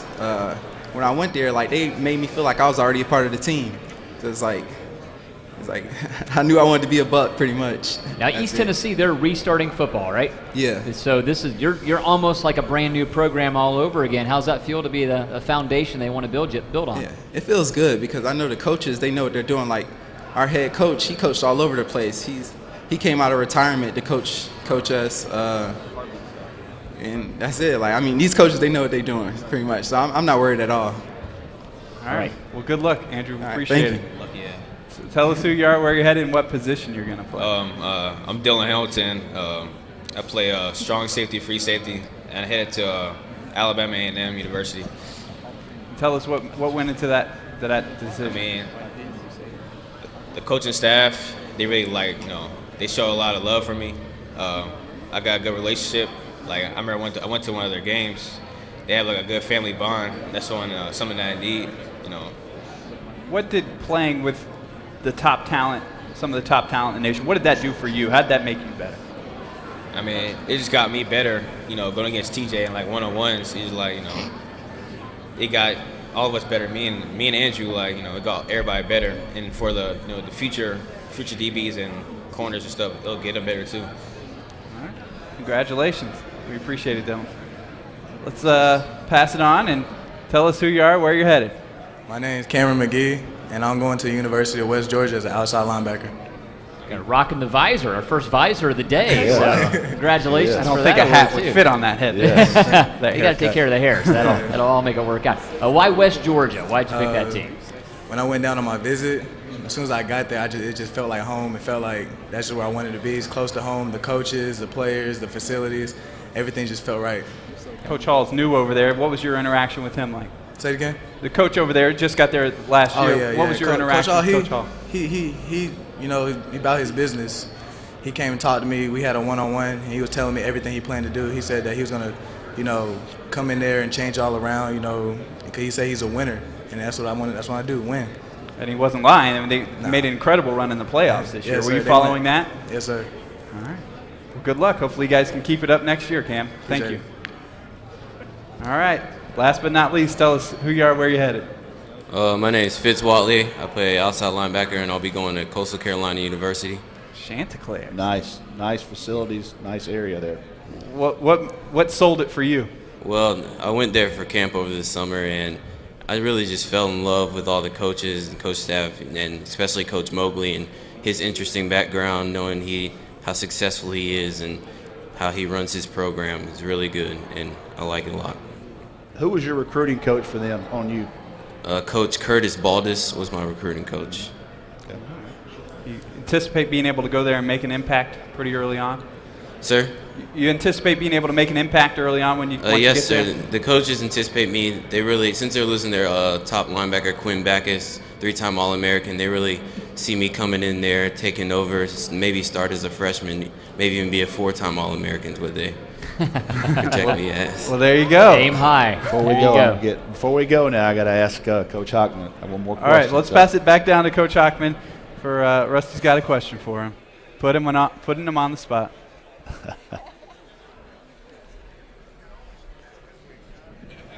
Now, Coach, I thought I was going to get away with it. No, you're not. You're not. You know what business I'm in. So you have all these young men you've had all these years, and these guys that are signing a very successful program. You're in a different seat now with your son, 2017 quarterback Bailey Hockman, Florida State, Georgia, Alabama. Everybody's offered them already.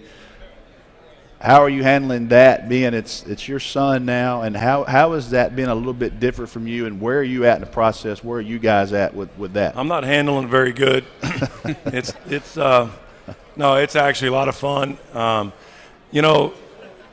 Talking with several guys and different people around today, it's crazy, as you mentioned, all the hat flipping and changing and all the attention that these guys are getting, and it's well deserved. Yes, these guys, it's well deserved. But with the amount of publicity and the amount of people calling it gets a little bit challenging. So we're talking about changing cell phone numbers and those kinds of things. But no, we just try to stay focused on the task at hand, making sure we're doing well in school.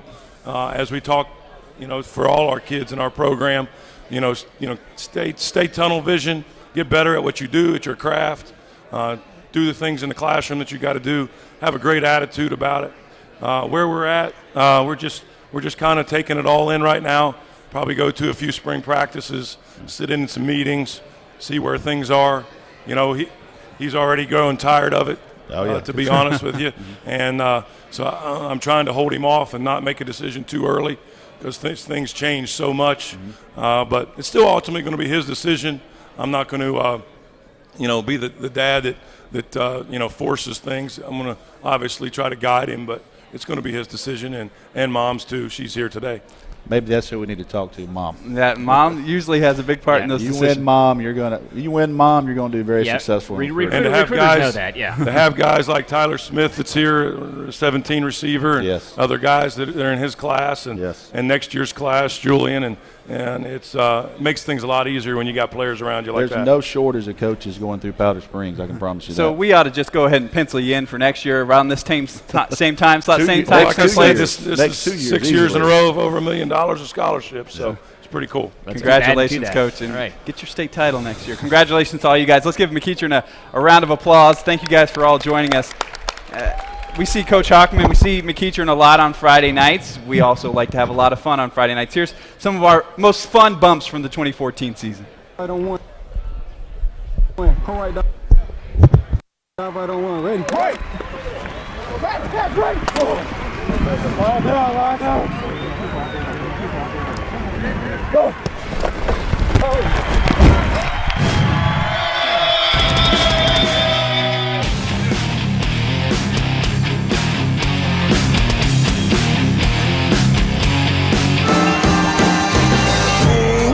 It's my new obsession. Think it's not even a question. It was love at first sight. Dog goes woof, cat goes meow, bird goes tweet, and the elephant goes toot. What does the fox say?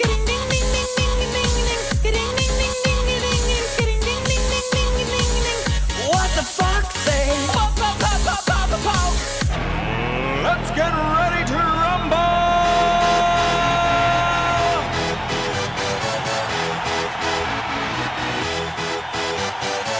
Y'all ready for this? Hi, I'm Jeff Gordon. High Five Sports is in your face.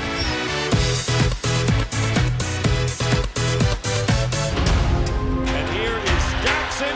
Jackson through the middle and will score. Steven Jackson is in. Touchdown Atlanta. This is Steven Jackson. Touchdown Falcons. Hi, I'm Steven Jackson, running back of the Atlanta Falcons. You're watching High Five Sports in your face.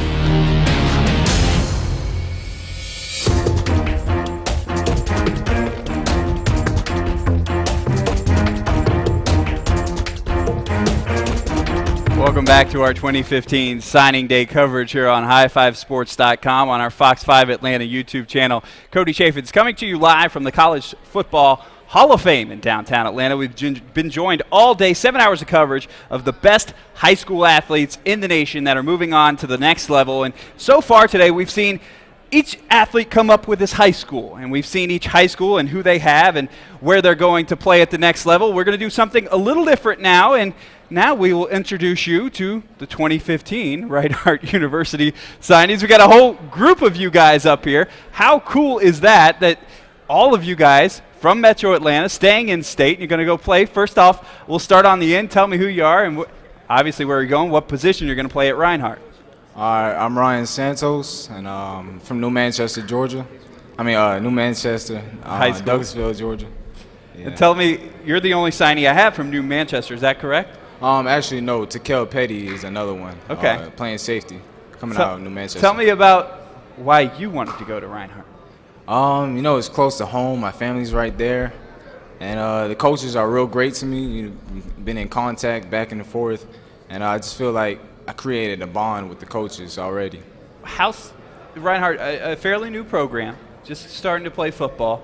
How cool is it to be with a whole group that's all going to go in there and make an impact together? You know, and do you know all these guys so far? Not all of them, but I'm pretty familiar with them, talked with them. We went to the same camp, and we all balled out. We did what we had to do. Congratulations, you have new brothers. Yeah. Let's pass it on. Tell us who you are and where you're going. And what high school you're from. I know where you're going. Darius Hinton, Riverwood High School in Sandy Springs. Okay. And tell me why it was the choice for you, Reinhardt.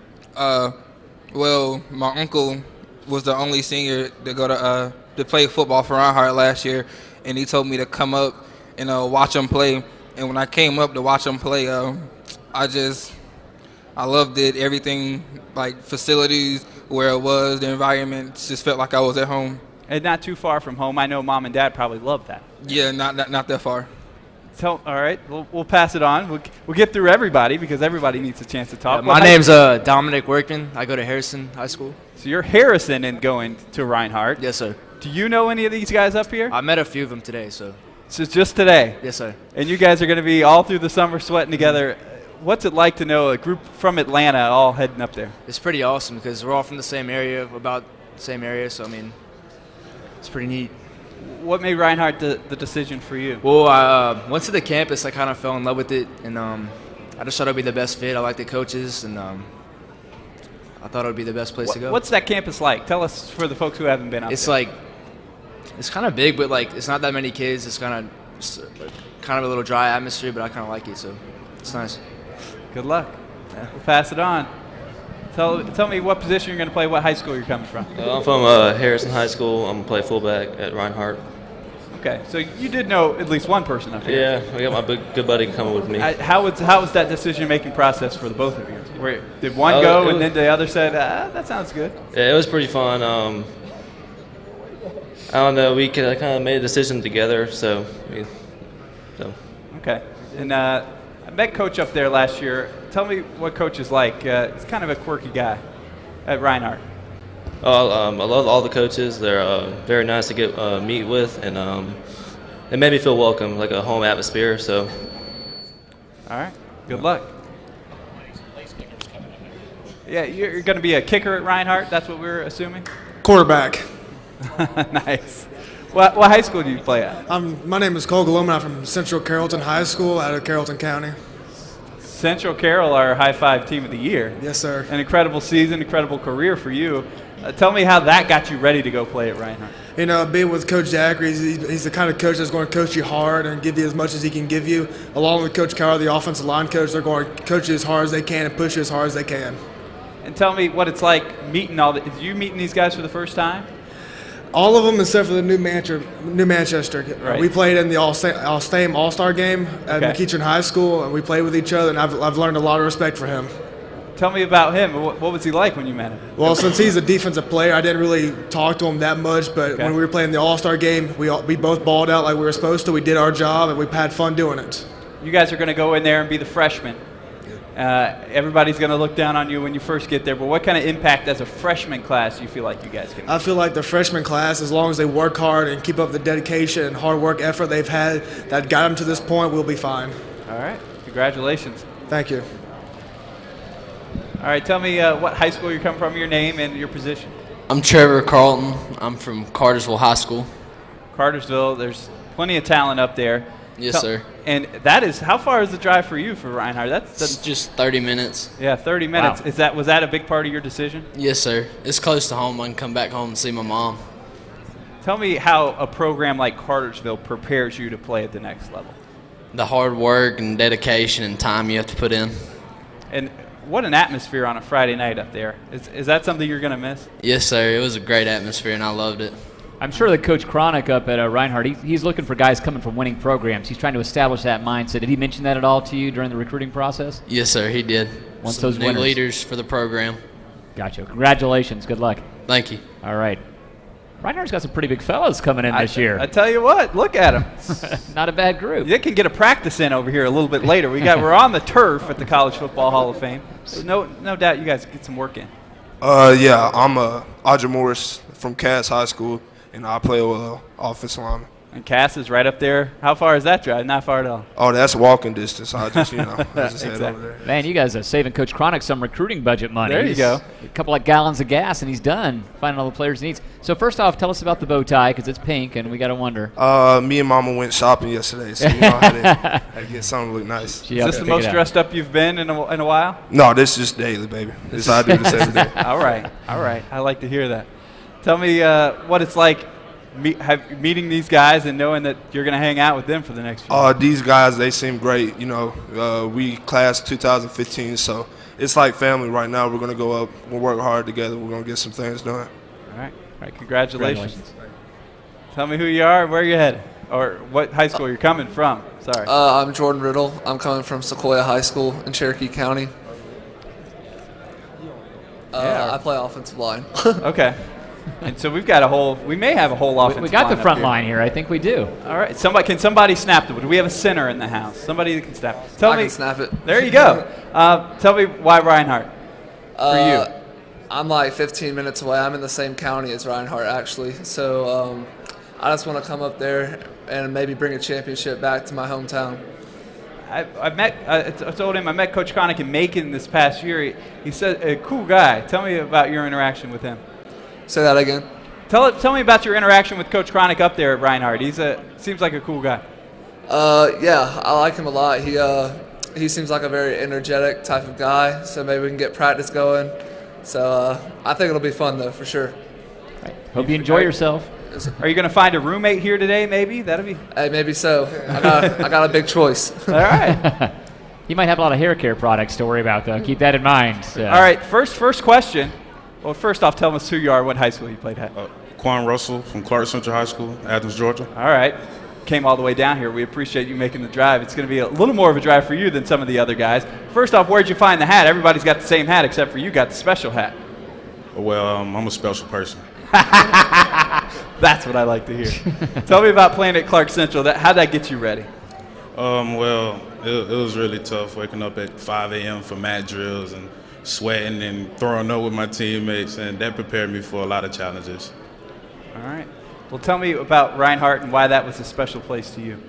When I got there on the workout day, it's just like I walked out my back door. It felt like home pretty much, and I think the people who they brought along to work out with me kind of inspired me as well. We was doing workouts, sweating, and they was telling me to come on, push myself even harder. And, it was my first time meeting these guys, and it felt like family. All right. Well, it looks like Reinhardt is getting a pretty good class next year. Thank you guys for meeting with us. Now, honestly, here at the College Football Hall of Fame, you could probably go run some drills, at least go kick some field goals, find some food. You guys, thanks so much for joining us. The College Football Hall of Fame is a great place for us to have this event this year. It's our first time here. And Merissa Lynn standing by with the CEO of the new College Football Hall. Marissa? Cody, this place is absolutely amazing. If you haven't tried it, make sure you hang out here in the skill zone. Try to kick a field goal. It's harder than it looks, people. And as you mentioned, I'm standing here with the CEO of the College Football Hall of Fame, John Stevenson. This place is amazing. It's fantastic. I appreciate it. Thank you all for being here. And this isn't just like we were saying, this isn't just your regular kind of museum where you read a lot of things, you walk through. This is a place where people can actually get hands-on experience, like the field goal here. Yeah, it's definitely not what you expect when you think of a Hall of Fame. The picture in your mind of a traditional Hall of Fame is not what you get in here. It's a total celebration of a sport. It's hands-on, it's active, it's immersive, and it's really something different. Tell us what your favorite part about it is. That's a common question, and it changes weekly, I think. I think currently my favorite part of the building is the theater. We have a 150-seat theater up there, and we show a 10-minute film that's our own original production. It's an ultra-high definition, 40 feet long by 10 feet high screen. It's really spectacular, and it's quickly becoming everybody's favorite. And it's a great, great venue. So many things to look at, so many things to read about. How long should people expect to take out of their day to visit the College Football Hall of Fame? I'd say leave yourself at least 2 hours. It's longer. There's more to see in here than you expect, again. So be sure to leave yourself 2 solid hours, maybe more. Some people stay in here all day, and that's just fine with us. Hey, I'm a big College Football Hall of Fame fan, I am a Hall of Fame fan, and I'm a big college football fan, and I would probably spend all day, like John was saying. So much to look at, so much to read, just a great place to visit. So if you can, make sure to check it out, guys. All right, thanks, Marissa. It does look like a fun place to be, and like we've said all day, this could be a place where some of our athletes end up someday. That's right. There's a couple of floors up there with a room in them for some new displays. While you're here, by the way, check out the sponsors. We got Korrig over there. You can grab some coffee or some apple cider like I did earlier. Belk is here as well. They got the prize wheel. You can get a private shopping experience at Belk over there. Resurgence Orthopedics. Once fixed my neck about 18 months ago, so thank you, Resurgence. Georgia Pack and Load, Duffy Realty of Atlanta, and Montlick and Associates. And, of course, all the presenting partners today, 680 The Fan and Fox 5, our employers, Touchdown Club of Atlanta, College Football Hall of Fame, and Rising Seniors all making this happen today. Yeah, we want to thank everybody for helping us out. It's a long day here, but it's really special to meet all these kids that are men now as they move on to the next level. And we're joined kind of a hodgepodge of schools up there now. So we'll let you guys introduce yourselves. Coach, tell me who you are and who you've got here. Well, my name is Eric Williams, and I'm the head football coach at Maynard Jackson High School. All right, Coach, tell me who you brought along. Well, I brought along with me my outstanding offensive lineman, defensive lineman, Robert Walters. Okay.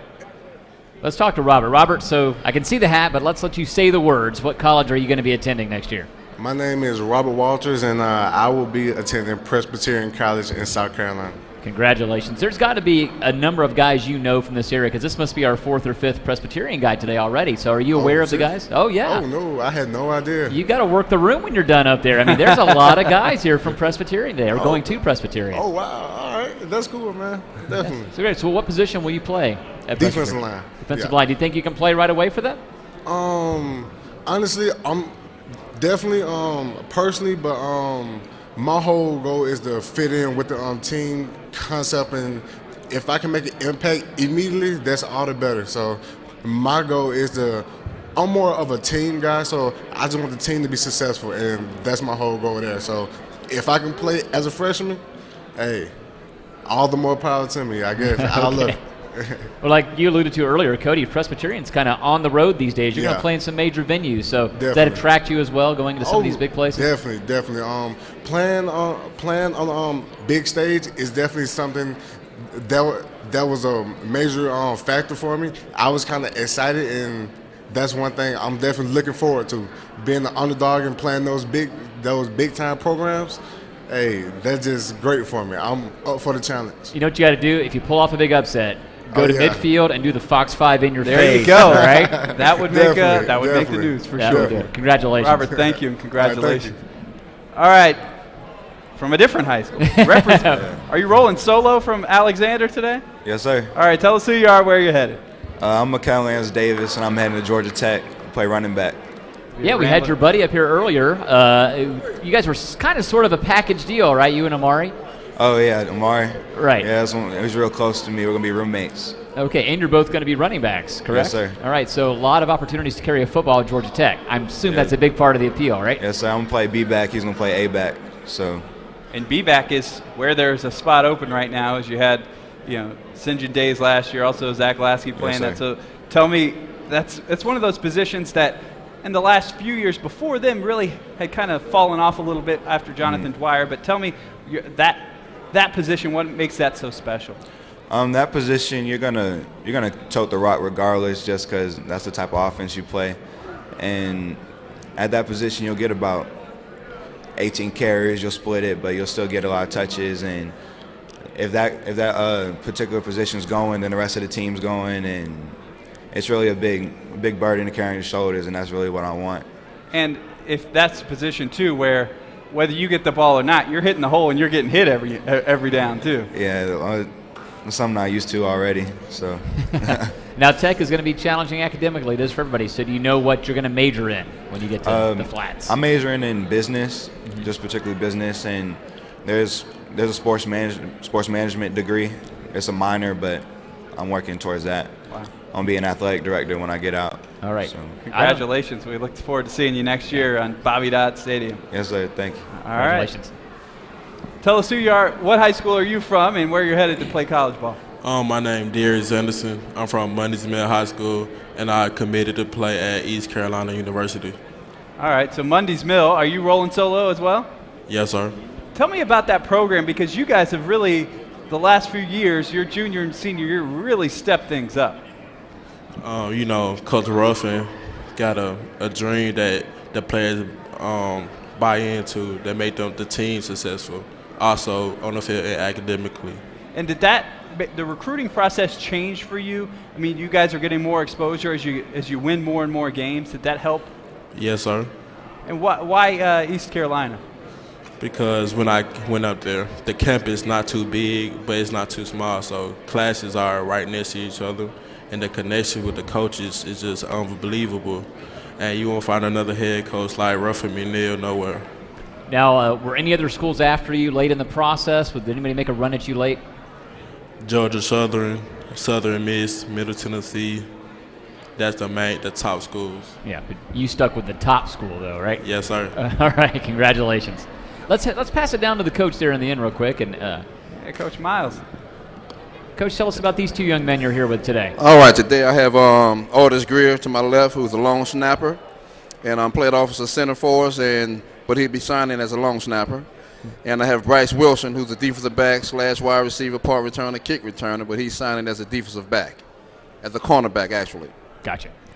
Tell us, how hard is it to lose guys like these? I mean, center, long snapper, that's a really hard position to replace. Some people don't appreciate that. You're absolutely right. We were talking, actually 2 days ago, Otis and I were talking, and I talked about the fact that how difficult it was going to be to replace him as a long snapper, because he did an outstanding job for us the last 2 years, earning first team all region at it as well. And not only that, he played center. Although he's undersized, he was never overmatched. And for us, especially when we were going on our -10 or -20, trying to get in the shotgun, that was really pivotal. And he's done an outstanding job and made me feel comfortable as a head coach to even get in the shotgun for that matter. So our hands will be full trying to find a replacement for him. Coach, as we take a look at some highlights from the year, talk about the season you guys were able to have this year. Season was really great. We changed regions, moved up to 5A. Same numbers that we had when we were in 4A actually for us, but we were up for the task. A lot of people didn't predict us to do as well. That's Bryce Wilson up there. There you go. A lot of people didn't predict us to do as well, which was great for us. We love being the underdog. It forces us to work even harder.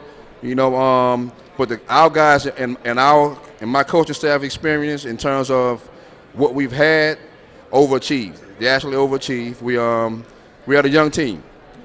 This year we have 3 linemen. This season we'll have 3 offensive linemen returning, 3 running backs, 2 quarterbacks on defense, the entire defensive line, and 2 defensive backs to be returning as well.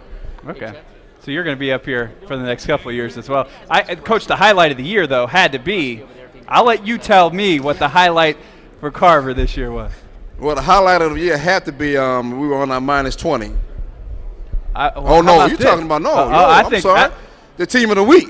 Yeah. Okay, I'm sorry. Okay. Right, that's the best highlight. There you go. Right, I got a second one also, but yes, actually being selected team of the week by Fox 5 and coming in and hosting a pep rally for us. That was really exciting time for us, not only just as a team but as a community, and it was really exciting for our school. Yeah, Coach. That's what I was trying to prompt you, Paul Milliken, coming out and showing some love for Carver. Yes. What does that do for us? I mean, the community really. It brings everybody together. It does a lot. It brings everybody together. It brings that sense of community spirit and school pride together. For them to see that, we were able to accomplish something like that, as a group and as a community, brought a lot of excitement. It gave a lot of camaraderie for the school in terms of regular students, student athletes, people that were just, cafeteria workers, custodial workers, principals, and et cetera. All right, Coach. Thanks. Let's finally meet your guys. Okay. We'll let you talk first. Tell us who you are, where you're headed again. I'm Artis Greer, and I'm headed to Huntington College in Alabama. Coach said all those great things about you. How do you follow? Is everything true that Coach said? Undersized but never overmatched? Yes, sir. Yes, sir. Most definitely. So will you strictly be a long snapper at Huntington, or do you have a position other than that you might play as well? I'm sorry, I didn't hear you. Will you strictly be a long snapper at Huntington, or is there another position you might contribute as well? I might be playing long linebacker too also. Oh, really? Got the moves for that? A little linebacker, yes, sir. Okay, well, great. Tell me how big a part Mom was in this, and biggest fan over there? Huge part. Biggest fan ever. So we had you originally down as undecided, so deciding on Huntington must have been pretty recent for you, right? Yes, sir. So when did you finally decide that's the place I want to go? Was it about I think it was Saturday. On Saturday, so yes, sir. A lot of pressure with that, or did it really feel so right? It was doesn't matter? pressure, heart-beating pressure. Really. Yes, sir. Well, congratulations. I'm sure you made a great choice. Thank you. Sure. All right, we'll pass it on. Last but not least, tell us again who you are and where you're headed. My name is Bryce Wilson. From Carver, and I'm headed to Western Carolina University. Bryce, you're a guy that we called your name a lot on High Five Sports on Friday nights. Tell me about playing at Carver and how that got you ready for college football. I mean, playing under this man, Coach Miles, it's been an experience for me. I don't know. He's such a great coach, great leader, and as a senior, I had to embrace that and put it on to my teammates and, let them on. And at Western Carolina, you'll go to the defensive side of the ball. Is that right? Yes, sir. Defensive back. Tell me about playing defense versus offense. Are you going to miss touching the ball every play? I'm not going to miss touching the ball every play because, at DB, I can get a few interceptions every now and then, so I won't miss it that much. But offense is very exciting, but defense, I think that's close to home. Bryce, I've been doing this for 13 years, and a number of years we send kids off to Western Carolina, and deep inside I'm like, poor kid, man. Yeah. But the Western Carolina is finally doing it. They're finally coming together. Tell me how important it was to you to see them on that upward trajectory before you decided. Yes, sir. That's why I definitely committed. I actually committed before the season, before any of this happened. So they showed me a lot of love from my spring of my junior year, and then once I visited the school a couple of times, I fell in love with it, and then next thing you know, we play Alabama. And the score was pretty close. And then next thing you know, we play Tennessee and Texas A&M next year. So I'm very excited for that. All right. Well, good luck up there. Thank you guys so much. We've had a bunch of schools up here. So thanks to everybody. Jackson High School, Alexander, Mundy's Mill, and the Carver Atlanta Panthers. Everybody, let's give them a hand. I'm so proud of you for getting all four out so easily. That was very well done. They're all a big part of our High Five Friday nights. And sure. Believe it or not, Doug, my 2 hours have come and gone. So Ken Rodriguez will be taking my seat to get you through the rest of the way here on our 7 hours of coverage on highfivesports.com of National Signing Day. Now, Ken and we have a lot of fun on Friday nights, but also before the season with our High Five Sports Caravan. It's a third year of that this year, and we focused on our rivalries.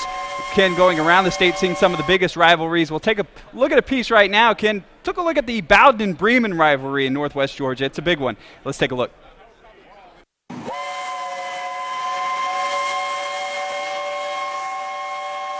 For many in the city of Bowden, the day begins as it has for generations, at the mill. Life here has a refreshingly simple pace. That is until fall arrives and the pulse quickens at the mere mention of the Bowden Red Devil football team. It's all about the community and doing it for this community. Sewell Mill, whose official name seemingly can't decide which school to root for, Bremen or Bowden, has been awarding the Sewell Trophy to the winner of the annual clash since the 1950s. It's very important. This is a game that people talk about every day of the year. It's a community versus community, red versus blue. It's Bowden football, where beating Bremen is a daily lesson. Class, everybody knows that High Five Sports is... We leave Bowden, but not before stopping to gas up at the legendary Southern Lady Restaurant, where you order what you want and eat what you get. All right. Then it was on the road to Bremen, the High Five Caravan rolling along West Georgia country roads until we were greeted once again by a whistle. Pick it up, come on! Waiting for us at Bremen High School was a bunch of determined Blue Devils slinging some steel and bent on stealing the Sewell Trophy from Bowden. Everybody knows. You got to look at your community member, the guy right down the road, for the rest of the year, and it matters. With the help of these guys. On the wall are the names and the faces of the Bremen football family tree. And some of these guys, they went to school with my mother. Right? Hanging in a special place on the wall, Bremen's 2006 victory over Bowden, a win that broke a streak of 19 straight losses to their arch rival. Every game that we play, in the back of their mind, there's this one's coming. And then this is the one we look forward to. And for me, a valuable lesson learned today. Never wear Bowden red in front of a Bremen Blue Devil. All right, it's great to be in Bremen. Everybody here, the Blue Devils know High Five Sports is in your face, right? Right? Come on, right? You got the wrong color on. Oh, man, I got red. Blue Devils, Bremen Blue Devils, right? Time to head east, back to Fairburn, where we check in on a growing rivalry between Creekside and Langston Hughes. These two schools rarely lose. Creekside coming off their first state championship, and Hughes winners of 20 of their last 24 games. Why are these Panthers so tough? Because we're a brotherhood. That's what brothers do. We stick to the end, fight to the end. So, we're going to fight. For the Seminoles, the bling is the thing. State championship rings could be a little intimidating when these two play each other in 2 weeks. Is there possible to top last year? I mean, of course, you can't really top 15-0, but it's better. It's 30-0, so that's what we're trying to get back to. Out on the road somewhere on the 3rd annual Hi-Fi Sports Caravan, Ken Rodriguez, Fox 5 Sports. Well, welcome back to our webcast of National Signing Day, everybody. I am joined by the A-Team.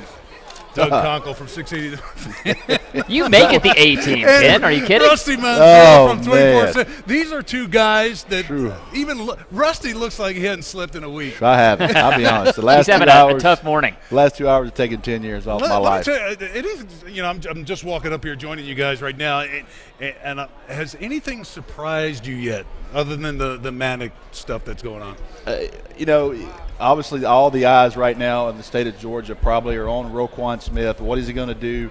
Now reports are leaking that UCLA's defensive coordinator is set to join the Falcons tomorrow. Holy moly, you heard it first. That was his lead recruiter for UCLA. So you just look now and say, what's going to happen? I mean, he's there, and I know some other commits here, some Georgia guys were talking about him. So, right now. So this is far from settled. It's not settled. It certainly wasn't. And now the reports, I guess about 7 minutes ago, that broke on that he was set to join the Falcons tomorrow. So that's one thing we got to keep an eye on as the afternoon goes. All right. Well, we got the men from Hateville Charter here. And, Coach, congratulations. You got a fine-looking group. Why don't you introduce yourselves? Well, we're Hayville Charter. I'm the head football coach, Winston Gordon. We're located down in South Fulton. A lot of people hadn't heard of Hayville Charter. It's a new charter school in the Fulton County school system. We've been in existence going on 4 years.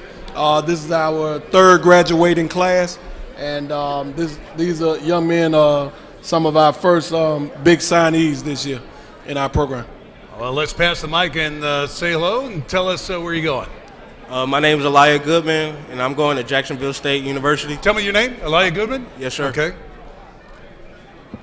My name is Marquise Greer, and I will be taking my talent to Point University. My name is Aaron Cochran, and I signed with the University of Central Florida. My name is Joshua Kelly, and I signed with Point University.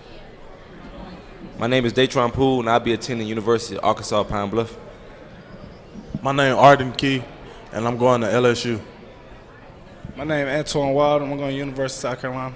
Antoine, tell me about that decision to go to South Carolina. Did you lay awake all night long trying to come up with that decision? Oh, no.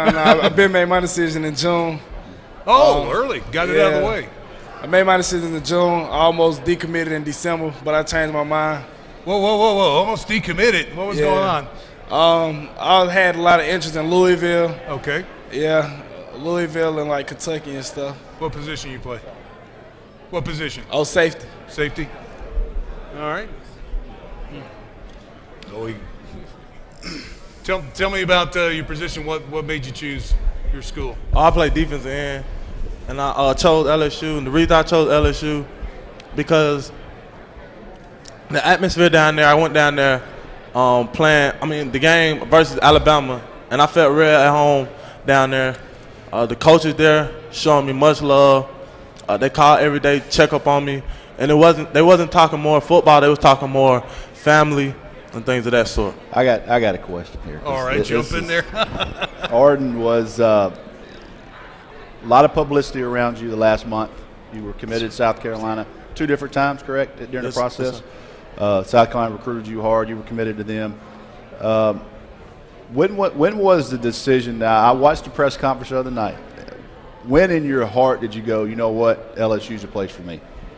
It was, I want to say Monday around 12, maybe 1 o'clock, somewhere around there. You made some decisions to cancel some visits. Auburn, you were going to go to Auburn, possibly Georgia. How did you go about just saying, you know what, I don't have time? I mean, how hard did that get to say I just can't visit all these places? Because I narrowed down my choices to LSU and South Carolina. And that was just plain and simple. How hard was it to tell South Carolina staff you weren't going there? It was very hard because they've been recruiting me since 10th grade. I built a great relationship with Coach Lorenzo Ward, and it was hard, but it got done. Gotcha. Datron? What about your journey? I'm kind of curious to how all these decisions were made. What? Excuse me, can you repeat what you say? Tell me about this journey, the whole decision process. It's been a long journey. I set out my junior year, so the recruiting, it really slowed up. I came back to play my senior year, and the recruiting picked up. It picked up pretty late.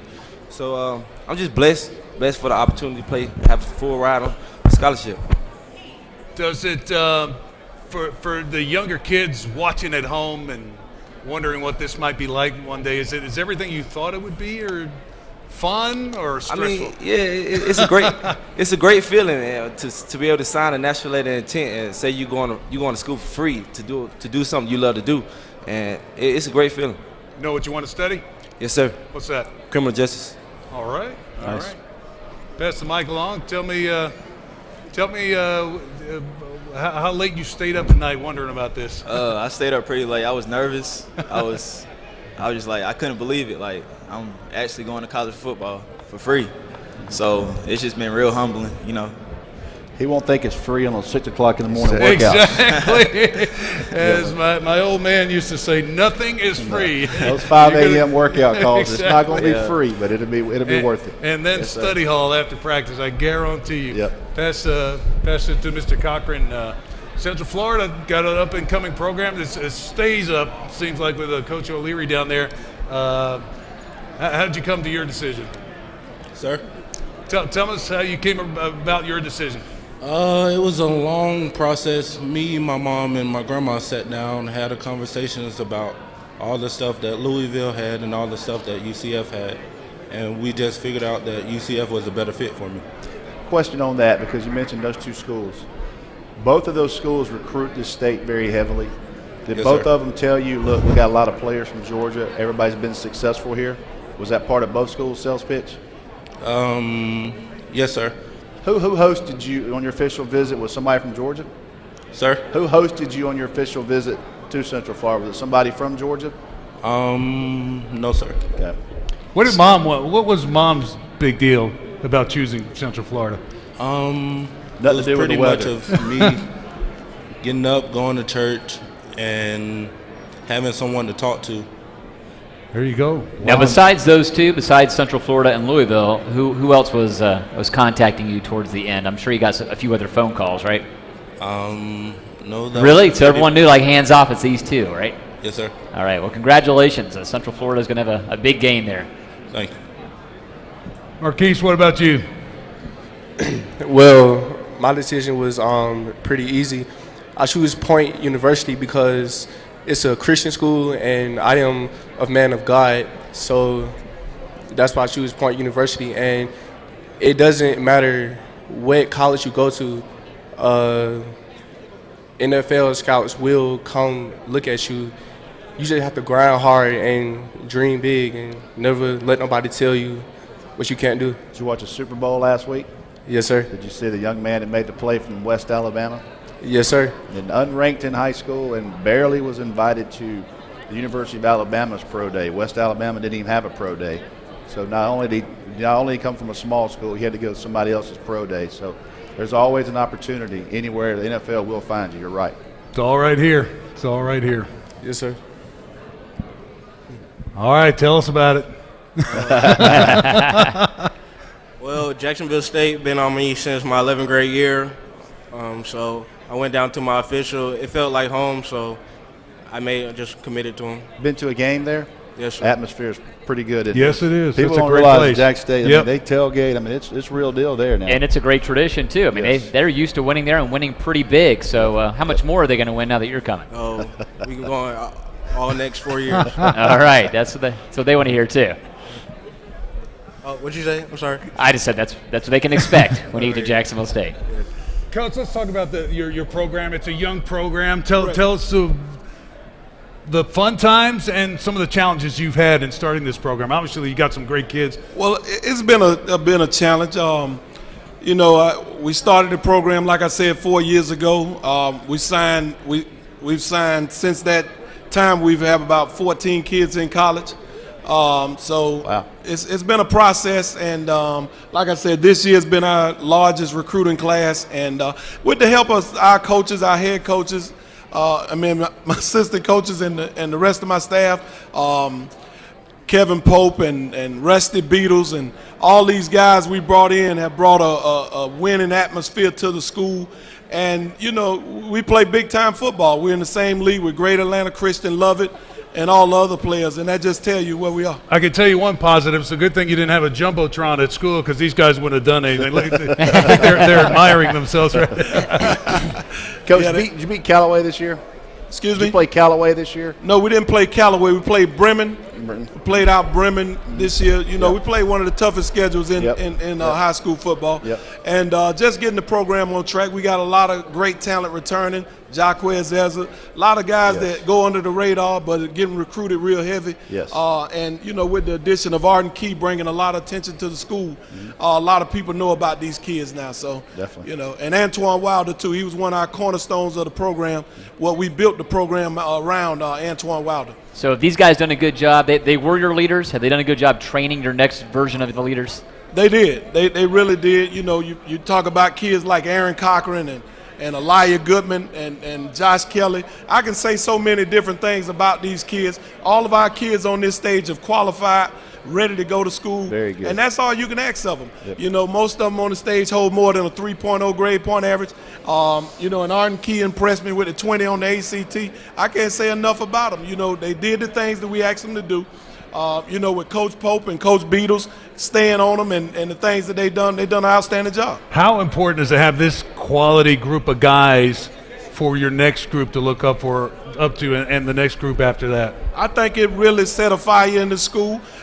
Just today, like I said, I mentioned Jaquez Ezra, but we have William Poole. I can name so many other kids that are top-rated kids that are going to be to come, and they're just freshmen and sophomores. So we're loaded and we're ready to go, and you'll see a big thing from Hakeville Charter coming 2015. We'll see you back here then, right? You definitely will see us back here next year, and thank you for inviting us. Amen to that. Thanks. All right, appreciate it. Hakeville Charter. I love it. So, Rusty, what's shaking in the recruiting world real quick? You mentioned the coordinator from UCLA. Trying to break some news. Let me just say that. Usually you would figure by about 2:30 on Sunday the news has all been broken, but there's still more to go. I really thought at 2:30 I was going to be in cruise control, nice drink over here, sitting behind the counter. But obviously it's not. The day is not done, and one guy we haven't talked about, Terry Godwin, still yet to decide. 5-star wide receiver out of Callaway High School. So committed to Georgia, but he's going to make a final decision on TV tonight on Fox Sports, and he will decide between Georgia and Auburn. Wow. So there's a lot of work to be done. A lot of work. A lot of eyes still on some guys. Yeah, we got Stevenson High Schools queuing up to join us right now. Now, obviously, if you got the list in front of you, you see that it's about 25 guys or so. But we got a good core here to get us going. So let's get the microphone set up and have these guys introduce themselves. How's that sound? What did y'all do with Coach Gartrell? Is Coach Gartrell here with you guys? I haven't seen him. He's got the other half of the signing group. Really, maybe they have to split multiple signing day events. Yes. Well, tell us who you are and where you're going to be attending college next year. Drew Harris, Valdosta State. All right. Hey, no. Let's go ahead and we're going to stick with you, Drew. Let's talk about your decision about where you're going. Valdosta State is a really good environment. I got a lot of family down there. Hopefully, I'm going to get a lot of play time. So, what position do you play? Defensive end. Okay, do you think you see a chance to get on the field as a freshman then? Yes, sir. Is that one of the reasons you chose Valdosta State too? Yes, sir. It's nice to play. It's better than not playing. That's true. All right, congratulations. You learn all sorts of stuff out here. You really do. The 18. Tell us your name, where you going, and what led to your decision. My name is Antoine Roebuck. I'm going to Antelope Valley College, and I chose to go there to really get better as an academic student, and just grow as an athletic student too. And that's all the way out in California, right? Yes, it is. Now, how did you guys get hooked up with the Antelope Valley? Just talking to the coach, talking to a lot of coaches. They'll look for talent everywhere. So in 2 years, you're gonna get yourself bigger, stronger, better prepared. Is there any schools, four-year colleges that were talking to you about going to Antelope Valley? So maybe they'll circle back around during the next recruiting process for you. I talked to Howard State University, and that was about it. Okay. Well, you'll get a lot more looks being in Antelope Valley. That's a pretty good program. We've got a lot of coaches coming around. Good luck. Hey, my name is Christian Johnson. I play defensive line, and I'm going to attend Delaware State University. All right. Awesome. Well, I chose that school because they gave me a full ride, which you can't really turn that down. No. And the coach, he seems like a very good guy. He just got there not too long ago. As a matter of fact, he just offered me, say, last Sunday, matter of fact. So, once that came, I couldn't turn it down because I had other offers, but this one was the best. And I also know the head man over all the athletic equipment. He was actually the head man. When my dad went to college and played football, he was the over the athletic equipment and stuff like that. So wow. Oh, you got a connection. He's an institution, that guy, isn't he? He's been there forever. So, I go up there, I know somebody, Delaware State, a big-time FCS program. Joe Flacco, I think, went to Delaware, didn't he? Okay. Oh, his picture might be on the wall up there. All right. Austin Sanders. I'll be attending Mississippi Valley State University. All right. I chose that college because I have a whole lot of options, and that was the best one, to be honest with you. There you go. Tell us, Austin. Tell us about going to Stevenson. This, for everybody watching, this is not an atypical site. Stevenson turns out some great athletes, kids that move on to the next level. What is it about playing for Coach Gartrell, the program, that makes it so successful? We just bring out a lot of athletes. Just good. It's that simple, right? Simple. But, I mean, good players attract more good players, right? I mean, that's just kind of how things get going. So, okay, here you got to know this trivia question. What's the most famous alumni of Mississippi Valley State? Jerry Rice. Okay. If you didn't know that, scholarship should be yanked right now. So. Yes, good job. Good job. Avante Patterson, play running back. I'm going to Garden City Junior College. Well, I chose them because I like the coaching staff. They make it feel like home. They made sure I'm graduate. They promised graduation to me, so that's important. And really, I like the facility, and I'm just ready to play football over there. Well, you're going to be part of the Kansas junior college system up there, which means you're going to be pretty heavily scouted. All right. What are you going to have in that film for them to see in a couple years? It's coming real soon. Okay. Real soon. All right, congratulations. Thank you. Dick Marshall, Garden City. Oh, yeah. I'm Cortez Logan, and it's right up there. Hold on. Check yourself out. Hey, let's take a picture. Does that work? That work for you? All right, that was good. That was good. I'm Cortez Logan, and Reinhardt University. And the reason I chose Reinhardt is because for the last couple of years, Stevenson has been running wing T, and Reinhardt runs wings T. So I think I will be able to fit in that offense and, become better at my blocking and things like that. So have you met some future teammates? We've had a lot of Reinhardt kids. Yeah, I seen them. I just got here kind of late, so I didn't really get to see them talk. Okay, could have been doing some roommate shopping. You got here a little earlier. Which is very important. Yeah. You're going to have a big mirror in your room, I guess. It's a must. All right. Well, good luck at Reinhardt, a new program, and I hope there's a bright future for you there. Thank you.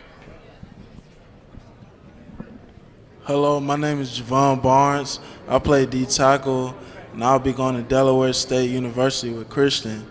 The reason I chose Delaware State is, like Christian said, it's a full ride. My parents won't have to pay for my college education, and they're going to let me play D tackle up there. Most schools recruited me as a center, but me myself, I think I'm a better defensive player. Right on. All right. Take yourself out. Take yourself out. My name's Derek Chanel. I'm attending the University of South Carolina. The reason I chose that school is because basically when I went on my visit, not my unofficial visit, I toured the campus and stuff, got a chance to meet the academic advisor, visit the new facilities that they will be putting in when the freshmen of the class of 2015 came in, and I liked it. And when I took my official, I got a chance to meet some of the other commits that I would be playing with my next 3 to 4 years. So, and it was pretty fun. The whole official visit was fun. So that's the reason I chose South Carolina. You've been committed for a long time, correct? Yeah, since my sophomore year. Yes, a long time now. Wow. And as far as I know, any wavering at all? You've been South Carolina the whole time? Yes, sir. Anybody come in on you kind of hard and try to change your mind late? Georgia. And, the guy next to you, in other he had words. He had to ask Chauncey for permission. You see I saw that. Chauncey gave him permission to say that. Yeah. So, other than Georgia, Clemson, and I talked to Auburn a lot, but I stuck with my decision. I'm sure you're friends with Bryson Allen Williams. Yes, sir. Very popular South Carolina player out of Metro Atlanta. Yes, sir. All right. All right. Good luck up there. Thank you. My name is Chauncey Rivers. I'm going to the University of Georgia. And I picked Georgia because I got a good relationship with Coach Pruitt because he came over from Florida State, and we just created a bond ever since he came there. So the first week he got there, he came to my school and offered me the first day. He told me he wanted me to be a Georgia Bulldog. And I have a good relationship with Coach Rock. I mean, one of the great defense coaches ever. You flipped from South Carolina to Georgia. Yes, sir. I don't want to get Dexter mad. That happened pretty quick after Jeremy Pruitt got there. Was that immediately? Did you know right then, I'm going to do this quickly? I mean, for a long time, I always wanted to go to Georgia, and I had been working for the offer for a long time. So, I mean, when they finally offered me, I couldn't let down the opportunity, so I took it. You're coming in a defensive line class that on paper could be one of the best ones ever to go through Georgia if you handle your business. What's it like coming in with Jonathan Ledbetter, Trent Thompson, and those guys? Have you thought about the opportunity you're going to have playing with those guys? I mean, it's a blessing. I mean, you putting together a class that's going to be unstoppable. We got one of the best recruiting classes to come through Georgia. So, I mean, we're going to get out there when we get out there. How much are you keeping up with the Roquan stuff? I got you. And that'll be that. All right. Yeah, I need to talk to you off stage in a minute. My name is DeJuan Ford Jr. I'm going to be attending South Carolina State University, playing quarterback. Another Bulldog. Yeah. So what's it look like at South Carolina State in terms of playing early? Is there already a starter there in front of you, or is it an open competition right now? It's an open competition. I'm ready to compete. I'm ready to start, so yeah. All right, what are you going to major in there? Mechanical engineering. They built a new building there, so yeah, it's a good choice. Great pick. Okay, good luck. It's a great field. You're going to be doing something important pretty soon. Yeah. And you're a good man for sharing your seat down there too, so you get bonus points for that.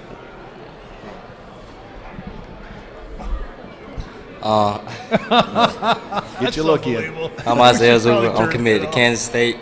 The reason I chose Kansas State because when I went on my visit, it was like a family. Me and my family, we connected with the coaches, with the players, with the fans, with everybody. It just felt like home. Do you know any of the guys from the state of Georgia that are going to Kansas State? I'm seeing a trend. They're starting to recruit this state a little bit heavier. A young man in my area, Kalen Heath, running back at Cartersville, who's going there as well. Are you starting to see that? Are they telling you they're going to make Georgia a priority? Well, yes, sir. They said they need some real good athletes from down south. So, me, Kalen, Duke Shelley, we all going up to Kansas. Did you guys take an official visit together out there? Yes, sir. That certainly helps. Yeah. All right, well, congratulations, Stevenson High School. Thanks for joining us again, as usual, in a big group, and it might even get bigger before the day is over. We'll find out. But thanks very much. Good luck, guys. No problem.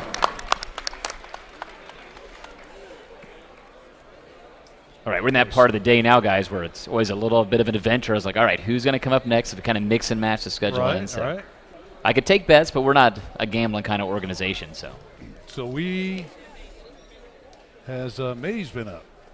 No, I think that this could be is it. Mays right here, yes. I believe so. No, not Mays. Nope. This is probably Best Academy. Coach's Best Academy? Is that correct? Coach Moore? Coach, we'll let you introduce yourself and introduce your players as well. Joshua Moore, head coach at Best Academy High School. With me I have Tyler Gibson and Deshaun Waller. Coach, how are things going down at Best Academy? It's still pretty young program you have going on there, so tell us about the development. Things are going pretty good. We just finished our 3rd season of varsity football. Last year was our 2nd. We made it to the playoffs and had that, I guess, semi-historic game with Carver Columbus going to triple overtime. This year, we had a little tough year, but, we were playing in arguably the toughest region in 2A, along with Hapeville and Lovett and GAC and Holy Innocents Wesley and all of those guys. So, we had a pretty tough schedule on our hands this year, along with our non-region schedule with Central Carrollton and Callaway. But the program itself is growing. We only had 3 seniors this year, and we were loaded with juniors, and we played a lot of freshmen as well this year. So these 2 guys are probably really important part of your leadership for that team. You got some guys ready to take their place? Well, it's hard to replace these 2. We're going to have to do it by numbers. We can't replace these 2 by 2 individual guys. We're going to have to do it as a collective effort. These were 2 cornerstones of our program that really set the foundation for our program. I mean, Tyler, he's been holding it down for us on the offensive defensive line since he's been there. Deshaun has been one of the top players in the state since he's been there, really carrying us on his back along the way. Tyler, tell us a little bit about yourself. Where are you going? My name is Tyler Gibson. I'm going to, oh, Lord. I chose that college because it's the best fit for my family. And I get to play the side of the ball I want to, D-line. I get to get out the people, and I get to come in and start. You're going to be like the biggest guy at Bennett College, aren't you? I mean, you're no kicker. You're like 4 kickers put together. Yes, sir. So I imagine you're thinking, and I'm thinking the same thing. You're going to play probably as soon as you get there, aren't you? Yes, sir. Okay. What do you hope to major in at Bennett? Electrical engineer. All right. Nice. Way to challenge yourself. Nice. Good job. All right. Let's talk to your even bigger friend right there. Deshaun Waller, Best Academy, and I'll go to 10 Hutchinson Community College. You're going to the Hutch. This young man right here, and we have not met, and I apologize, but I had coaches from Greater Atlanta Christian call me. I had coaches from Callaway call me, and everybody told me I need to check you out. So I did. I checked your huddle out, made some calls, and I know going to Hutchinson, which is an unbelievable program there in Kansas. Alvin Kamara, a young man we covered a couple years ago, had an unbelievable year this year there, went on to Tennessee.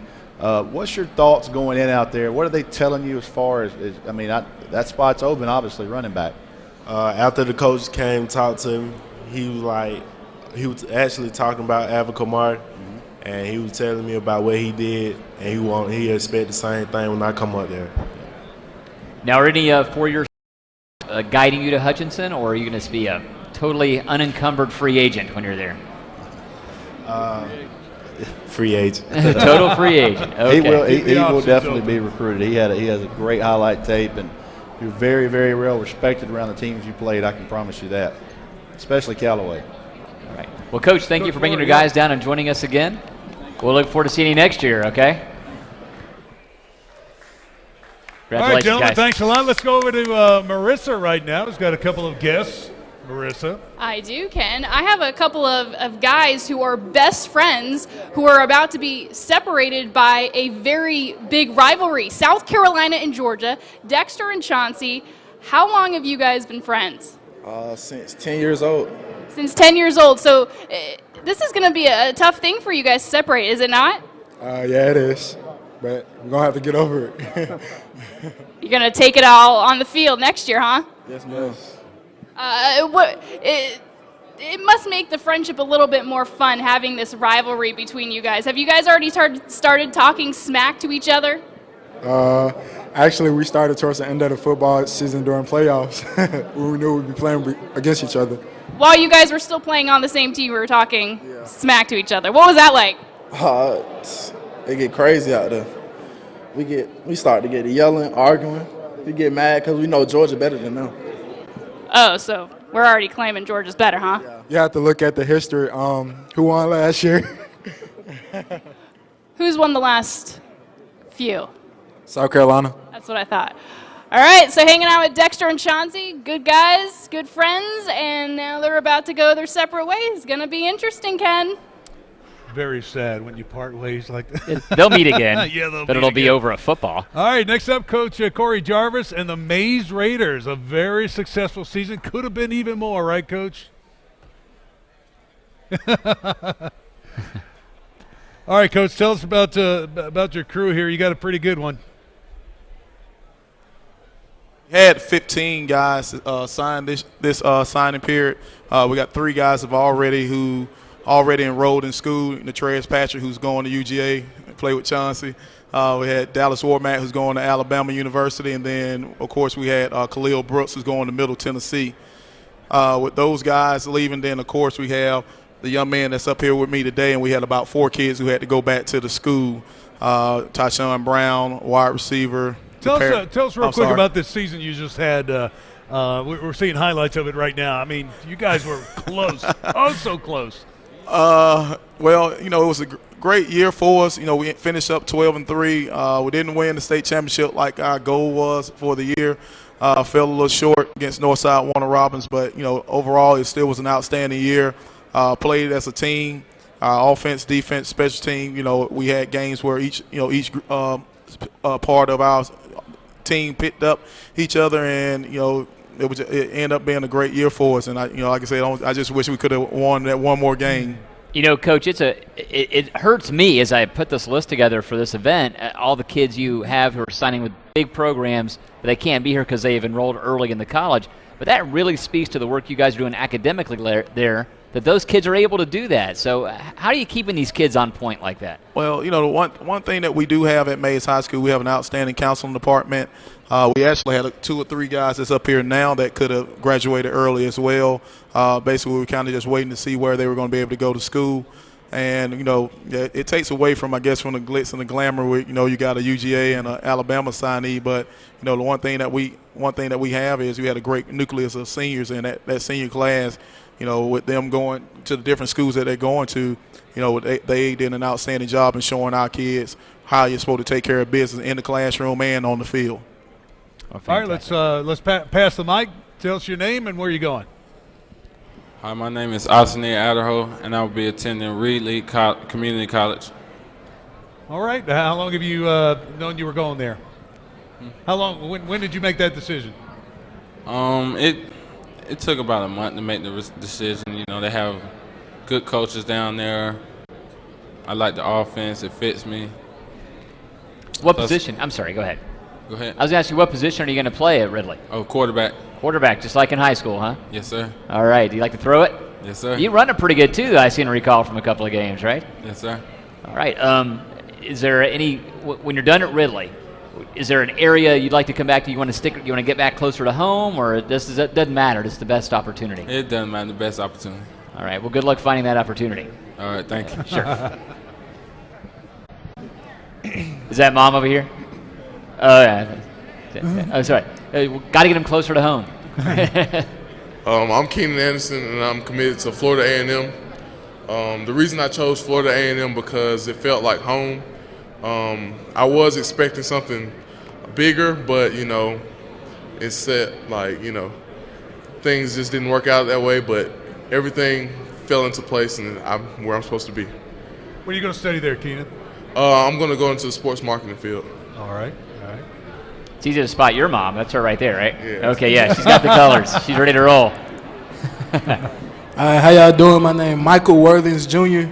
I'm committed to Clark Atlanta University, where I'll be playing center. I chose Clark because, one, that was my best option. I actually just committed Monday. And the reason I chose to commit because when I went on my official, it just felt great. I've been around Clark all my life. My mom actually graduated from Clark. So I've been around Clark all my life. It felt good just to be right here at home. It's pretty convenient for the family to come see me play. And there I'll be playing center also. So it was a great decision. Congratulations. How old are you? You look like a full-grown man. I swear you should have a kid up on the stage committing today, I think. Nah, I'm 18. I'm 18. You have been fed correctly. Kudos to your mom. Did a good job. Thank you. All right, good luck. My name is Malik Mackey, and I'll be going to Hampton University because I went over on my visit. It felt like home. I got along with all the coaches and all the players over there, and it just felt like home. Awesome. All right. Congratulations. What position are you going to play at Hampton? Offensive tackle. Offensive tackle. What's their depth chart situation? Think you might have a chance to come right in? Yeah. I actually got a chance to start over there, but there is going to be a lot of competition, so I just got to fight for my spot. Can't be afraid of that, right? Yes, sir. All right. Good luck. Thank you, sir.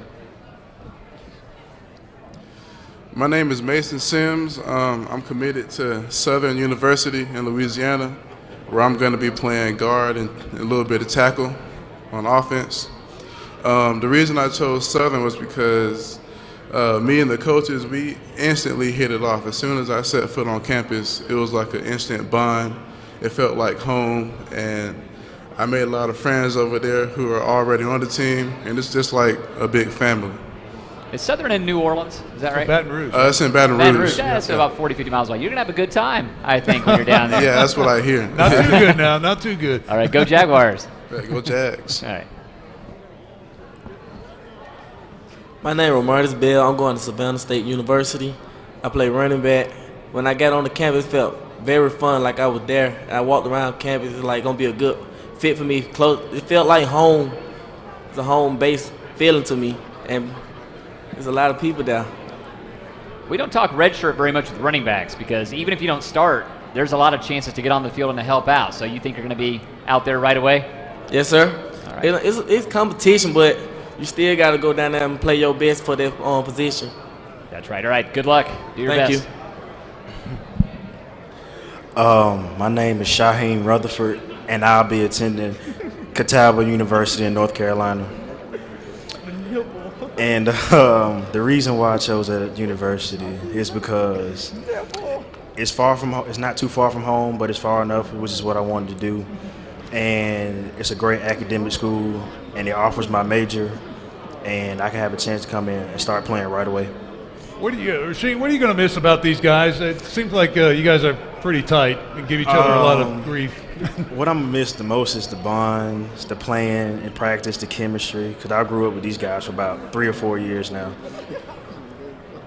Well, even though you don't look quite as old as him, you have a very mature sweater. So I'm going to say you guys all look like you are ready for the next level. You really do. And thank you, Coach. Thank you, guys. Guys, we really congratulations, Coach Jarvis. Great job as always. Coach, we will see you next year again, right? All right. Thanks a lot. All right, where is Merissa? I believe she's got a... I'm behind you. There you go. With nope, the other way. With our friend from Smack High. There she is. All right, so, Ken, we all know that we love the hand around here at High Five Sports, but now we have the Smack High hand. And what is Smack High? We have the co-founder of Smack High, Giuseppe Stuto. Tell us a little bit about what Smack High is all about. Yeah, so we started off in mid to late 2013 as a joke, actually. And it was just one Twitter account originally where high school students could submit whatever relevant and real news they thought was made sense to them and they wanted to hear to us, and we'd post it. Friendly Smack Talk was the majority of it around sports. Then we found ourselves explode to 24 states, over 600,000 subscribers, and we found that students just there was really no place where they could access news that they cared about and that was relevant to them. So that's what we provide. It's what we've aimed to provide for them, stuff that makes sense for them. And we like to say that we give a voice to the voiceless. Because high school students, unfortunately, there's no grand kind of scale media outlet for them and only for them. So we're trying to do just that and build that out for them. And what we were talking about earlier is that, kids these days, people in general, they all have cameras and video cameras on their cell phones. So this has really provided a way for them to, take pictures, take videos of their favorite school and get it on the air. Exactly. As we were saying before, as you said, the last 5 years or so, smartphones have exploded. Teenagers, all of them have it now, so they are the content producers themselves. They take pictures, they take videos, and they like to see their work highlighted, and we're a way for them to get their work highlighted. Which actually brings me to my next point that I wanted to bring up was we're a big opportunity for students looking to get into communications, because there really is no other way for students, especially at the high school level, to get this type of experience, to shoot stuff out to tens of thousands of followers. I mean, here in Georgia, we're blessed to have roughly almost 50,000 followers, and I think that it's a great opportunity for someone wanting to showcase their work. So tell people how they can use these to get in touch with you. So follow us on Smack IGA. Number one, tweet us your best content. We're looking to recruit blog columnists and sports contributors to submit to our website as well, which was just recently released. And if your content's good enough and popular enough, we'll post it, we'll give you credit, and maybe there could be a future for that person with Smack High. That's about it. Perfect. So don't forget to follow Smack High at Smack High GA on Twitter. And don't forget to follow us on High Five Sports. That's, of course, at High Five Sports. Guys? All right, Marissa, we're certainly enjoying our relationship with Smack High. So far, so good. Right now, we see a lot of great student sections, but the West Hall High School Spartans have something no other team does. The coolest school resources officer on the planet. Let's listen in. Student sections are all the rage these days. Some of them even have their own Twitter accounts. There's the Rowdy Raiders of North Forsyth. Milton has the Bravehearts. And if you go to the largest school in the state, you're a member of the Creeks Freaks. But no one has a student section quite like this. School Resource Officer Ben Williams is front and center with the 12th men of West Hall High School. I go down there pretty much every game time, and I'll high-five them and stuff like that. His stoic pose in front of the Spartan student section hit the Twitter sphere a couple of weeks ago, and then Williams had an idea. Actually, I went up to them and I said, listen, let's do it. Williams proved that the long arm of the law can end up in your face in a playful sort of way. Now it's the background of the High Five Sports Facebook page. Went up there to them and I said, all right, guys, this is it. Come on, let's get it done. And, man, they participated. They jumped right in head first, you know. They did great. And if that wasn't enough to prove Officer Williams isn't too cool for his school, check him out during yesterday's pep rally. He was all over the kit as a member of the faculty band. Does your gun get in the way when you're trying to get that rhythm going? I'm sure that probably has a little bit to do with the center of gravity. I would say yes, yeah.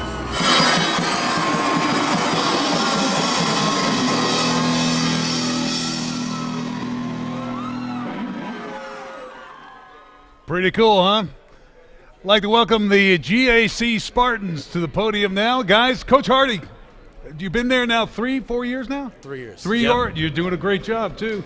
Well, it's a fun day to be here. We're excited about having a great group of guys. We have 12 young men who are committed to play at the next level, and just excited about each one of these guys and their opportunities. Great group you got here. Tell us first your secret to success, because GAC just been coming on in the last couple of years. Great players. These guys are working really hard. Makes you a great coach, doesn't it? Exactly right. The guys have done a great job and really invested. These guys are different than they were 2-3 years ago, and so they put great time and effort and energy in, and really have invested and created their own opportunities for themselves. Well, these guys are admiring themselves up there. What are we looking at up there? Some highlights from earlier in the season, I guess. Say, Coach, this is a really big class. I mean, it's a big group for you guys. How are you looking at replacing these guys, not just from a physical standpoint, but also from a leadership standpoint? Well, you know, exactly right. I mean, we were successful because we've got a great group of seniors. These guys have done a tremendous job, but there's other guys that aren't here today, young guys, who it'll be their turn next. And so excited about them stepping up and making progress. We have some marquee names this year that people know, and that's great. Next year we may be the no-name band, but we'll be ready. You can count on that. As you look back over the last 3 years, what can you put your finger on was the key to get yourselves in this position? I think team. I think guys have bought into everybody. We have a bunch of guys up here, obviously individually have accomplished stuff. Otherwise, they wouldn't have these opportunities. But we've all put those individual things aside so that we could be successful as a group. And that's why we've been good, because we've poured into the team and poured into each other. All right, let's meet the guys. Say your name and where are you going? I'm Tyler Cooksey, and I'm going to Georgia Tech next year. Tyler, tell us a little bit about that decision. Take your time, everybody. Oh, okay.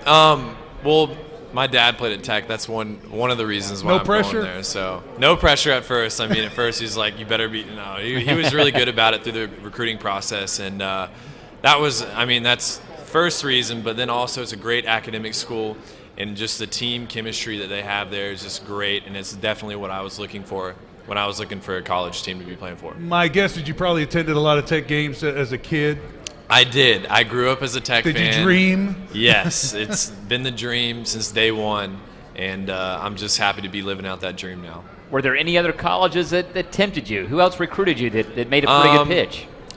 When it came down to really the crunch time of it, I was really thinking about North Carolina and Clemson early on, but then I kind of strayed away from that. And those were really, I really loved UNC and Tech at the end. And those were the two that really kind of I was choosing between, and ended up being Tech. So I'm happy with my decision. Now, what position will you play? I'm going to be playing inside linebacker. Inside linebacker.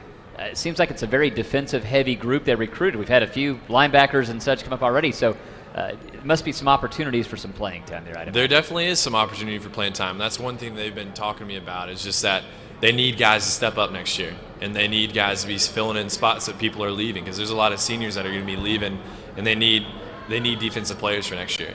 So it's a great opportunity for me and for other guys that are coming in the 2015 class, and hopefully it is, they've been saying, the best class that Paul Johnson's had so far. Well, we got to ask the final question. If you're going to Tech, what are you going to major in? As of right now, it's going to be business, but maybe engineering. Who knows? We'll find out when I get there. Tyler, we're going to get a look at Coach Johnson right here. Tell us a little bit about him. And I know he's a big Twitter guy, but what have you been able to gauge from him personally? Paul Johnson is an interesting man, and I mean that's the only thing you can say. I can't say anything bad about him. And I mean, people can be critical about how he runs his offense and everything, but this year he really showed people that he can do it. And if he has the right guys, he can really be successful. And just he just has to have the right group of guys, and that's what he did this year. And he's a great guy. If he tells you something, he means it. He's not going to try to put something behind your back or anything. I mean, he's a very well-spoken and is right to the point. We all talk about Tech's offense, but they're coming on defensively too. That had to play a big part in your decision. They had a great season defensively. In the beginning, they had some shortcomings, but they ended up being very successful. Ted Roof has done a great job with just the defensive scheme. And I mean, I've sat down with them many, many times to be figuring out what I'm going to be doing next year. So I'm really looking forward to being there next year and helping out in the program. So. All right. Good for you. My name is Paul Carruthers, and I will be attending the United States Naval Academy and playing football there. So another Paul Johnson connection right there. There you go. Yeah, there is. I've heard a lot about it. So I've kind of wanted to play Tyler, see if that could happen. But now that we're in the AAC, I don't think that'll happen anytime soon. But maybe. What position will you play at Navy? Inside linebacker. Me and Tyler played side by side. You were the twins. So you never had a chance to go head to head. Truly, we did a practice, couple right? times. Yeah, did a couple times. Now, what are you looking forward to at Navy? I mean, if one thing, you got to practice against that offense all the time. You guys must both have to kind of wonder how that's going to be, right? I mean, the only thing I've thought about really is people going at your knees when you go to the college level. So I think that's one thing you got to worry about that in high school you don't really have to worry about. But, we got a lot of things very similar, and, I'm excited on where I'm going, and I think they got something going there and a great program. Paul, were you ever a fan of the Army-Navy game? To this day, every time I watch, I get chills up my spine. What a spectacular event. How much did that play in your decision? Yeah, that really did. That's one of the greatest games ever played or ever created, and it's most fun to watch just because there's so much tradition, so much legacy, and so much going on, and everybody's rooting for one side or the other, whether you're affiliated to Army or affiliated to Navy, and that's really made a big. I had two older brothers, and one attended the Naval Academy, and another one's still in it. And so that's a fun game to watch and a fun game just to get all fired up about. And, when it comes down to it, we're all one big family. But, inside the rankings and inside everything else, it's go time when it's, when you get on the field. So. Have you allowed yourself time to think about life beyond football, maybe being a captain of an aircraft carrier? Yeah, I really have. I've thought of, flying. But just like Tyler and I's schools, they're very engineering oriented, and I like business, but I also like engineering and meteorology, and so I've taken a look at those interests and really looked into those, and and I don't really know exactly what I want to do, but you'll get we'll there. See. You'll we'll get see. there. Yes, sir. All right, Thank Paul. Jacob Rose, Lafayette College. Tell us about your decision, Jacob. It was a great mixture of academics and a good football program for me, so it was the right fit in a sense. Beautiful campus. I was born in Minnesota, so getting back up there in the cold weather, and it's just a really good fit. Good competition, maybe playing Paul in the next 4 years, so a little bit of competition going on there, so looking forward to it.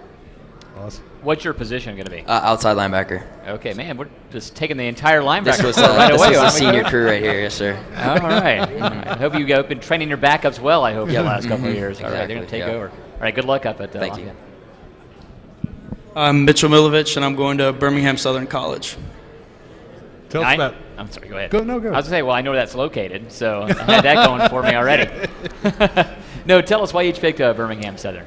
Okay, well, I've been getting recruited by much of the schools in the SAA, Barry, Birmingham Southern, Swanee. But when I went on my official visit up there, I just kept asking myself, can I see myself going to this school? And Birmingham Southern just felt like home. It's close. They've got a great football team. We actually had one of our guys go up there last year, and just had a great feeling when I go up there. And I actually get to play DJ, who you hear from later, who's in the same conference, so I'm excited about that. Yeah, so even though it's close, you apparently could have gotten much closer to home had you wanted. So maybe a little bit of distance isn't a bad thing. Close to home, but not too close. Yeah, that's always the goal, That isn't works. it? All right, well, good luck at Birmingham Southern. I'm sure you do well. Jalen Venable, Stetson University. What drew me to my decision was it's a great education at Stetson. The warm weather in Florida, it's right outside of Orlando, and it's also like 30 minutes away from Daytona Beach. And I just really felt a connection with the coaches, and they're looking for an athlete to come in and do some things on offense and special teams, and that's something that I'm looking forward to. What position you play? Running back. All right, thank you. Justin Finn, Case Western Reserve University. A main part of my recruiting process was academics and athletics, and Case Western offers both in a tremendous way. They got a great program up there that I'm looking forward to be a part of next year, but also academically it's a fine institution. What do you hope to major in there?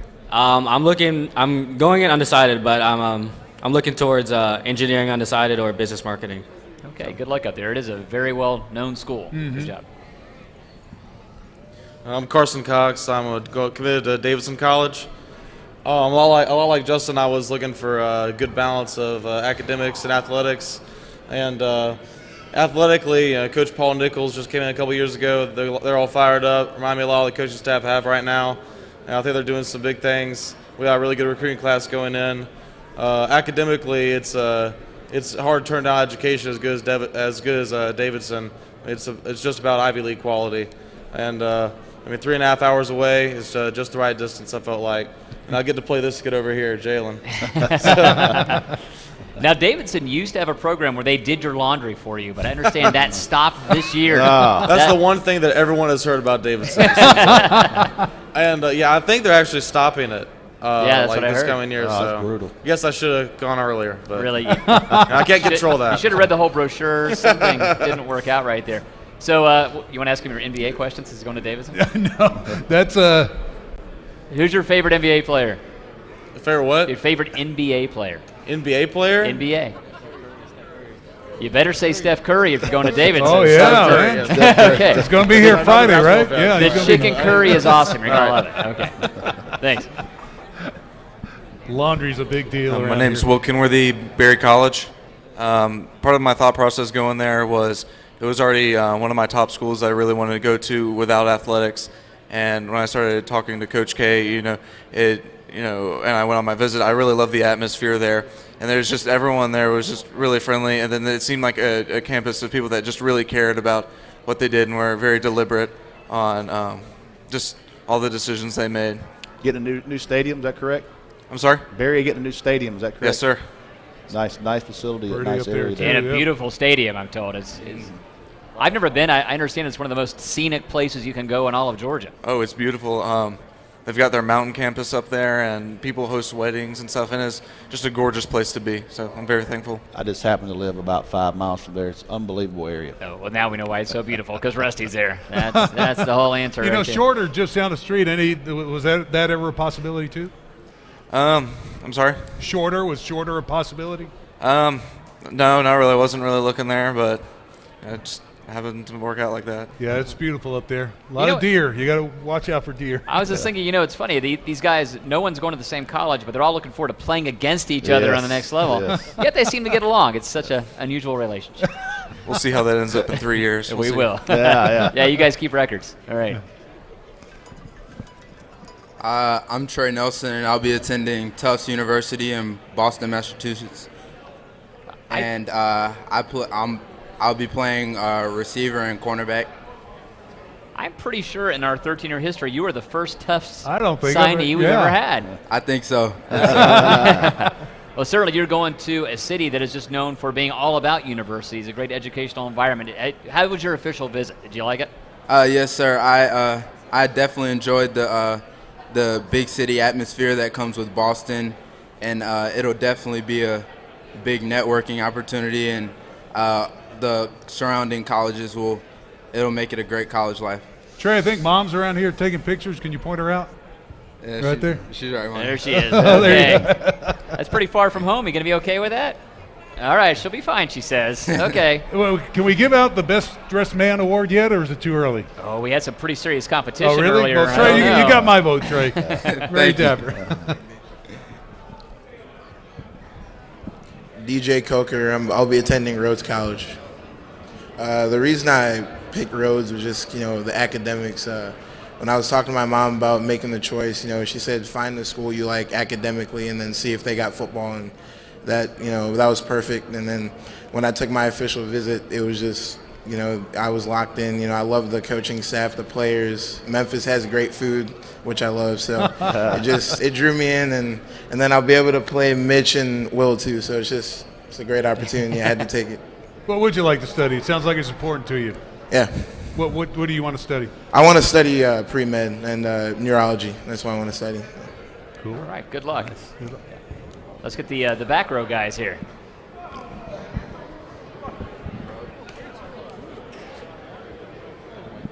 My name is Darius Slayton. I'll be attending Auburn University. All right. When'd you come up with that decision? Let me know that. That's pretty well known. I officially committed yesterday, but I officially signed with them this morning. I think I have done more interviews this week on what is Darius Slayton going to do without talking to Darius Slayton all week. I knew Darius from talking to you in our relationship. It was pretty torn all week what you're going to do. When was your final decision? I'm going to Auburn. Was it a few minutes before you put that tweet out, or did you know yesterday afternoon? What was kind of the process the last 24 hours? Well, kind of the day before yesterday, I started thinking about it, and I was just trying to imagine myself attending school there so I could wrap my mind around making the decision. And then sometime just yesterday afternoon, it just hit me, and I just decided to run with it after that. What was the staff reaction when you told them? They were excited. Coach Malzahn was really excited. Coach Craig was really excited. He's a little dramatic, but it was a lot of fun to be able to speak with those guys. Good deal. Congratulations. Thank you. Well, real quick, and I know it's tough. How hard is it when you got to tell the other staff that you've made this decision? It must be a really difficult phone call to make. Yeah, it's very difficult, especially when you've established a relationship with those guys. And the coaches over at Georgia are great guys. They're all a great group of guys, great group of coaches. So, it was very difficult to turn them down. But, you just have to do what you got to do sometimes. Tell us about playing time. Do they make promises to you about playing time? I mean, that's a program that a lot of great receivers gone in and out of Auburn. What have they told you about that? They really just they gave me the truth of their situation. They have 7 wide receivers on scholarship, and as of right now, I'm the only committed one as far as today goes. So, it really is a good opportunity over there, and that's really all they pitched to me. They didn't promise me anything. How much between balancing Georgia and Auburn? How much did that play into it? It was a tough battle. It was a struggle. You don't get much out of him, I promise you. I've covered him for 2 years, and he plays the game very well. Well, we understand it. It's difficult. The recruiting process is, especially, I think the more options you have, the tougher it gets. Does that seem pretty fair? Definitely, especially when you're recruiting to two great institutions. That just it makes it all the more. Who helps you make a decision like that? A lot of people. It takes a lot of people. Probably more people than you'd like are trying to help you with that decision. Definitely. Definitely my parents helped me a lot over these past few days, just whether it was praying or discussing it or, just giving me wisdom on how to make decisions. They definitely played a huge role in helping me make my decision. Well, next to getting married, this is the biggest decision, isn't it? That's Close? Right. That'll be the next one up, though. All right. Thanks, Darius. We appreciate the time. All right. Good luck. Micah Abernathy, University of Tennessee. Another young man I've covered for quite a while now. And Micah, a lot of people that know Greater Atlanta Christian know you primarily as a running back. You played running back there for Greater Atlanta Christian, and you're going to Tennessee at a different position to play defensive back. What's your thoughts on that, and when did you come to that realization to say, you know what, my higher ceiling is on the defensive side of the ball? Well, I was actually given wisdom by my dad. He kind of came up with it, and at first I was kind of against it, but then I thought about it, and I felt like that. I felt more comfortable there in my heart, really, and I'm getting more comfortable there in my body on the field. So I feel like I have a better ceiling there. It has nothing to do with 7 cornerbacks being drafted in the first round last year and 0 running backs. I'm pretty sure of that. You got down. Did you get down to Georgia, Tennessee? Is that where you were as well? Pretty much, yes. What was in the end, that was a pretty highly publicized recruiting. What was in the end, what said, you said this Tennessee's a place for me? Well, at Tennessee, I was more comfortable there with the coaching staff, with the players, with the incoming recruits. It was more of a comfort. It was more comfort because, Coach Jones, he coached my brother at Cincinnati, and I kind of knew him before, and I knew other coaches, and it was more about comfort than anything. You went through, last question for you. You've been through a lot, both of you guys, Darius as well, a lot of you guys have been through a lot of offers, a lot of visits, official visits. What would you tell a sophomore that came up to you and asked you about the recruiting process? What pieces of advice would you give a guy that's about to go through the Division I recruiting level? The biggest piece of advice I was given was to make your own decision and to be patient. You don't have to rush for anybody, and just make your own decision. Y'all definitely were patient. We've got 2 of you playing here at GAC. What do you remember about all this? So it was a great time, and I'm definitely going to miss it. So, Micah, was it helpful during recruiting that you had gone through this with other members of your family before? You kind of knew what to expect in terms of the letters and the offers, and maybe it's committable, and maybe it's not, and all that kind of stuff? Well, my brother went through it, so he gave me advice and his wisdom on the situations and what was real and what was recruitment. So I had a really good source. All right. Tennessee's loading up. Tennessee's had 2 big classes in a row, 2 right, in a row. Rusty? Absolutely. Had a big one today. Big class today. All right. Are you going to be the class that gets them right back where they used to be? Let's hope so. I'm sure that's a theory. Tyler, let me wrap up with Tyler here. It's kind of a weird transition period for all you guys emotionally. You're leaving one school, going to another. Can you kind of encapsulate what it's like to be in this situation? To me, it's another chapter of life, and I've been gracious enough to be able to fight with these guys and blessed to have them as my brothers for the last couple of years. And I don't know if everybody knows, but I started my junior year is when I started playing. And I was all baseball before that, and I came out for football, and I got hurt, I think, the preseason game, and I was like, I don't know if I want to do this, and I wasn't starting at the time. And then I have to thank Paul for this, because Paul took me under his wing and taught me just everything that I know. And we started, banging people up together. So a lot of people.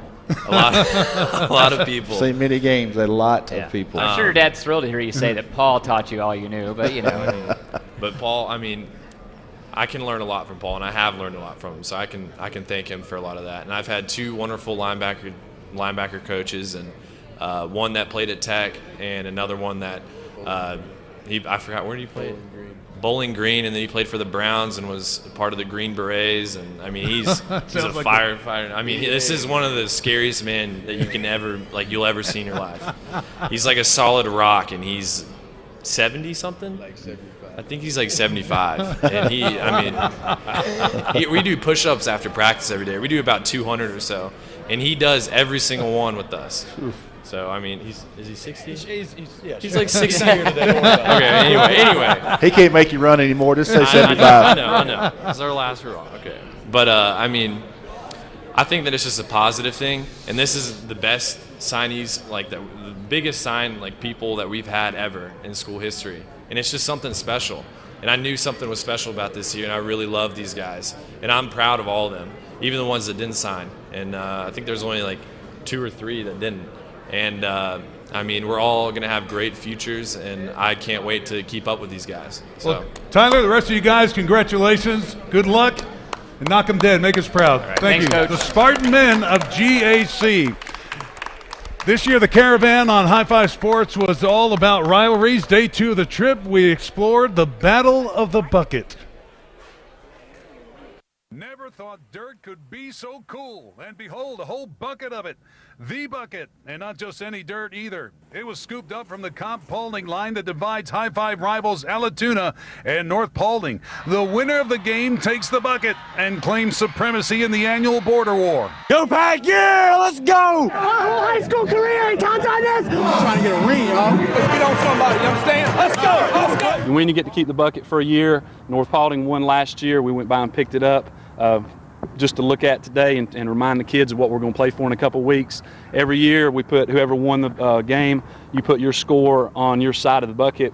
Their side is on the other side. This side shows you we've won 3 times, they've won 3 times. So it's been a pretty evenly matched rivalry, and I think that's what a rivalry is when both teams win. The Buccaneers want it back, and they won't stop until they get their hook into it. Following a 7-4 playoff season, they're starting with a clean slate. The kids are in your face and ready for action. But suddenly it happened. For the 3rd time in as many years, an Allatoona student stole the High Five hand. A check of the security cameras found the suspect making his way through the building and out to the parking lot, where his dirty deed came to an abrupt end. So like I'm saying, I can't believe the hand was... That's him! Whoa, whoa, whoa! That's him! Get back to class. Yeah, you get back there. Got the hand, but thank you, officer. You're welcome. With normalcy restored and the hand in hand, we set out for the other half of the rivalry, the Wolfpack of North Paulding. High Five Sports with the honor of returning the famed bucket to Coach Scott Jones. To keep it, it's going to be a challenge this year. Coach Varner does a great job over there with his guys, and, we're going to have to rally. It's going to be war, and, I hope we can hang on to the bucket. North Paulding Wolfpack is in your face!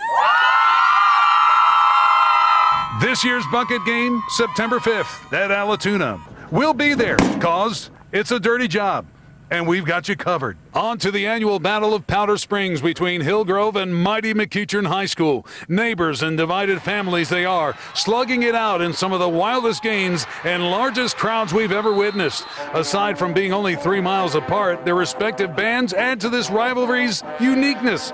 During pregame and halftime of each contest, the Hillgrove and McEachern bands play together.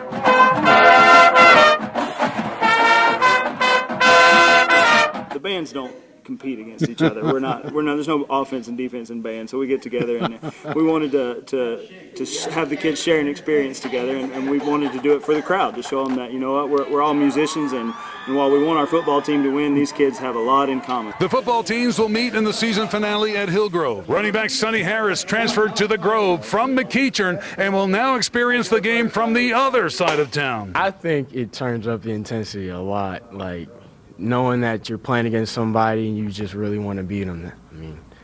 Yeah. McEachern is the preseason #1 team in all of Georgia. With a tough schedule and high expectations, they'll have plenty on their plate. But no matter what, on November 7th, they'll be making beautiful music together again. Reporting from somewhere on the road, Ken Rodriguez with the High Five Sports Caravan crew. Can't wait to the 2015 Caravan. We may be stopping at your school. Who knows? Right now, we got to go to Merissa, who's with Lee Baker of the Touchdown Club of Atlanta. Merissa, Ken, we are. Lee Baker, Executive Secretary of the Touchdown Club of Atlanta. I know you guys do so many events throughout the entire year. Where does this one fit out? It has to be one of the biggest. It is absolutely got to be one of our premier events for honoring high school athletes and what they've accomplished. Now, during the football season, you guys honor a coach and a team every week. Talk a little bit about that.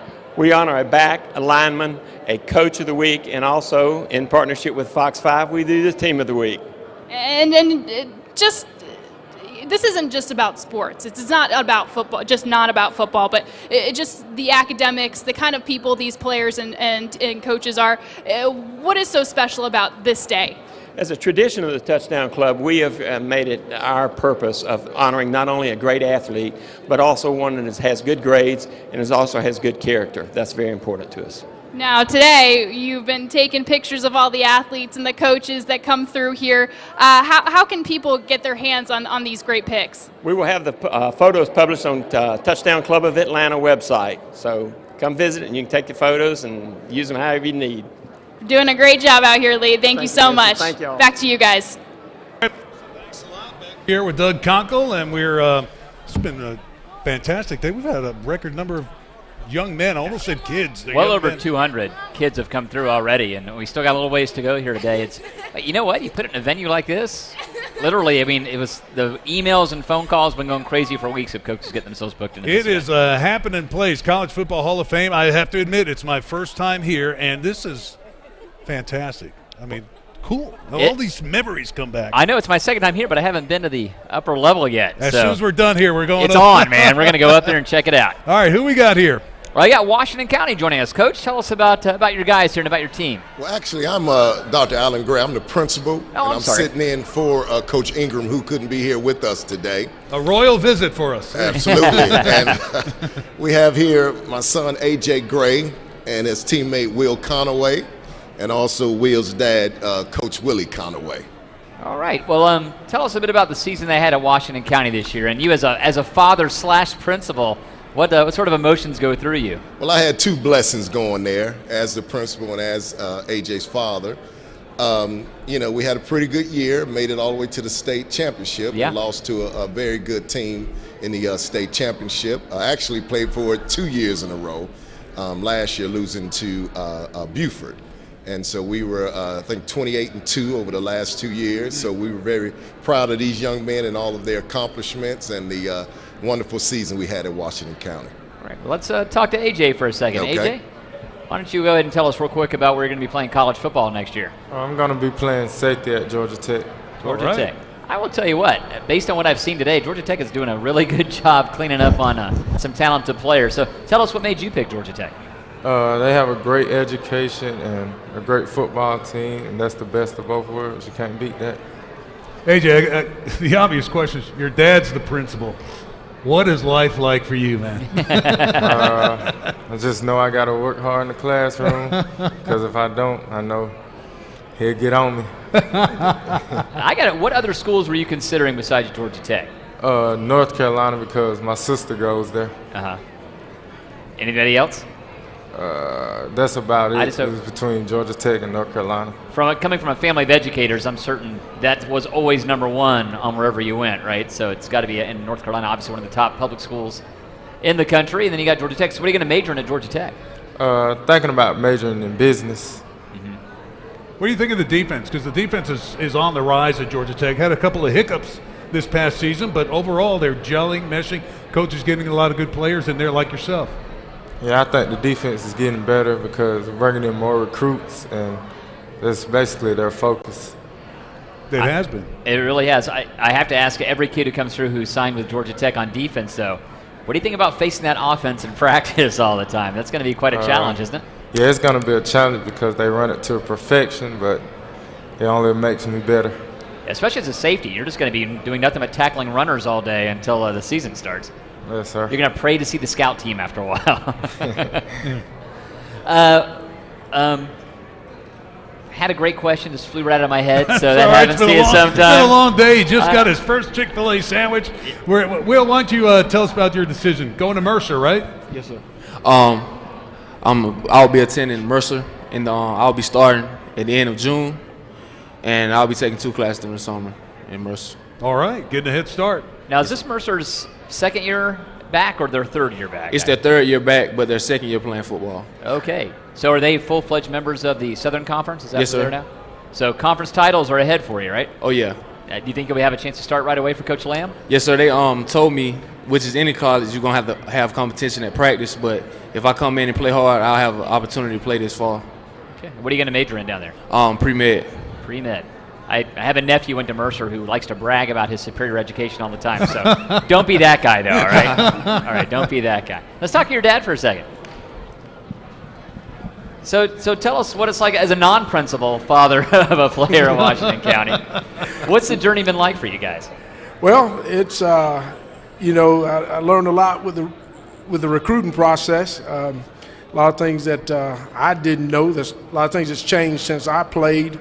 A lot of competition, social media, is just kind of crazy nowadays. So it's a lot different, but I've enjoyed the ride. Washington County, small rural area, really great place to raise a family, and just couldn't ask for a better situation than we've got. That's a great perspective you just brought up. Somebody who's been through it years ago, and how different does it add to the stress level of the student athlete, or maybe not so bad? Yeah, it does. Even up until signing day, you're getting these calls 8, 9, 10 o'clock at night, and you still got to keep your schoolwork, especially Will. We're real big. I like to brag about his 4.0 GPA and possibility at valedictorian if we can finish strong. Oh, so, we're still working, aren't we? Yeah, we're working hard. So when you throw in those different aspects of it, it's a lot different and can get a little stressful. Let me ask you this. So you were a recruited athlete yourself once upon a time. Yes, sir. How do you have different thoughts about what your father went through now after you've gone through this yourself? Wow, it's totally different. I mean, it's not even close. When we went on official visits, I didn't know what to think. Official visits, even back 25 years ago, were much different than they are now. It's just, the talent is there. I think more kids are being seen because of the social media, and it just is much different. All right, well, Washington County, congratulations on another great year. We appreciate you guys making the drive up here to be a part of this with us today. Thank you. Right, gentlemen, great luck next year and the 4 years after that. Absolutely. Way to go, guys. Merissa Lynn, over to you. Hey, Ken. We're just hanging out here at the Chick-fil-A Peach Bowl Skill Zone. It looks like somebody is about to nail one through the uprights.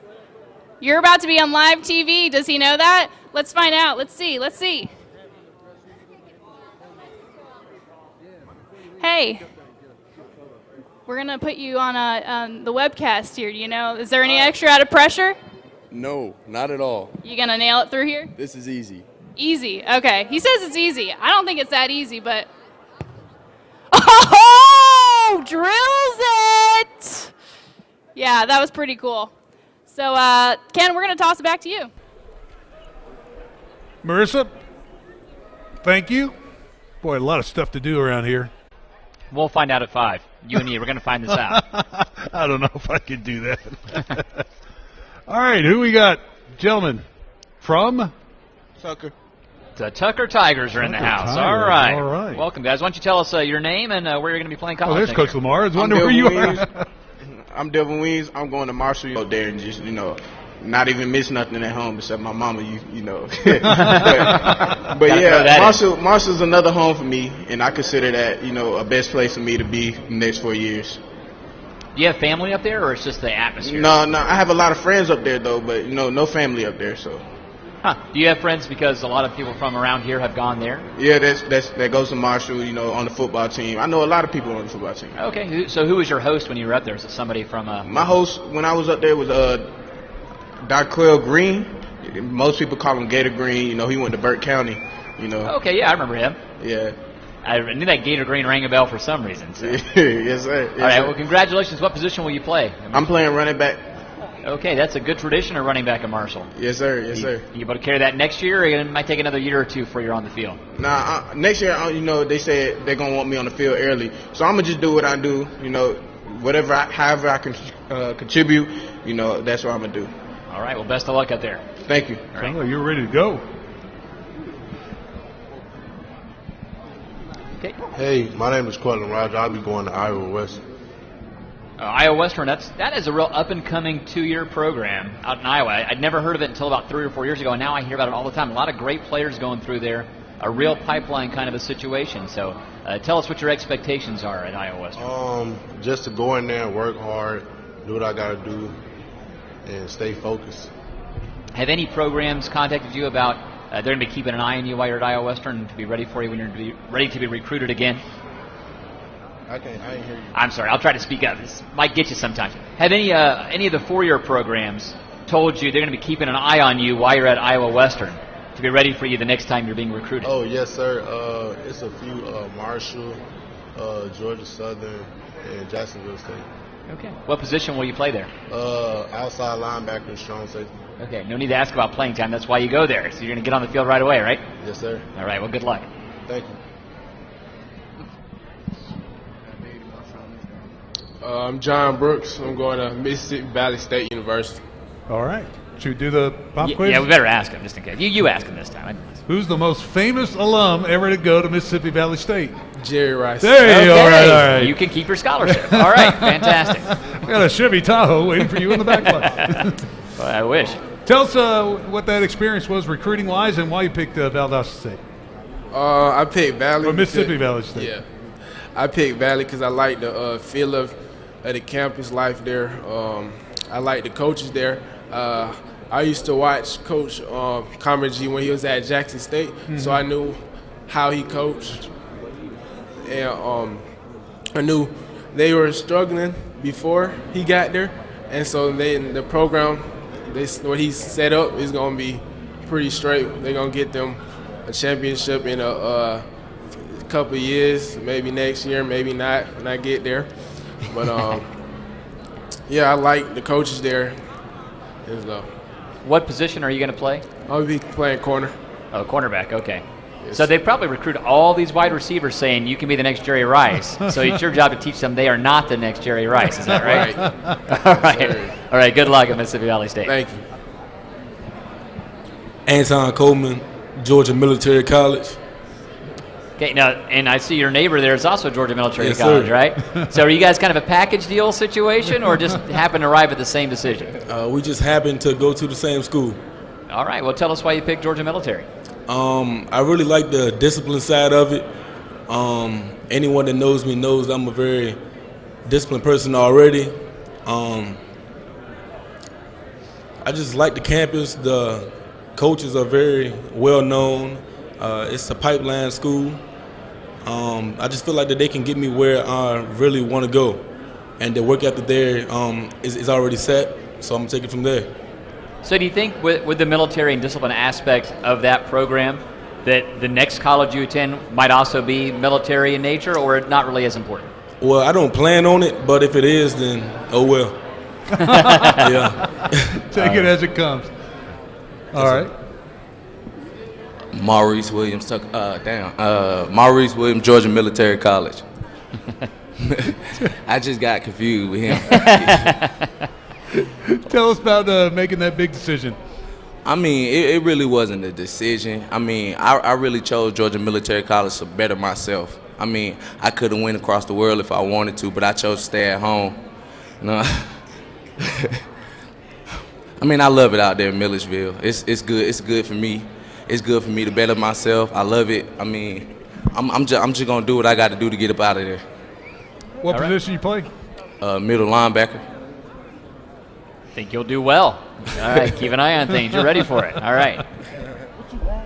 My name is Elijah Sullivan. I'll be going to Kansas State.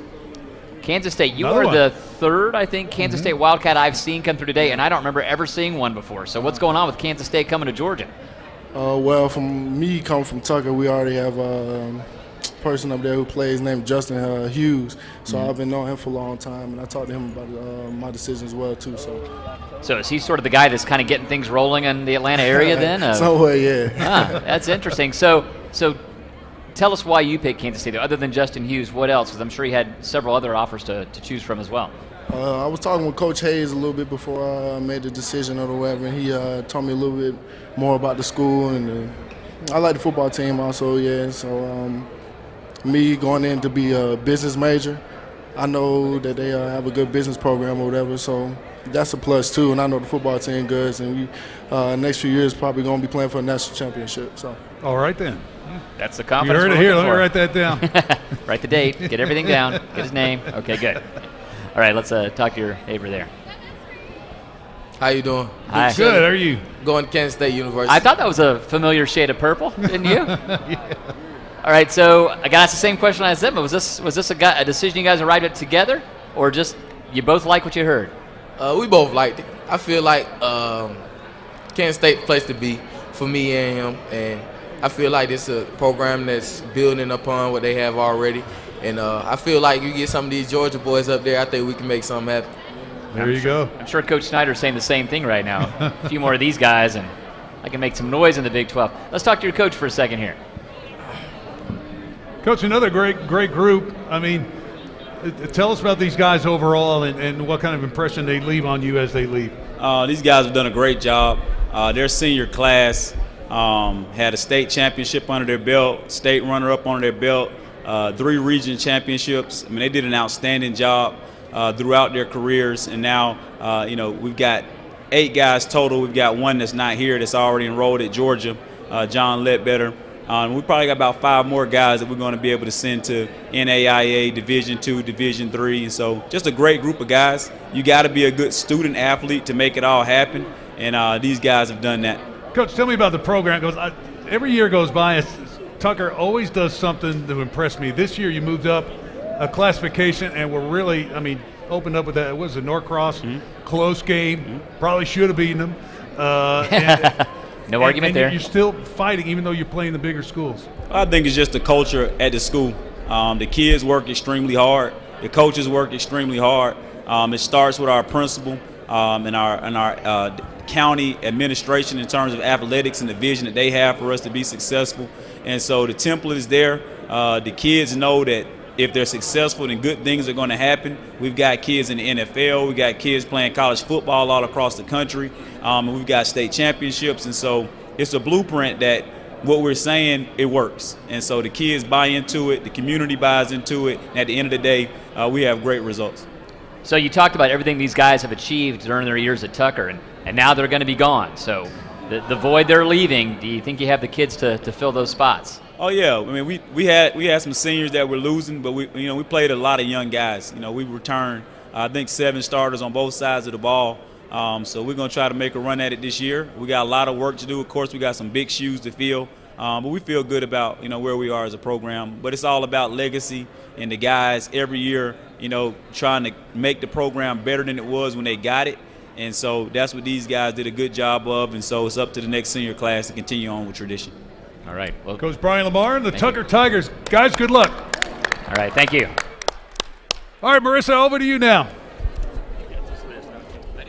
Ken, we are here with the rising seniors, guys. What happened to the bodyguards? The bodyguards left us. Anyway, we're talking about the rising seniors. This is Joe Burns and Ken Ellsbury, this president, chairman of Rising Seniors. Tell us a little bit about what you guys do.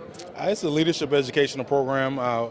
We want the guys to come and leave there knowing that there's so much more than just football players, but giving them the confidence to leave there knowing that, I can accomplish and do anything if I work hard to it and keep God first in my life. There's a lot of options out there for me, but the most important thing is for them to understand that, this is a great opportunity and teaching them how to take advantage of those opportunities when they come. Now you have the bowl game that they play at the end of the season, but there are a lot of things that go into what Rising Seniors is all about. Tell us about some of the other activities that you do with these guys. We do leadership training. We have classes where we teach them how to open up a checking account, how to pay your bills, how to pick your utilities, and get your own place. We have leadership councils at night where we can actually show them people that are successful in our business that can talk to them about their futures and what they're interested in when they go to college. So, and we also have ex-NFL players that come in and talk to them about being the best that they can be and making the right decisions. You seem like you guys have a rowdy, confident, excited, fun bunch. How fun is it for you guys to kind of take these guys under your wing? It's a lot of fun. You come in every year wanting to try to pour so much into these young men, but they pour so much into you because every year is just a great experience, great opportunity to meet, more younger brothers and just try to build them up and try to be there for them when they need you the most. And if somebody has a child or a kid or a young man, I guess I should say, who wants to get involved in Rising Seniors, how can they do that? We have a nomination process that they can go online at risingseniors.com and nominate your kid. Also, a lot of coaches call us personally and ask us, hey, would you check out our kid on Huddle? And then we do it a lot by referral. So, I mean, we have 5 camps during the year. And so if you see a Rising Seniors camp come up, the kids need to come because we select kids from the camps, and it's a great opportunity to get noticed. Yeah, it's not just kids from around Metro Atlanta, it's kids from all around the state of Georgia. All right, Joe, Ken, thank you so much for joining us. RisingSeniors.com, nominate a student athlete there, and of course they are one of our big sponsors for the National Signing Day here at the College Football Hall of Fame. Ken? All right, Marissa, thanks a lot. We got a couple more guys, 3 more guys from Mays. 4. Did you coach them up on what to do? You're just here for moral support, like, here's how I did it, now you guys do it, right? Tell us your name, where are you going, and tell us a little bit about yourself and what all went into the decision today. Oh, I'm Tyshawn Brown, and I'm going to Georgia Military College. All right. I play slot receiver at Mays, punt return, kick return.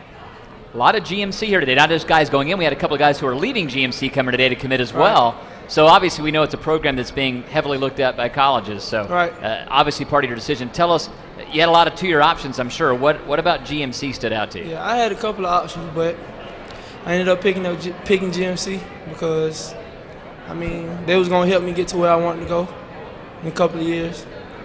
And I had ended up bonding with the receiver coach when I went on a visit. So.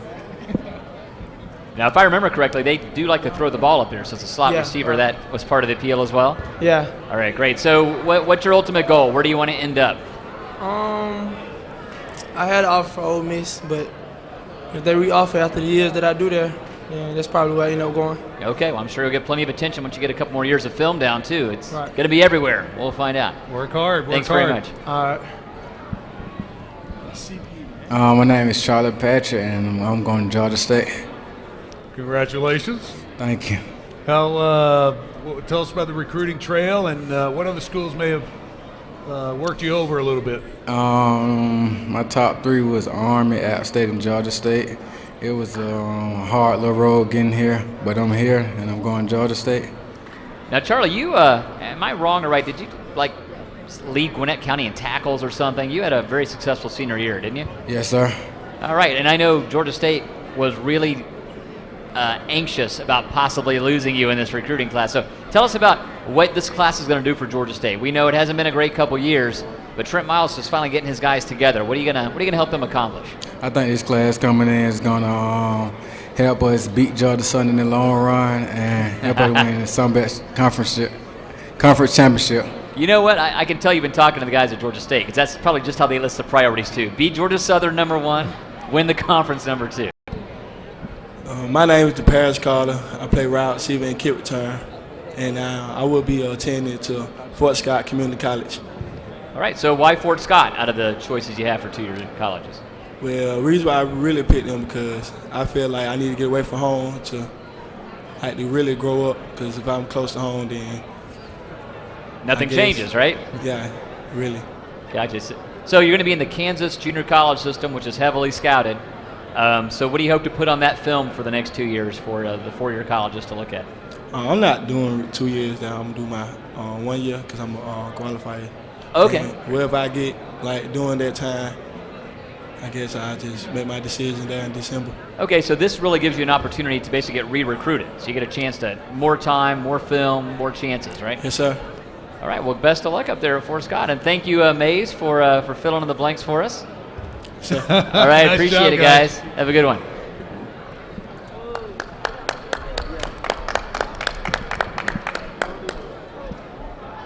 forgot to add the total. They filled up all the chairs, right, on the first group, and then they had 3 more.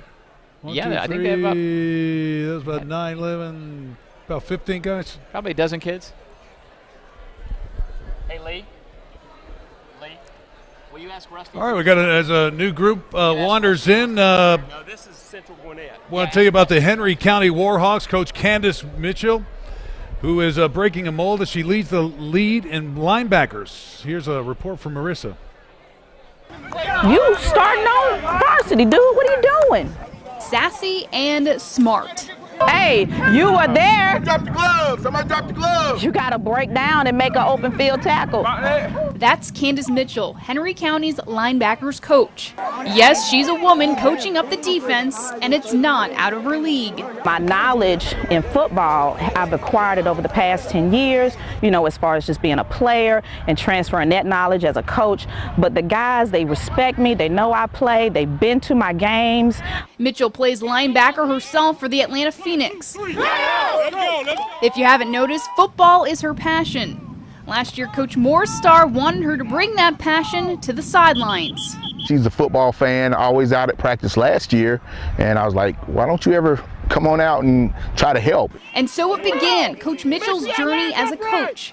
Players were a little skeptical at first. I wasn't sure how the experience was going to be, but when I soon to come to know her, she's a great coach. They support me and they embrace what I'm doing. They listen to me and they know that I have high expectations and I want the best for them.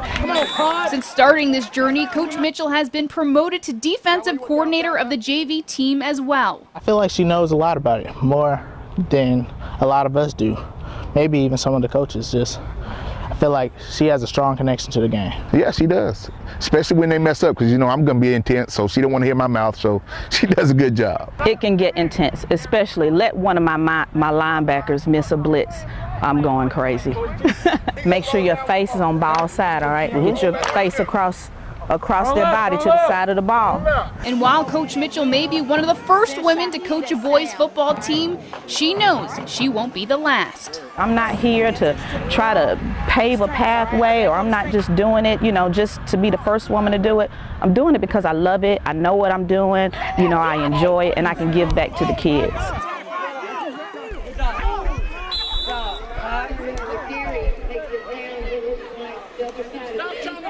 All right, Coach Walford, Central Gwinnett Black Knights, following a little girl power there. What'd you think of that? Coach, tell us about your season. A spectacular season. Got to the playoffs. It was a turnaround season, coming off one that was kind of disappointing.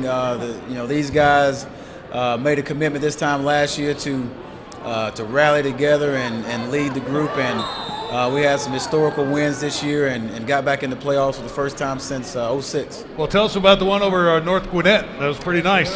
It was a deal where, again, the kids made a commitment. It was something like a David versus Goliath, going against the number 5 team in the state.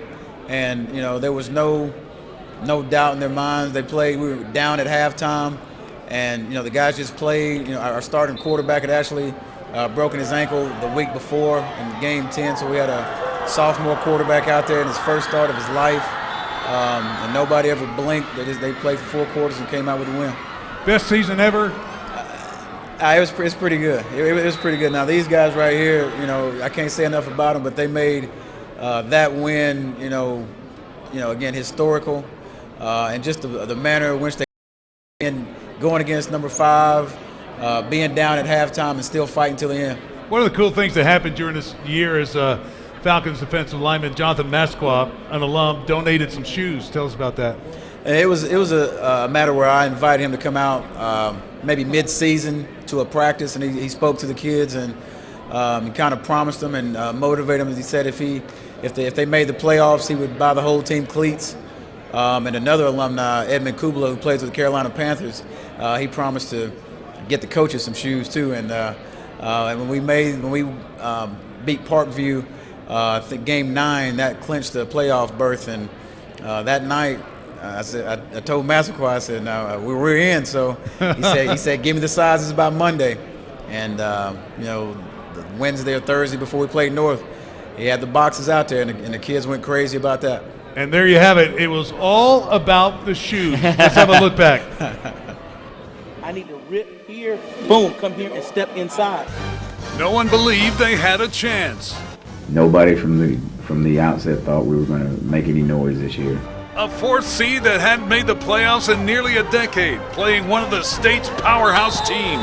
I mean, for the most part, everybody was, shocked, couldn't believe the score. They said they had to look at it 2 or 3 times. But last Friday night, something magical happened. The Central Gwinnett Black Knights upset the North Gwinnett Bulldogs on the road with a sophomore quarterback starting his first high school game. These guys on any given night can beat anybody. So how did they do it? Is it the shoes? Money's gotta be the shoes. Shoes. You see, the day before the Miracle in Swanee, the Black Knights got a special delivery from Central Gwinnett alum and Atlanta Falcons defensive end Jonathan Massaquoi. And he made a deal with me, said, "You guys make the playoffs, I'll buy the whole team cleat." Parkview, in our 9th game, right after the horn time, they started yelling, "Cleats, cleats, cleats." Massaquoi and Carolina Panthers guard Edmund Kubila, also a Central alum, donated new Nike cleats to the entire team and coaching staff. Massaquoi imploring the Black Knights to do their best on Twitter, saying, "Central Gwinnett High School, I made a promise. Now let's turn it up with swag in the playoffs." It's the shoes then, right? The team got to practice in their new kicks only once, and then they delivered on Friday night, with the defense holding the high-powered Bulldogs of North to just 9 points at halftime. They knew they had a chance, and when quarterback Nick Partlow surged across the line for the eventual game winner, the deed was done. All while Massaquoi watched from the sidelines. Maybe those shoes were money. I felt quicker and faster, and then I feel like I had more bounce into it. When I was in those guys' shoes, I always wanted for someone to leave my school and come back and help contribute and help talk to us. So for me to be in a position to do that, hey man, I just want those guys to take it in and go out there and have fun, and hopefully someone from Lawrenceville can be here playing for the Maryland Falcons here soon. Shoes. You sure it's not the shoes? Hey, Coach, it's been said that Gwinnett County football is the toughest county in the United States of America. What do you think about that? I agree 100%. I mean, if you just look at the number of guys that are at events like this, signing day, just in the last 5 years, it's just for one county to have 100 plus signees just from one county a year. I think it kind of speaks for itself. The number of All-Americans from one county. I mean, I think the stats don't lie, and it's tough year in, year out, where you can have a team that may win 1 or 2 games, but still have 3 or 4 Division I players on it, and so that means you have to bring it every Friday night. Yeah, it's got to be a grind. You would think in some places you might have one special player on the opposing team. You got a game plan for him, but like you said, you're up against multiples. Every single Friday night. Every single Friday. Well, we salute for all you managed to accomplish there. And let's meet some of your guys here that helped make this such a great season. Adonis Thomas, linebacker. I know where you're going because you're festooned in colors. Adonis, I know he's already been to the bookstore, right? I mean, we talked today with Rusty Mansell, who was here a little while ago. It has been a flip-floppy year, a kind no one's ever seen before. You probably had a lot of pressure on you the last couple of weeks from different schools, I imagine. Oh yeah, most definitely. Probably last night was the hardest part for me to end this process. At the end, I want to go to Alabama, so that was it. Did it come down to last night? Yeah, last night really was the big point. Who helped? My mom. She finally gave me her opinion on it. What do moms have to say at moments like this? She don't really know about football too much, but I guess the coaching, how the coaches make her feel, she feel pretty comfortable sending me somewhere else than others. So if you're a coach, work the mom. Always recruit mom. You got to do that too. So who was tempting you most at the end to change from Alabama? Florida. That was really it. Just Florida and Alabama the whole time. Really. So it's hard to say no to Tuscaloosa these days. Oh yeah, most definitely. They treat you right down there, make you feel like home, away from home. So I'm looking forward to it. So are you surprised to hear that Alabama's recruiting class was just named #1 in the nation a few minutes ago? Oh, no, not really. I know mostly everybody who's committed. I knew we were going to come in with a big class as usual. So we got work to do and hopefully get back to our national championships. What have coaches told you is the mindset going to Alabama because you're not the only big man on campus coming out of high school. Yeah. You're going to be a roster full of them. What kind of mindset do you have to go to Alabama? They just tell you to come in and be ready to work. And, you know, as soon as you get there, you go straight with Coach Cochran. So I'm pretty sure he gets your mind right as soon as you get there. Now, as a guy who went to Florida, I would like to ask you this. What do you think about the future of the Florida Gators? You had a quick window, obviously, with Coach McElwain there. How do you think they're going to be doing in the years going forward when they have more time to get to know their players? I think Florida's going to be real successful soon, especially on the defensive side of the ball with Coach Collins and Coach Shannon. I know they recruit me pretty hard. So, and if any defensive players looking to go there, they got a good opportunity. All right, well, best of luck to you. As far as the depth chart at Alabama, like Ken was just saying, there's a lot of great players there. You think you have to wait your turn, or do you have a chance to get on the field right away? It just all depends. If I come down there and work like I'm supposed to, I have a good chance of getting some play time as a freshman. It all depends on me, really. All right, well, good luck to you, Adonis. We appreciate the time. Appreciate it. All right, it's your turn. Tell us who you are and where you're going. I'm going to Point University. Okay, and what's your name? I'm sorry? Omar Lopez. So tell us why you picked Point University. Well, it's a small Christian school. It's in a kind of quiet town, and I like to be. I can stay focused on my studies, and I can stay focused on football too. What position? What position you play? I play the whole D line. Yeah. Play the I hope other people play with you at the same time. But. I mean, I play wherever they put me. DN, nose guard, tackle, anything. Is this a pretty new program? Because until last week I hadn't heard of it, but we had a few players going to Point from our event here today. Can you repeat that, please? Is it a very new program? Because I only recently just heard about it. I heard the program is very new, and it's in a rebuilding process right now, from what I've heard. And where is it located? It's like 20 minutes from LaGrange. It's borderline with Alabama and West Point, Georgia. Okay, so I will be hearing about them a lot more in the Atlanta area when it comes to recruiting. Yes, sir. All right, well, good luck down there. Thank you, sir. Sure. Tell us your name, where you going? Chris Shellen, I'm going to West Point. Awesome. Tell us what went into that decision. Well, when I took my official visit, I loved the bond of the players, and it was a beautiful campus, and I just liked the triple option. I would get the ball a lot, and I like that part about it. I give you an A-back or a B-back? A-back. The A-back, okay. You know, when you commit to West Point, you redefine the word commit. I mean, it's a commitment. What went into that decision, knowing it wasn't just football? Well, at first I was kind of skeptical about it, but once they told me I didn't have to go fight, I was on board. Have you had a chance to look beyond football? Yes. And what have you been told? I will go in the medical AVAC unit, so I would like to help people. Great. Now, we heard from an Air Force Academy grad that this is the #1 recruited state for that academy. We've seen several Navy and Army guys. So are all the academies coming to Georgia looking for players? It seems like you're going to have some familiar faces. Yeah, this is where football lives. It's the best state for football. All right. In all modesty.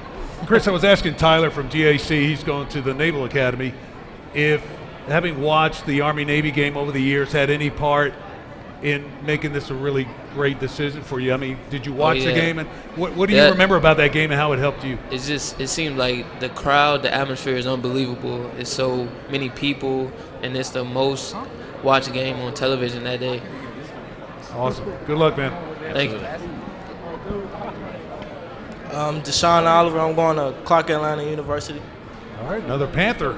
Yeah. Tell us why you picked Clark. It's a great school for education, and I connected with the coaches when I went on my visit. Me and my mom liked them a lot, and it's just a great school. Does it help that you're going to be pretty close to home? Yeah, pretty close. Yeah. That usually probably helps mom more than anybody else, right? She Help them likes make that a lot. Clark looks great, honey. Yeah. Give them a shot. Sean, tell us about the socks. Are these the Christmas presents or? Nah, it's just socks my uncle gave me. He wanted me to put on. Your uncle's a good man. You should listen to him. Cool. Sound pretty right. Say my name? Say your name and where you're going. Marshall Jackson, Grambling State University. All right. Well, tell us why you're going to be a Tiger. Because when I went on my visit, I just really liked it up there. I liked the whole atmosphere.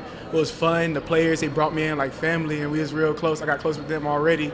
And I just like how the coaching staff is, and the defensive scheme, and they want to move me around to a lot of different places, and I like to try new things. Marcel, obviously you want to win it all this past season, but what are you going to take away? I mean, the shoes was a cool deal, but you came together and had a fantastic season. What are you going to take out of this? I think it was just good to turn Central around, and I'm just proud to be a part of the class to turn Central around, and I bonded a lot with the senior class and the rest of my family on the team. They like my brothers, and I just hope they can keep it good, keep the Central legacy going when we leave. Awesome. Right. Well, thanks, Coach, and everybody else from Central Gwinnett. Thank you very much for coming out and joining us today. The Black Knights of Central Gwinnett. In case you've been wondering where Rusty Manziel is, he's with Merissa. Merissa. Ken, this is such a big day. A lot of craziness happens on National Signing Day, but Rusty and I have one of the craziest stories of this National Signing Day. We're talking about Macon County High School's Roquan Smith. Tell us the latest about what you know about him. Verbally committed to UCLA on ESPN national TV around 11:20. Normally the procedure is 10 or 15 minutes later you will fax your letter of intent in. You sign it, your parents sign it. It's a done deal. As of right now, he has still not done it. He is torn at this point between UCLA and Georgia. He has left school, from what we understand, and he is visiting with his family and probably expect a decision this afternoon. But as of right now, he has not decided, and the whole conversation right now on Twitter is about Roquan Smith, nationwide almost, for Macon County. What kinds of things go into why would something like this happen?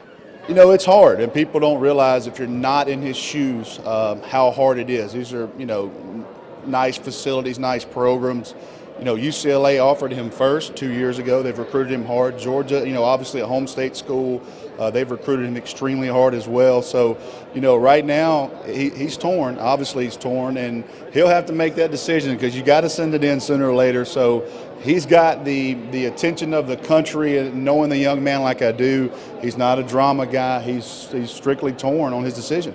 And if Georgia were to get Roquan, what would that do to their recruiting class for this season? It's huge because you keep, you want to keep as much in-state talent. You're talking about an Under Armour All-American linebacker at a position of need, inside linebacker for them. A young man that they've made a very clear target for. So, they're ranked right now, top 10. They're ranked number 10. A guy like that could bump you to number 8 or number 7, the value and points he would give you. All right, so Roquan Smith, Macon County's own, still undecided. Don't know what's going on with him yet. Committed live on national TV to UCLA, maybe switching gears to go to UGA. So hopefully we'll have that for you sometime today. Rusty's working on it, so hopefully we'll have it a little bit later on in the broadcast. Guys? Merissa, thanks a lot. We roll on now with Shiloh High School and Coach Hobbs. Tell us about these guys. Oh man. First, I would like to thank Touchdown Club of Atlanta College Football Hall of Fame for inviting us out to this special occasion. And we have 5 guys that have made a commitment and signed a letter of intent to go off to school. And hopefully, I heard a coach say earlier, that hopefully we'll have some guys later on that will be able to do the same thing. I know I need to look at the camera. Yeah, I'm camera shy. I'm camera shy. No, don't look up there. I'm camera shy. We're going to show some video of your season. Hey, everybody, how y'all doing? Tell us about your season as we look at some of the highlights. It didn't go as we would have wanted it to go. Had some injuries early on, but no excuses. The guys kept battling, and we were able to, finish up with 2 wins at the end of the season and end up 3-7. So, we just finished my 3rd season, and we're gonna keep working and keep building, and hopefully we could take Coach Walford's spot, from Central Gwinnett, and get one of those spots in the playoffs in that tough region we're in. But we're excited today about these 5 young men, and hopefully in a couple of weeks we'll get a couple of more to sign and go from there. Let's meet them right now. Let's start with the big one right next to you. Tell us your name, where you going? I'm Jabari Dixon. I'm going to Albany State. And you picked Albany State because? When I went down there on my visit, I like the environment. the coaches were just real down to earth, and they seemed like a good set of coaches that's going to push me beyond my limits, just like I had at the high school. Okay, so you get to stay within the state of Georgia. Is that making your parents happy? Yeah, I like being home, not too far from the house. Okay, but like we say, just far enough, right? Yeah. So no accidental drop-ins. What position will you play? I'm sorry to say. I play center. Center? What do they think about you playing as a freshman? They're trying to keep me at center. Okay, all right. Well, good luck to you there. Thank you. Sure. Yeah, I'm Jeremy McDuffie. I'm going to Duke University. So I'm thinking at least 3 or 4 Duke guys have come through here already today. So Duke's really coming after the metro area here, aren't Yeah, they? they started recruiting a lot in Georgia now. I guess that's where they're trying to head to now. What position? I'm sorry. What position you play? I'm a DB cornerback. Okay. So do you know anybody already on the Duke team? Excuse me? Do you know anybody already on the Duke team? Yeah, TJ Rahman, Keyston Fuller. I know a couple of guys. Jordan Hayes from Grayson. He's actually in our county. Yeah, you know guys going there this year. You're almost like a little You assault might- group all your own, aren't you? You might be going one-on-one with TJ. Yeah. Makes everybody better, right? Yeah, I'm looking forward to it. Okay, what major are you going to pick at Duke? Business and management. Okay, I won't ask him who his favorite NBA player is because there's a lot of choices. Oh, yeah, there's from a lot of Duke, choices there. You just say LeBron James like everybody else, you'll be fine. Here, let's talk to your friend. My name is Jamie Glenn. I'm going to Albany State. Oh, so was that one of those independent decision deals or a package deal? Yeah. Sir? Was it a package deal or did you guys just Oh, decide? yes, sir. Yes, sir. It was, huh? So you guys old friends? All right, so who decided first then? I did. You were. You're the domino. You're number one. All right, tell us why Albany State. I feel like that they will push you to the next level to keep you hard working, keep you focused in the classroom, and all the coaches were just down to earth, basically. Are you also an offensive lineman? Yes, sir. So you guys have been lining up next to each other for a while already. Yes, sir. And going to keep doing that, huh? Yes, sir. All right, well, stay friends, man. Hello, my name is Darren Broussard. I'll be attending Vanderbilt University. Tell us about that decision. Good school. That decision came with a lot of thought. You see, it had the best marriage of football and academics. That's ultimately why I decided to make that decision. Okay, what position will you play at Vandy? I'll probably be playing tackle, guard, and possibly nose guard. Wow, so they're just going to get you on campus and see where it works for you, huh? Yes, sir. What are there? It seems like Coach Shaw had a disappointing year last year. I imagine he's looking for some freshmen to come in and make an impact. You going to be one of those guys? Can you repeat that? They had a bit of a disappointing year this last year, so I imagine Coach Shaw is looking for some freshmen to come in and make an impact. Yes, sir. And I mean, our season fluctuated because of the new coaching staff. But ultimately, I feel like the class, Sam Dobbs back there and I think we can really make an impact on the program. All right, well, good luck in Nashville. Have fun. Thank you, sir. You're welcome. Well, I'm Cameron Stewart, and I'm going to be attending University of Central Florida. All right, did you get a chance to meet George O'Leary when you were on your visit? Yes, sir. What do you think about Coach O'Leary? He's an old type of coach. Like, he's straightforward, northerner, so he gets to the point.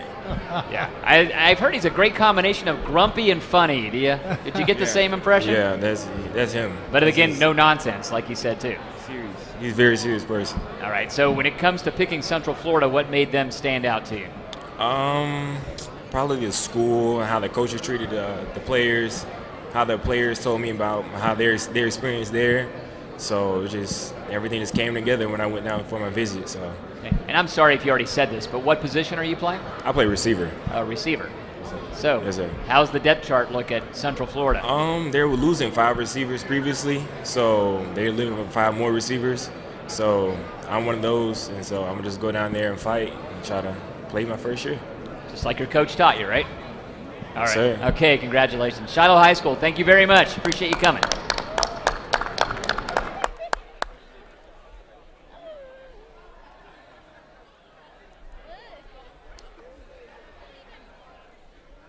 Marissa, where art thou? There you are. Here, man. Oh, you were Larry Winter. How about that? I am with Larry Winter now. Ken, as you know, this has been a busy week for sports in Atlanta. We had the official introductory press conference for Dan Quinn yesterday. Today is National Signing Day. And later this week on Friday, we are inducting 5 special athletes into the Atlanta Sports Hall of Fame. And Larry, it's such a big night for everybody involved with this event. Yeah, it's a great night. All 5 inductees are going to be there. We're going to about have 15 or 20 previous inductees come back, so it's a good sports night for Atlanta. And tell the folks who don't know which 5 of these former athletes are going to be inducted. Well, they're not all athletes, but Coach Lehman Bennett from the Falcons, Dale Ellis played basketball at Marietta High School, Al Mead was a Paralympian gold medalist, George Morris, college football player for Georgia Tech, and Charlie Yates, a golfer. And what goes into how do you guys decide who is going to be inducted into the Atlanta Sports Hall of Fame? Well, we get guys like Ken and Chip to help us out on the voting. We get people from the high school, collegiate, and professional levels. It's about 50 people vote on it, comes all together. And despite you're not only inducting these guys, what else is going on Friday night? And is the public invited at all? Public is absolutely invited. Tickets are only $25. The other thing we have going on is Chase Elliott is our star of the year, and they're going to have the NASCAR there outside the theater, and his dad's also going to be there with him, Bill Elliott, who just went into the NASCAR Hall of Fame last weekend. So the number 9 is going to be there hanging out, and Bill Elliott, I would think one day would be inducted into the Atlanta Sports Hall of Fame. Bill Elliott's already in the Hall of Fame. Oh, he's already in it. He got me there. Thank you so much, Larry. And $25 you said. Does that include dinner? Not dinner, but it will include a great event over. Tell me where it is. Buckhead Theater. We're right where Peachtree and Roswell Road split. Friday night, 5:30 reception, 7 o'clock is the program. All right, there you go. All the details for the Atlanta Sports Hall of Fame induction ceremony on Friday night. Back to you guys. Looking forward to that, Merissa. Larry, thank you very much. We'll see you there on Friday night, another big night at the Atlanta Sports Hall of Fame induction ceremonies. Who knows, maybe we'll see one of these guys inducted sometime soon. We are very proud at High Five Sports of all the young men we send off to college, and sometimes they move on to maybe the NFL, maybe they become engineers, maybe they become good dads and have a long and healthy life. And perhaps you'll recognize some of these names like Deshaun Watson, Bradley Roby, Eric Berry. Here's just a few. Watson's first throw over the middle. Hopper wide open. I've never been around a freshman like him. Watson's going to take a shot downfield. I mean, just unbelievable. He's got Hopper again. We know what kind of kid he is and what kind of talent he has. Oh, he's fired it, isn't he? Wow. Touchdown. That's Deshaun Watson. Deshaun Watson. And there's Watson up the middle. D. Watson, 5 touchdown passes in the first half.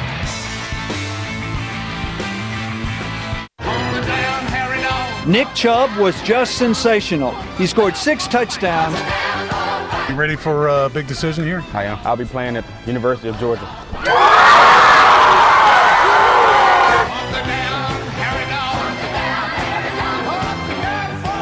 Hurt you between the tackles or out on the perimeter. Georgia's found another great running back in Nick Chubb.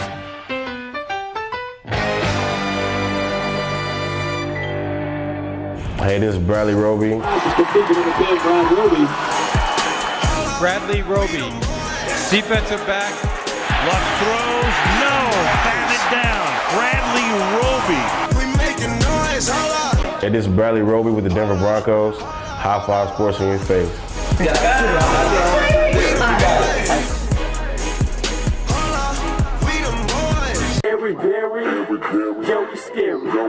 At Creekside High School, he was all everything. Best playmaker in the High Five Nation. In college, he went to Knoxville. SEC Defensive Player of the Year, we didn't forget. Now he's a Pro Bowler, a Kansas City Chief. Still one of us. Eric Berry, Kansas City Chiefs, High Five Sports, class of 2007.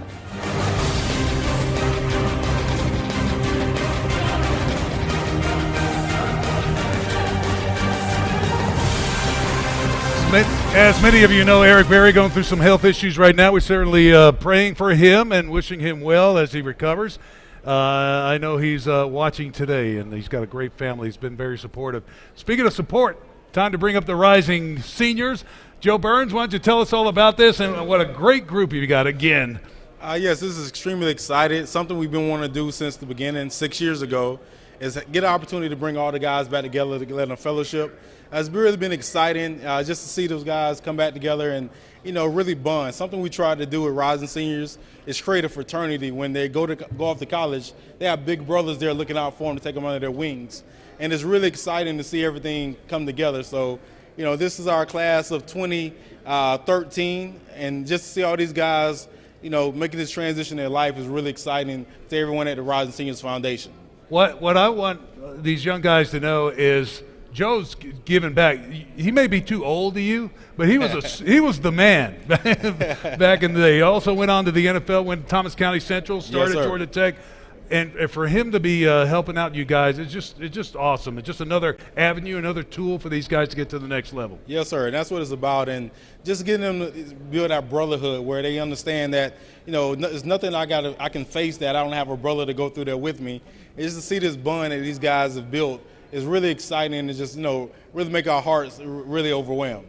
Joe, the thing I really like most about Rising Seniors is your emphasis on ongoing education and mentorship and really trying to make sure everyone's looking out for each other and everyone understands football ain't forever.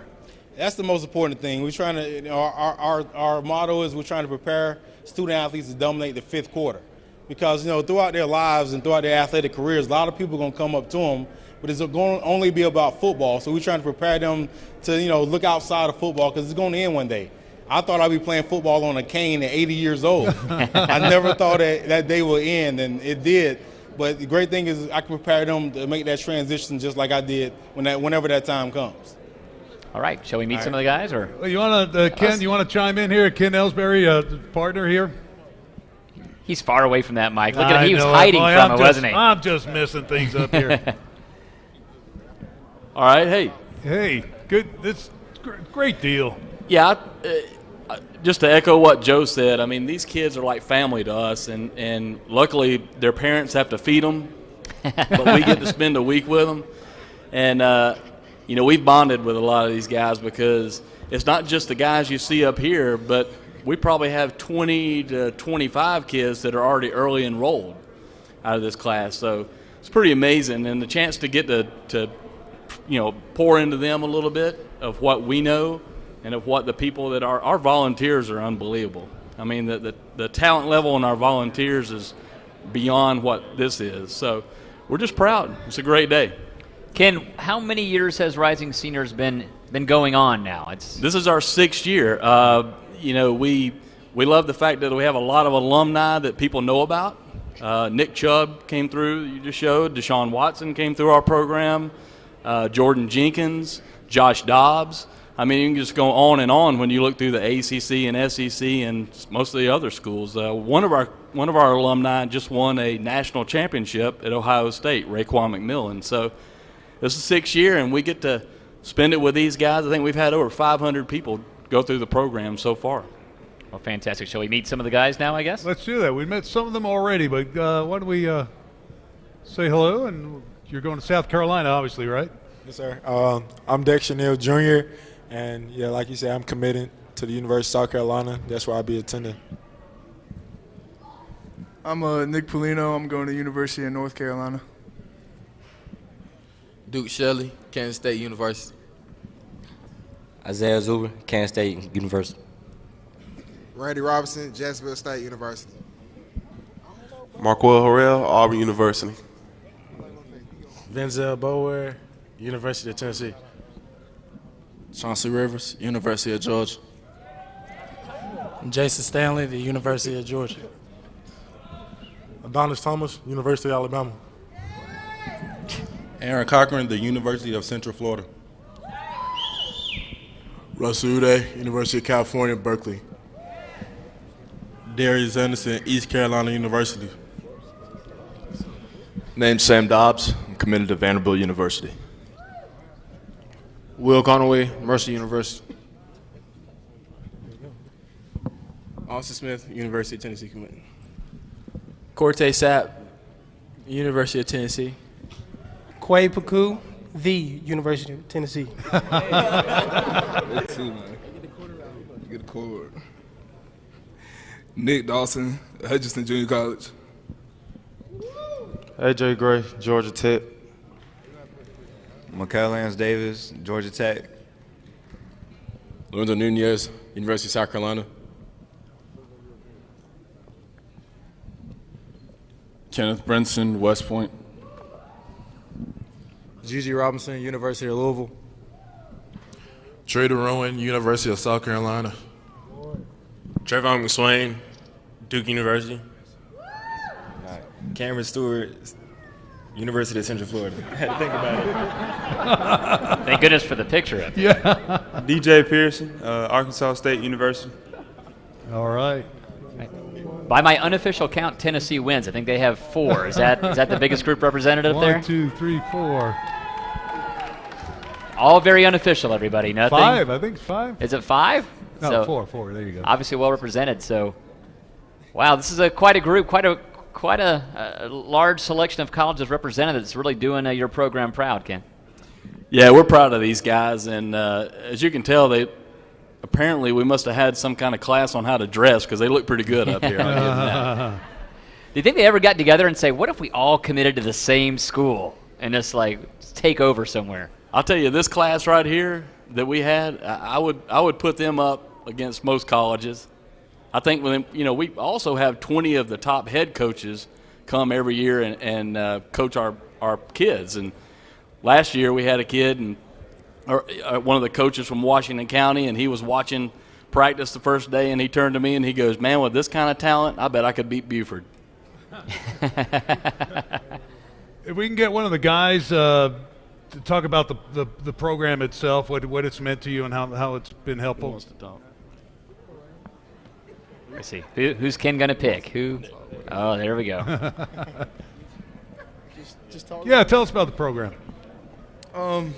It was one of the best experiences of my high school career, actually. I mean, we went through, and you just meet with all the guys, and you learn stuff that really helps you on the second level. Because, I mean, going through high school, and most of us, we dominate at our position, and it really taught me, going up against guys like Chauncey and Jonathan Ledbetter and those kind of guys in practice, that you can't just push people back as far back as you want them to go. You got to learn how to position block, use leverage, use your body. So it really taught you how to play against good competition.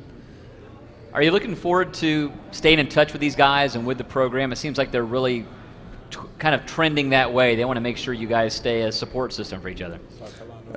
Yeah, I mean, when we got there, we were pretty much together from the moment we woke up till 11 o'clock at night. We were doing stuff all the time, split up into teams, practice, sideline teams, all this other kind of good stuff. We really built a good camaraderie amongst all of us. So whenever I see one of the guys at a camp or at a recruiting event or something like that, it's like a reunion. You just, we see it, we can't stop talking, all this stuff, talk about what we're going to do. And now that we're all signed to go play college, and looking forward to crossing them on the field. Joe, can I get you on the mic again? How do the guys future kids get in the program, and how does this work? One way is through our website. We understand our coaches are extremely busy during football season. They're not thinking about all-star games. So on RiseandSeniors.com, anyone can go and nominate players that they've seen at a game that think that's deserving. Another way is through nominations from our coaches around the state, and then through football camps. We probably do maybe 4 camps around the state of Georgia. And, I think this year we had 90 players. At least 75 of those players came through one of our camps. So that's a great opportunity, because at a football camp, you don't have to be the best player in the state. You just need to be one of the best players at the camp.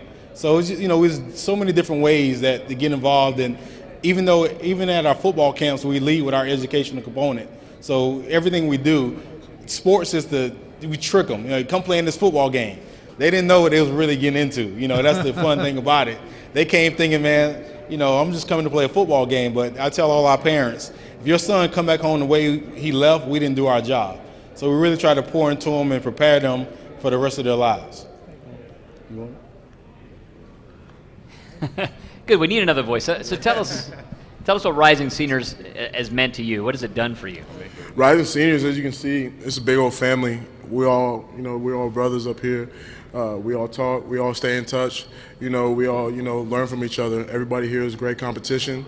So, the whole experience was fantastic. We all got better as players, and as you can see, some dudes decide to go to the same colleges. So, it's a recruiting tool. If you committed, decide to come to Rising Seniors, you might get some other commits to come with you. Oh, it's sort of the insidious side of the Rising Seniors program. So, Joe, what does the future hold for Rising Seniors? What are your plans? We're just extremely excited. Each year we just come out and try to make it better. Can't believe it's been 6 years. And just the tremendous amount of support we've gotten from so many organizations and people from around the state of Georgia really inspires us to keep going. And that's our thing because one day I tell these guys all the time, one day I'm gonna need a doctor, a lawyer, and I'd rather one of them be my doctor or lawyer because there's something about being an athlete. It's no stop. If there's a wall there, we'll find a way to go around it. That's the type of person I want to be my doctor, and I inspire these guys to go and reach their greatness or do whatever they want to do because so many people back here in Georgia is going to need them. So it's just really exciting. And just they pour so much in us. We try to give them so much, but their personalities and just what they bring every year, it's just been amazing. This class right here is always going to be special to me because we had so much fun. A lot of characters. We had a talent show, and it is some talent up in here. So it's just a great bond where they really get a chance to really get to know each other because coming in they all heard of each other, but they don't really know each other. So we want to give them an opportunity to really build that bond and get to know each other where they can go through this whole experience together. Joe, Kent, we appreciate the love that obviously goes into this. And gentlemen, good luck on the next level. Do us proud. Congratulations to all of you. Rising Seniors. All right. Ladies and gentlemen, High Five Sports, we like to remind you, don't mess with the hand.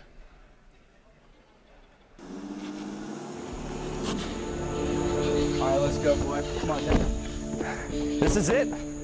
Oh. Doing this. Let's go, man. I'm so ready.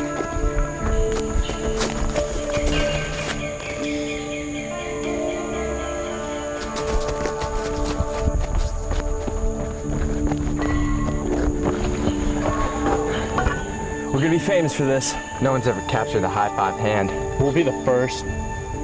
It'll be a great pet.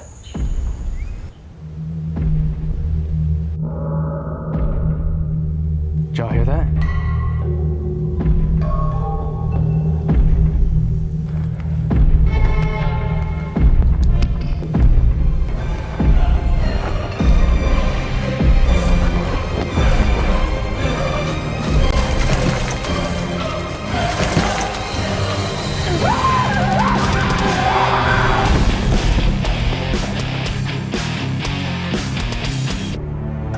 What is your profession?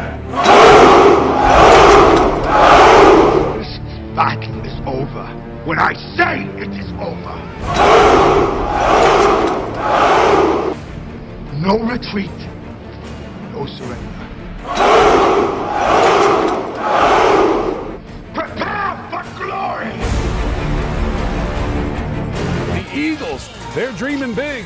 And will they be the Bulldogs' worst nightmare tonight? Let's roll with our first High Five highlight. Trying to take the lead, going for it on 4th down to end the half, and here's what it looks like now. Boy, can he run. Takes it himself. Oh, look at those knees up high. Feet don't fail me now. They didn't. He's in there.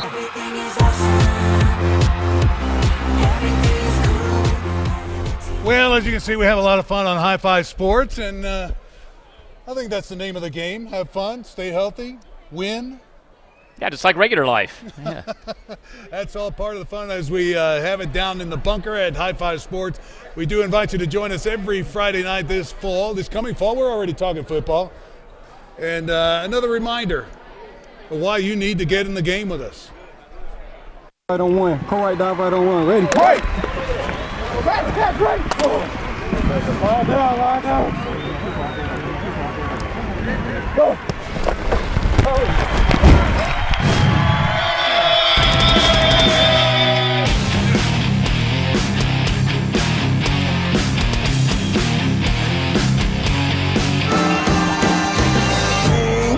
It's my new obsession.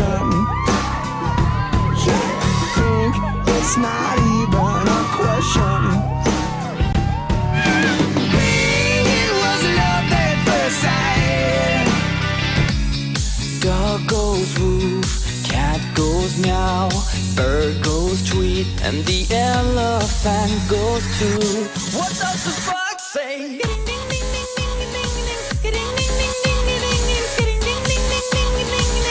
What the fox say? Let's get ready to rumble!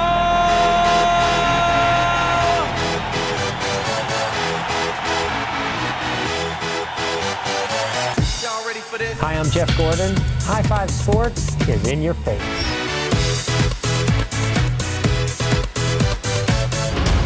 And here is Jackson.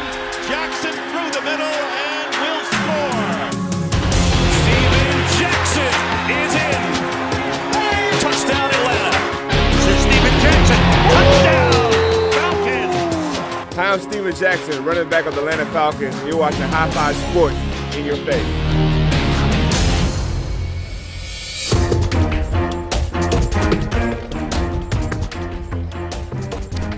High Five Sports has an effect on people in so many ways. Jeff Gordon got in our face and he retired. So beware everybody. I don't know if that had anything to do with it. Well, let's go to a couple more young men who've joined us today, Let's shall do we? that. All right. I can already tell Joe Camacho is holding the mic, so he's going to lead us off. Joe, introduce yourself and tell us where you're going to go to college. Yeah, I'm Joe Camacho, and I'm going to Butler University, and I play football at Blessed Trinity. So Yeah, yep. I forgot that important fact. Yes, you are. Tell us about Butler. Why did you pick Butler? I mean, when I went on my official, I really liked it there. You know, it was really nice, and I mean, I got really well along with my teammates and liked the facilities, and I really felt like it's where I fit best at. So you guys had a pretty good season, didn't you? Yeah, we went 13-1, made it to the semifinals. You know, lost in the semis to Washington County and AJ Gray. Oh, But man. Let's look at some of the videos, see if you recognize anything you can describe for us. I mean, yeah, it's our quarterback, Connor, and, you know, it's Craighead, and they're both juniors, and Connor was in the Rising Junior game, and he played really well, so, yeah. How important is it for leaders like you to kind of make sure everybody knows that, you know, it doesn't end this season. We got to build even more next year. Yeah, I mean, we try to set, a good example that, you know, it's not all about, college. You know, you got to focus on high school and try to make your program as good as it can be. So that's kind of the example we try to leave. What position you play? I play defensive tackle. Okay, cool. So, how long do you think it'll take for you to get on the field at Butler? I don't know. I mean, I got to work really hard. You know, I'm about 2 years, hopefully, my freshman year, but I'm going to work really hard and see what I can do. Awesome. Hope you appreciate college basketball. You're going to get a lot of that while you're at Butler, too, right? Yeah, I'm excited. All right, change it to a football school. Let's see if you can do it. Yep. All right. Let's talk to right now. All right, introduce yourself and tell us where you're going to go. My name is Jabari Zuniga, and I go to Sprayberry High School, and I play DN, defensive end. Okay, and you might have just said it. I might have missed it. You go to Sprayberry, correct? Yes, sir. And you're going to be going to Florida, everyone can tell. Good job, Doug. Thanks. I've seen that before. So tell us, why did you pick the Gators? When did you commit to the Gators? I committed last Wednesday, I think. Last Wednesday. So they're really putting on the rush in recruiting, obviously, with the coaching change. So yes, sir. What's the feeling you're getting from that coaching staff? Excuse me? What kind of feeling are you getting from that new coaching staff of Florida? Excuse me? I can't really hear you. What kind of vibe did you get from the coaching staff? Oh, well, Coach Collins, he was one of the first people to actually recruit me.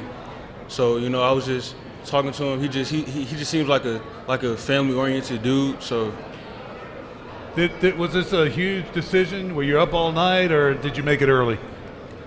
This was it. Kind of stressed me out a little bit, just a little bit. Who helped you out? Anybody? My mom. Where's mom at? Show me mom. She's right there. Taking all the pictures? She's getting her picture taken while her picture's being taken. You know, I love Coach Shackelford. What was it like playing with him? Coach Shack, to be honest, I love playing for Coach Shack. I mean, it's just because when a coach cares about you as much as Coach Shack does, it's easy to play for him. You know, hey, Mom, that's right. Give us one more in your face there, because that's what we do at High Five Sports. We get in your face in a good way, and in Coach Shack's face too. There we go. Joe, going to Butler. Do they still have that field house there, the Butler field house? I bet you they do. I thought yeah, they were going to tear that down. That was a great place to watch hoops, but you're not there for hoops. Isn't that where they filmed Hoosiers in that building? Yeah. Yeah, filmed the movie Hoosiers. That's that building's not going anywhere. It is staying I'll tell you all the history behind basketball. need to make history playing football. Now, Jabari, who else was recruiting you besides Florida? I had a couple people. I had Georgia was coming at me, Clemson, Kansas State, NC State. I was committed to NC State before I flipped. So, okay. And then Iowa State. Those were like one of the first people to offer me a scholarship. That's about it. Yeah, a ton of options there, no doubt about it. So, yes, sir. Florida's again. You're going to play defensive end, right? Yes, sir. Now, that's a team that's been stockpiling some defensive talent, but a lot of guys going to the draft this year. So, what do you think about you getting a chance to play? Yes, sir. Do you think you can maybe make it out as a freshman? If God willing, if I work hard. You know, I probably shouldn't put it like that. I should put it more like this to players. Would you be okay with a red shirt? Because that's probably, everyone wants to play. I should probably go the other way with it. So you'd be okay with a red shirt if that's what they asked? To be honest, yes, sir, I will. Okay. I'll be okay with it. It's better for everybody, I assume, if that's what they say to do. Well, guys, congratulations. It's a big day. We're proud that they're sharing it with us. And, a few hundred of your friends right here. Thanks a lot, and good luck the rest of the way. Absolutely. Be sure to check in with us. All right? Good luck, guys. All right, Merissa, where are you? And what's going on? I'm kind of behind you, to the right side of you. There we go. And we are hanging out with AJ Gray, who is going to Georgia Tech. He's from Washington County High School. AJ, how did you come to your decision? Oh, well, Georgia Tech, they have a great education and a great football team. They are in the ACC, so get the best of both worlds. Now, this is a side note. AJ comes from a family of really good athletes. I covered his older sister, Alicia, when she committed to UNC a few years ago. So you're kind of staying in the ACC, just like your big sis. Yes, I am, and she supported me just like I supported her. And let's talk to Mom and Dad real quick. Just how proud are you of your son here? Well, we're so humbly blessed, and we're so thankful that the Lord has smiled upon our children, as all parents want their children to be successful. So we're so humbly blessed and for the favor that's been shown to our children. What's it like being the parents of such amazing athletes? Well, I'm gonna say it. I don't have to give my wife all the credit because that's kind of a running thing in our house.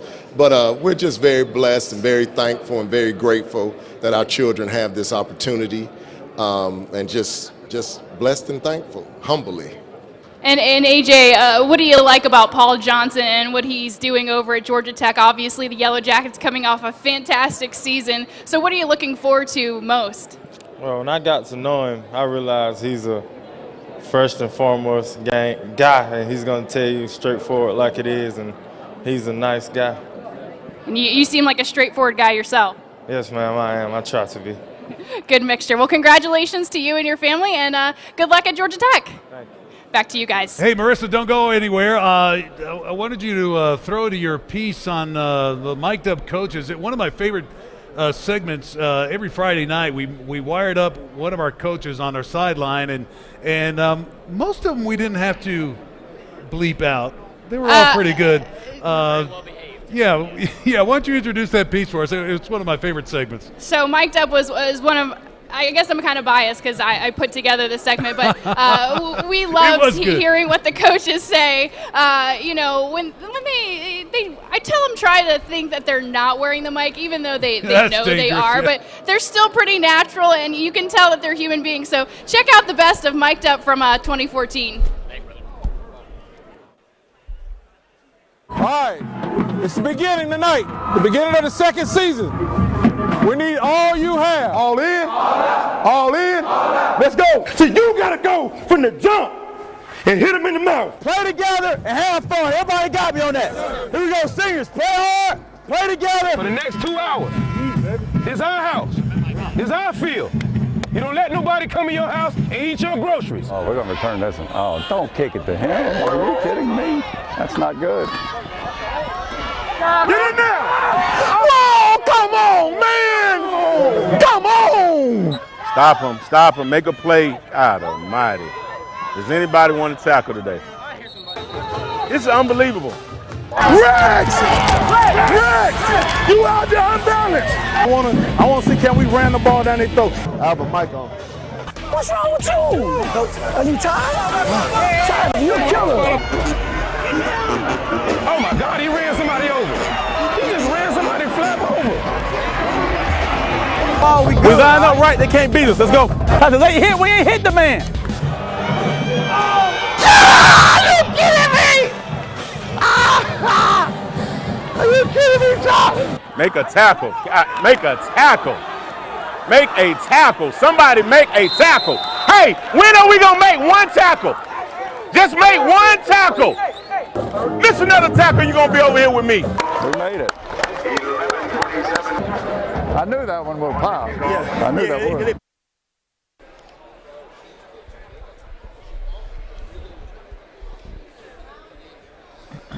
Well, as promised, that is a lot of fun. Our mic'd up section every Friday night on Hot 5 Sports, and most of the guys pretty well behaved. And one of my favorite lines, don't let that guy eat your groceries. That'll motivate anybody. My old high school coach at McEachern, Charles Collins, used to say, he's got your candy. And I like sweets. It's a motivator, yeah. I like sweets. I did like the finish, though. Miss another tackle. Come sit over here with me. Can we get a tackle? It's the name of the game. Can we get Rusty Manziel in here? I mean, where you been, man? What's going on? He's got tension written all over his body. He's got sitting around watching. Nothing really going on right now. Nothing really going on. Taking a nap and a cot and back. That's all he's doing. He got woke up early. After a day like that, what does Rusty Manziel do when he gets home? Never mind. How do you relax? I'm like a bear in December. I promise you're a long way from home, so don't worry about that right now. I get there. It takes a couple of days, and usually Monday, Tuesday, and Wednesday next week. But honestly, it starts right back. Yeah, I was going to ask you, does it end here? Now it's camp season. The camps for the 2016s and the 2017s, and crazy it sounds, the 2018s will now come into focus. We'll start looking at those guys and evaluate them and seeing where they are. But, February in Florida, I absolutely begged my boss to send me to that Nike camp in Hawaii this weekend in Honolulu. Very nice. I said, I'm telling you, there's so much talent there. Please send me. Didn't work, but Nike will make their tour, and they'll come through South Florida, Miami, and they'll be in Atlanta in March, and MVP camps will be in Atlanta in March, and that's really the process. And next thing you know, it's May 1st in spring football. Doug, I'm amazed, really, both of you guys in this line of work, how you manage to keep names, schools, coaches' names, and in some cases the mama's names, all together. I mean, it's just. Is it a gift? Rusty has to keep a lot more said than I do, but I will tell you this, as my years advance through the 40s and getting close to beyond, it's harder to keep those things right at your fingertips like you used to have them, that's for sure. Yeah, I mean. Do you amaze yourself? Is that possible to amaze yourself? I'll be honest with you. I used to absolutely scare people with a memory I had.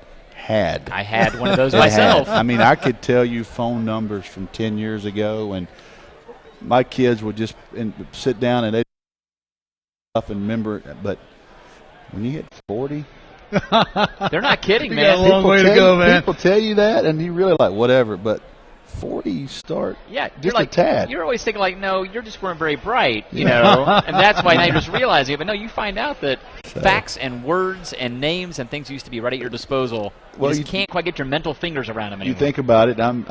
There's 200 Division I kids roughly that was signed today in Georgia. I'm supposed to know the next 200. So right now, I'm supposed to know 600 kids in the state of Georgia that are Division I prospects. And maybe I do, maybe I don't. We won't test you thoroughly at the moment. You guys do an awesome job. And speaking of awesome, we know that Georgia Tech's doing a great job this signing day. Georgia, we got some video of the Georgia the Dogs, I believe, just Georgia, and wondering how they did today. Well, so far they're not done. They have definitely, they're in the top, they're rated top 10 on 24/7 Sports Composite Rankings, which is a industry-wide average over the 4 major networks. They're 10th right now. They have 5-star wide receiver, athlete Terry Godwin out of Callaway will make his decision live at 6 o'clock tonight, roughly a little over an hour. The news is Roquan Smith.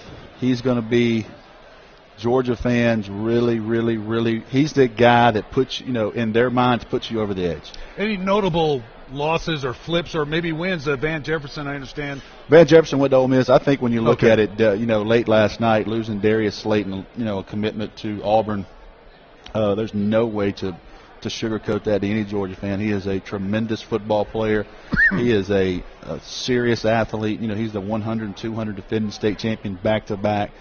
He has made some of the best catches you will ever see on a highlight film in high school football. And you cannot, for Georgia, there's no way to really sugarcoat that loss to Auburn. Now, there's other guys out there that they can try to get to take up the slack, but that's been a big loss for Georgia. I think the one people are not talking about today, because he's not from the state, is Georgia picked up 4-star offensive lineman Pat Allen out of Maryland, who at one time was committed to Georgia. When Will Friend left Georgia, he decommitted, opened it back up. Tennessee made an extremely hard push on him, and Georgia was able to hold him at the end. How much are they a victim of their own circumstances? They got some great receivers over there already. You know, I've always been amazed that they get the running backs that they do. Yeah. I'll tell you this: when you're and I'm going to write this tomorrow, I've been absolutely very, very surprised at how hard Georgia has been negative recruited against because of Nick Chubb. Everybody's telling them they're not going to throw the ball, and you're not going to touch it. And in fact, one young man told me that the school that was recruiting him said, "I'll tell you what, if we had Nick Chubb, we wouldn't want you either." And that's the way they you know, and every school does this, don't? But sure. Very surprised at how hard people negative recruited Georgia because of Nick Chubb. But if you're Georgia, you're saying, well, there's Keith Marshall. Yeah. The Gurley. Takes more than one. There's no will question. Get hurt. Yes. I mean, stuff happens. Yes. The big thing is nowadays with running backs, they don't want, you know, 10 years everybody wanted all the carries. I want them all. Now everybody's like, I want somebody to split these things with me. I need some legs for the NFL. You know, the way these contracts are set up now, those second contract in the NFL is a huge deal. And these kids know that. They know, you know, if they don't know it, they're told. I promise you. They're you want to go into the league as fresh as you can be. If anybody, though, and you guys know this, if anybody is built to handle the amount of carries, that young man. You know, he's 5'10.5". The difference between him and Todd Gurley, if people have never seen Todd Gurley in person, he's 6'2.5". And he's a grown man. Yep. But the mass he has, so many shots. Chubb so low to the ground, so thick, so hard to really get a good shot on. And I just think you know, if he keeps going the way he is, and everybody, I don't care who you are, everybody's a fan of Nick Chubb because of the way he is off the field. But NFL eyes, that kid is built for that league. So tell me about the other drama of the day in recruiting. Is it Byron Coward? Byron Coward has now signed with Auburn, if I'm correct. He has sent it in, his letter of intent to Auburn. I don't know the whole situation. There was a report that came out about 2 hours ago that his coach was trying to talk him into going to Florida. And when that surfaced, probably 30 minutes later, that letter of intent got sent to Auburn. So, you know, when your coach gets put out in national media, you're a high school coach and you're a public employee like you are, that I would imagine sped up the process. I understand that he was so undecided, though, he actually had signed both letters of intent. That has not been confirmed. Okay. He said, from what I read, he only signed one. And that's when something's not right. But, you know, I'm catching bits and pieces of that, but I have confirmed he did sign with Auburn. Rusty used the word underrated a little while ago, and with that, let's check in with Lee Baker of the Atlanta Touchdown Club. He's with Merissa. Underrated. Underrated. What you got? Tisk, tisk. Ken, we are over here now, hanging out with Lee Baker again, Executive Secretary of the Touchdown Club of Atlanta. And we're talking about the TCA Metro Atlanta All-Star Team. Did I get it right? That's it. And while I'm speaking right now, if I can get all of the members of the Metro All-Star Team to start making their way up to the stage, that would be great. Now, you and I were talking earlier. This is a team. It's an honor that you guys have kind of resurrected. Yes, we've done this in the past, and we've decided to resurrect it. The club goes through and looks at players throughout the Metro Atlanta area and chooses an all-star team with 11 on offense, 11 on defense, and 2 special teams. And one of the challenges that we have is that of these nominees that we have for the all-star team, this year we have 7 of them that are already enrolled at their appropriate college. So we ask everyone that is here now today to come and be recognized, and we'll give each one a nice award with our sponsors on it, and everyone the ones that aren't here will get their awards to them. So. Now, it must be such a difficult process. Just looking at the talent, and I can see several of them who have been on our air today or who are already enrolled in college. How difficult of a process do you guys have to go through to narrow this down to just 11 offensive, 11 defensive, and 2 special teams players? In the metro Atlanta area, it is a very difficult process because there's so many quality athletes here in the metro Atlanta area. So that's a good problem to have, but also a tough one at that, I'll say. Can you explain maybe how you tackle something like that by narrowing it down? We get a lot of input from people like Rusty with 24/7. We look at the recruiting services, and then we also contact the coaches and get advice from them as well. And what kinds of qualities, obviously all good athletes, but what kinds of qualities as a person, as a student, are you looking for in these players? We try to look for those that have a good quality personality, good grades, and good character. So with that, we try to do our best to honor those athletes that are truly deserving. Well, beautiful plaque that you're giving to these guys, and now we are going to toss it back to you, Ken. We appreciate it, Lee, Marissa, and Doug and Rusty. We're getting close to wrapping things up. I know you had some things to cover here. Oh, yeah. We got to thank some folks. Presenting partners for today, 680 The Fan. They write my check. Fox 5 writes your check, of course. Thank you. Touchdown Club of Atlanta. College Football Hall of Fame. Rising Seniors. I'm going to throw 24/7 in here, too, because they deserve a thanks. They write my check. For getting Rusty on board. Smack High, part of the festivities here today. And our sponsors were Keurig, Belk, Resurgence Orthopedics, Georgia Pack and Load, Duffy Realty of Atlanta, and Montlick of Associates. So everyone came together and put this together, and really, got to be our best signing day ever, and the venue is such a huge part of that, and everyone that's been involved. Thanks to the College Football Hall of Fame for having us here. We got a couple of guys. We got time for a couple more guys here. 3 more guys? Nope, we're wrapping it up.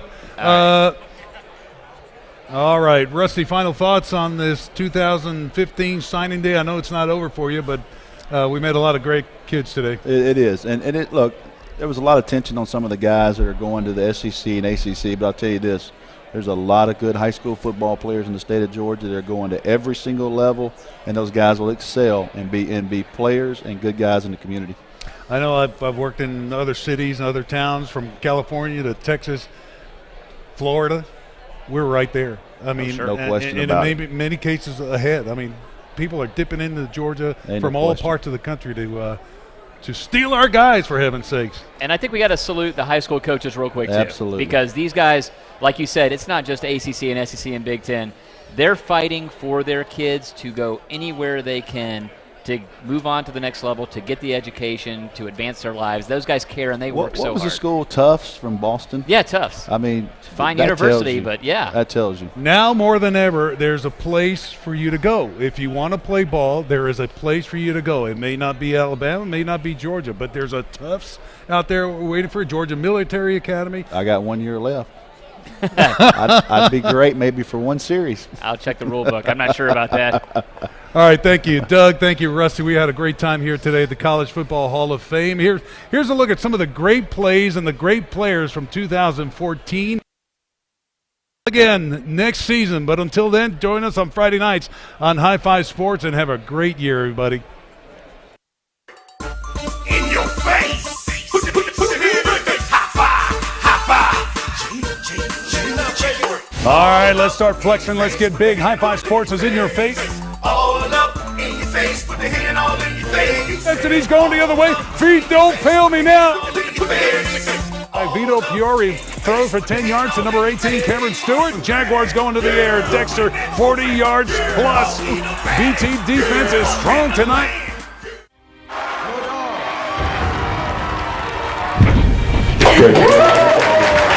I will take my talents to athletes.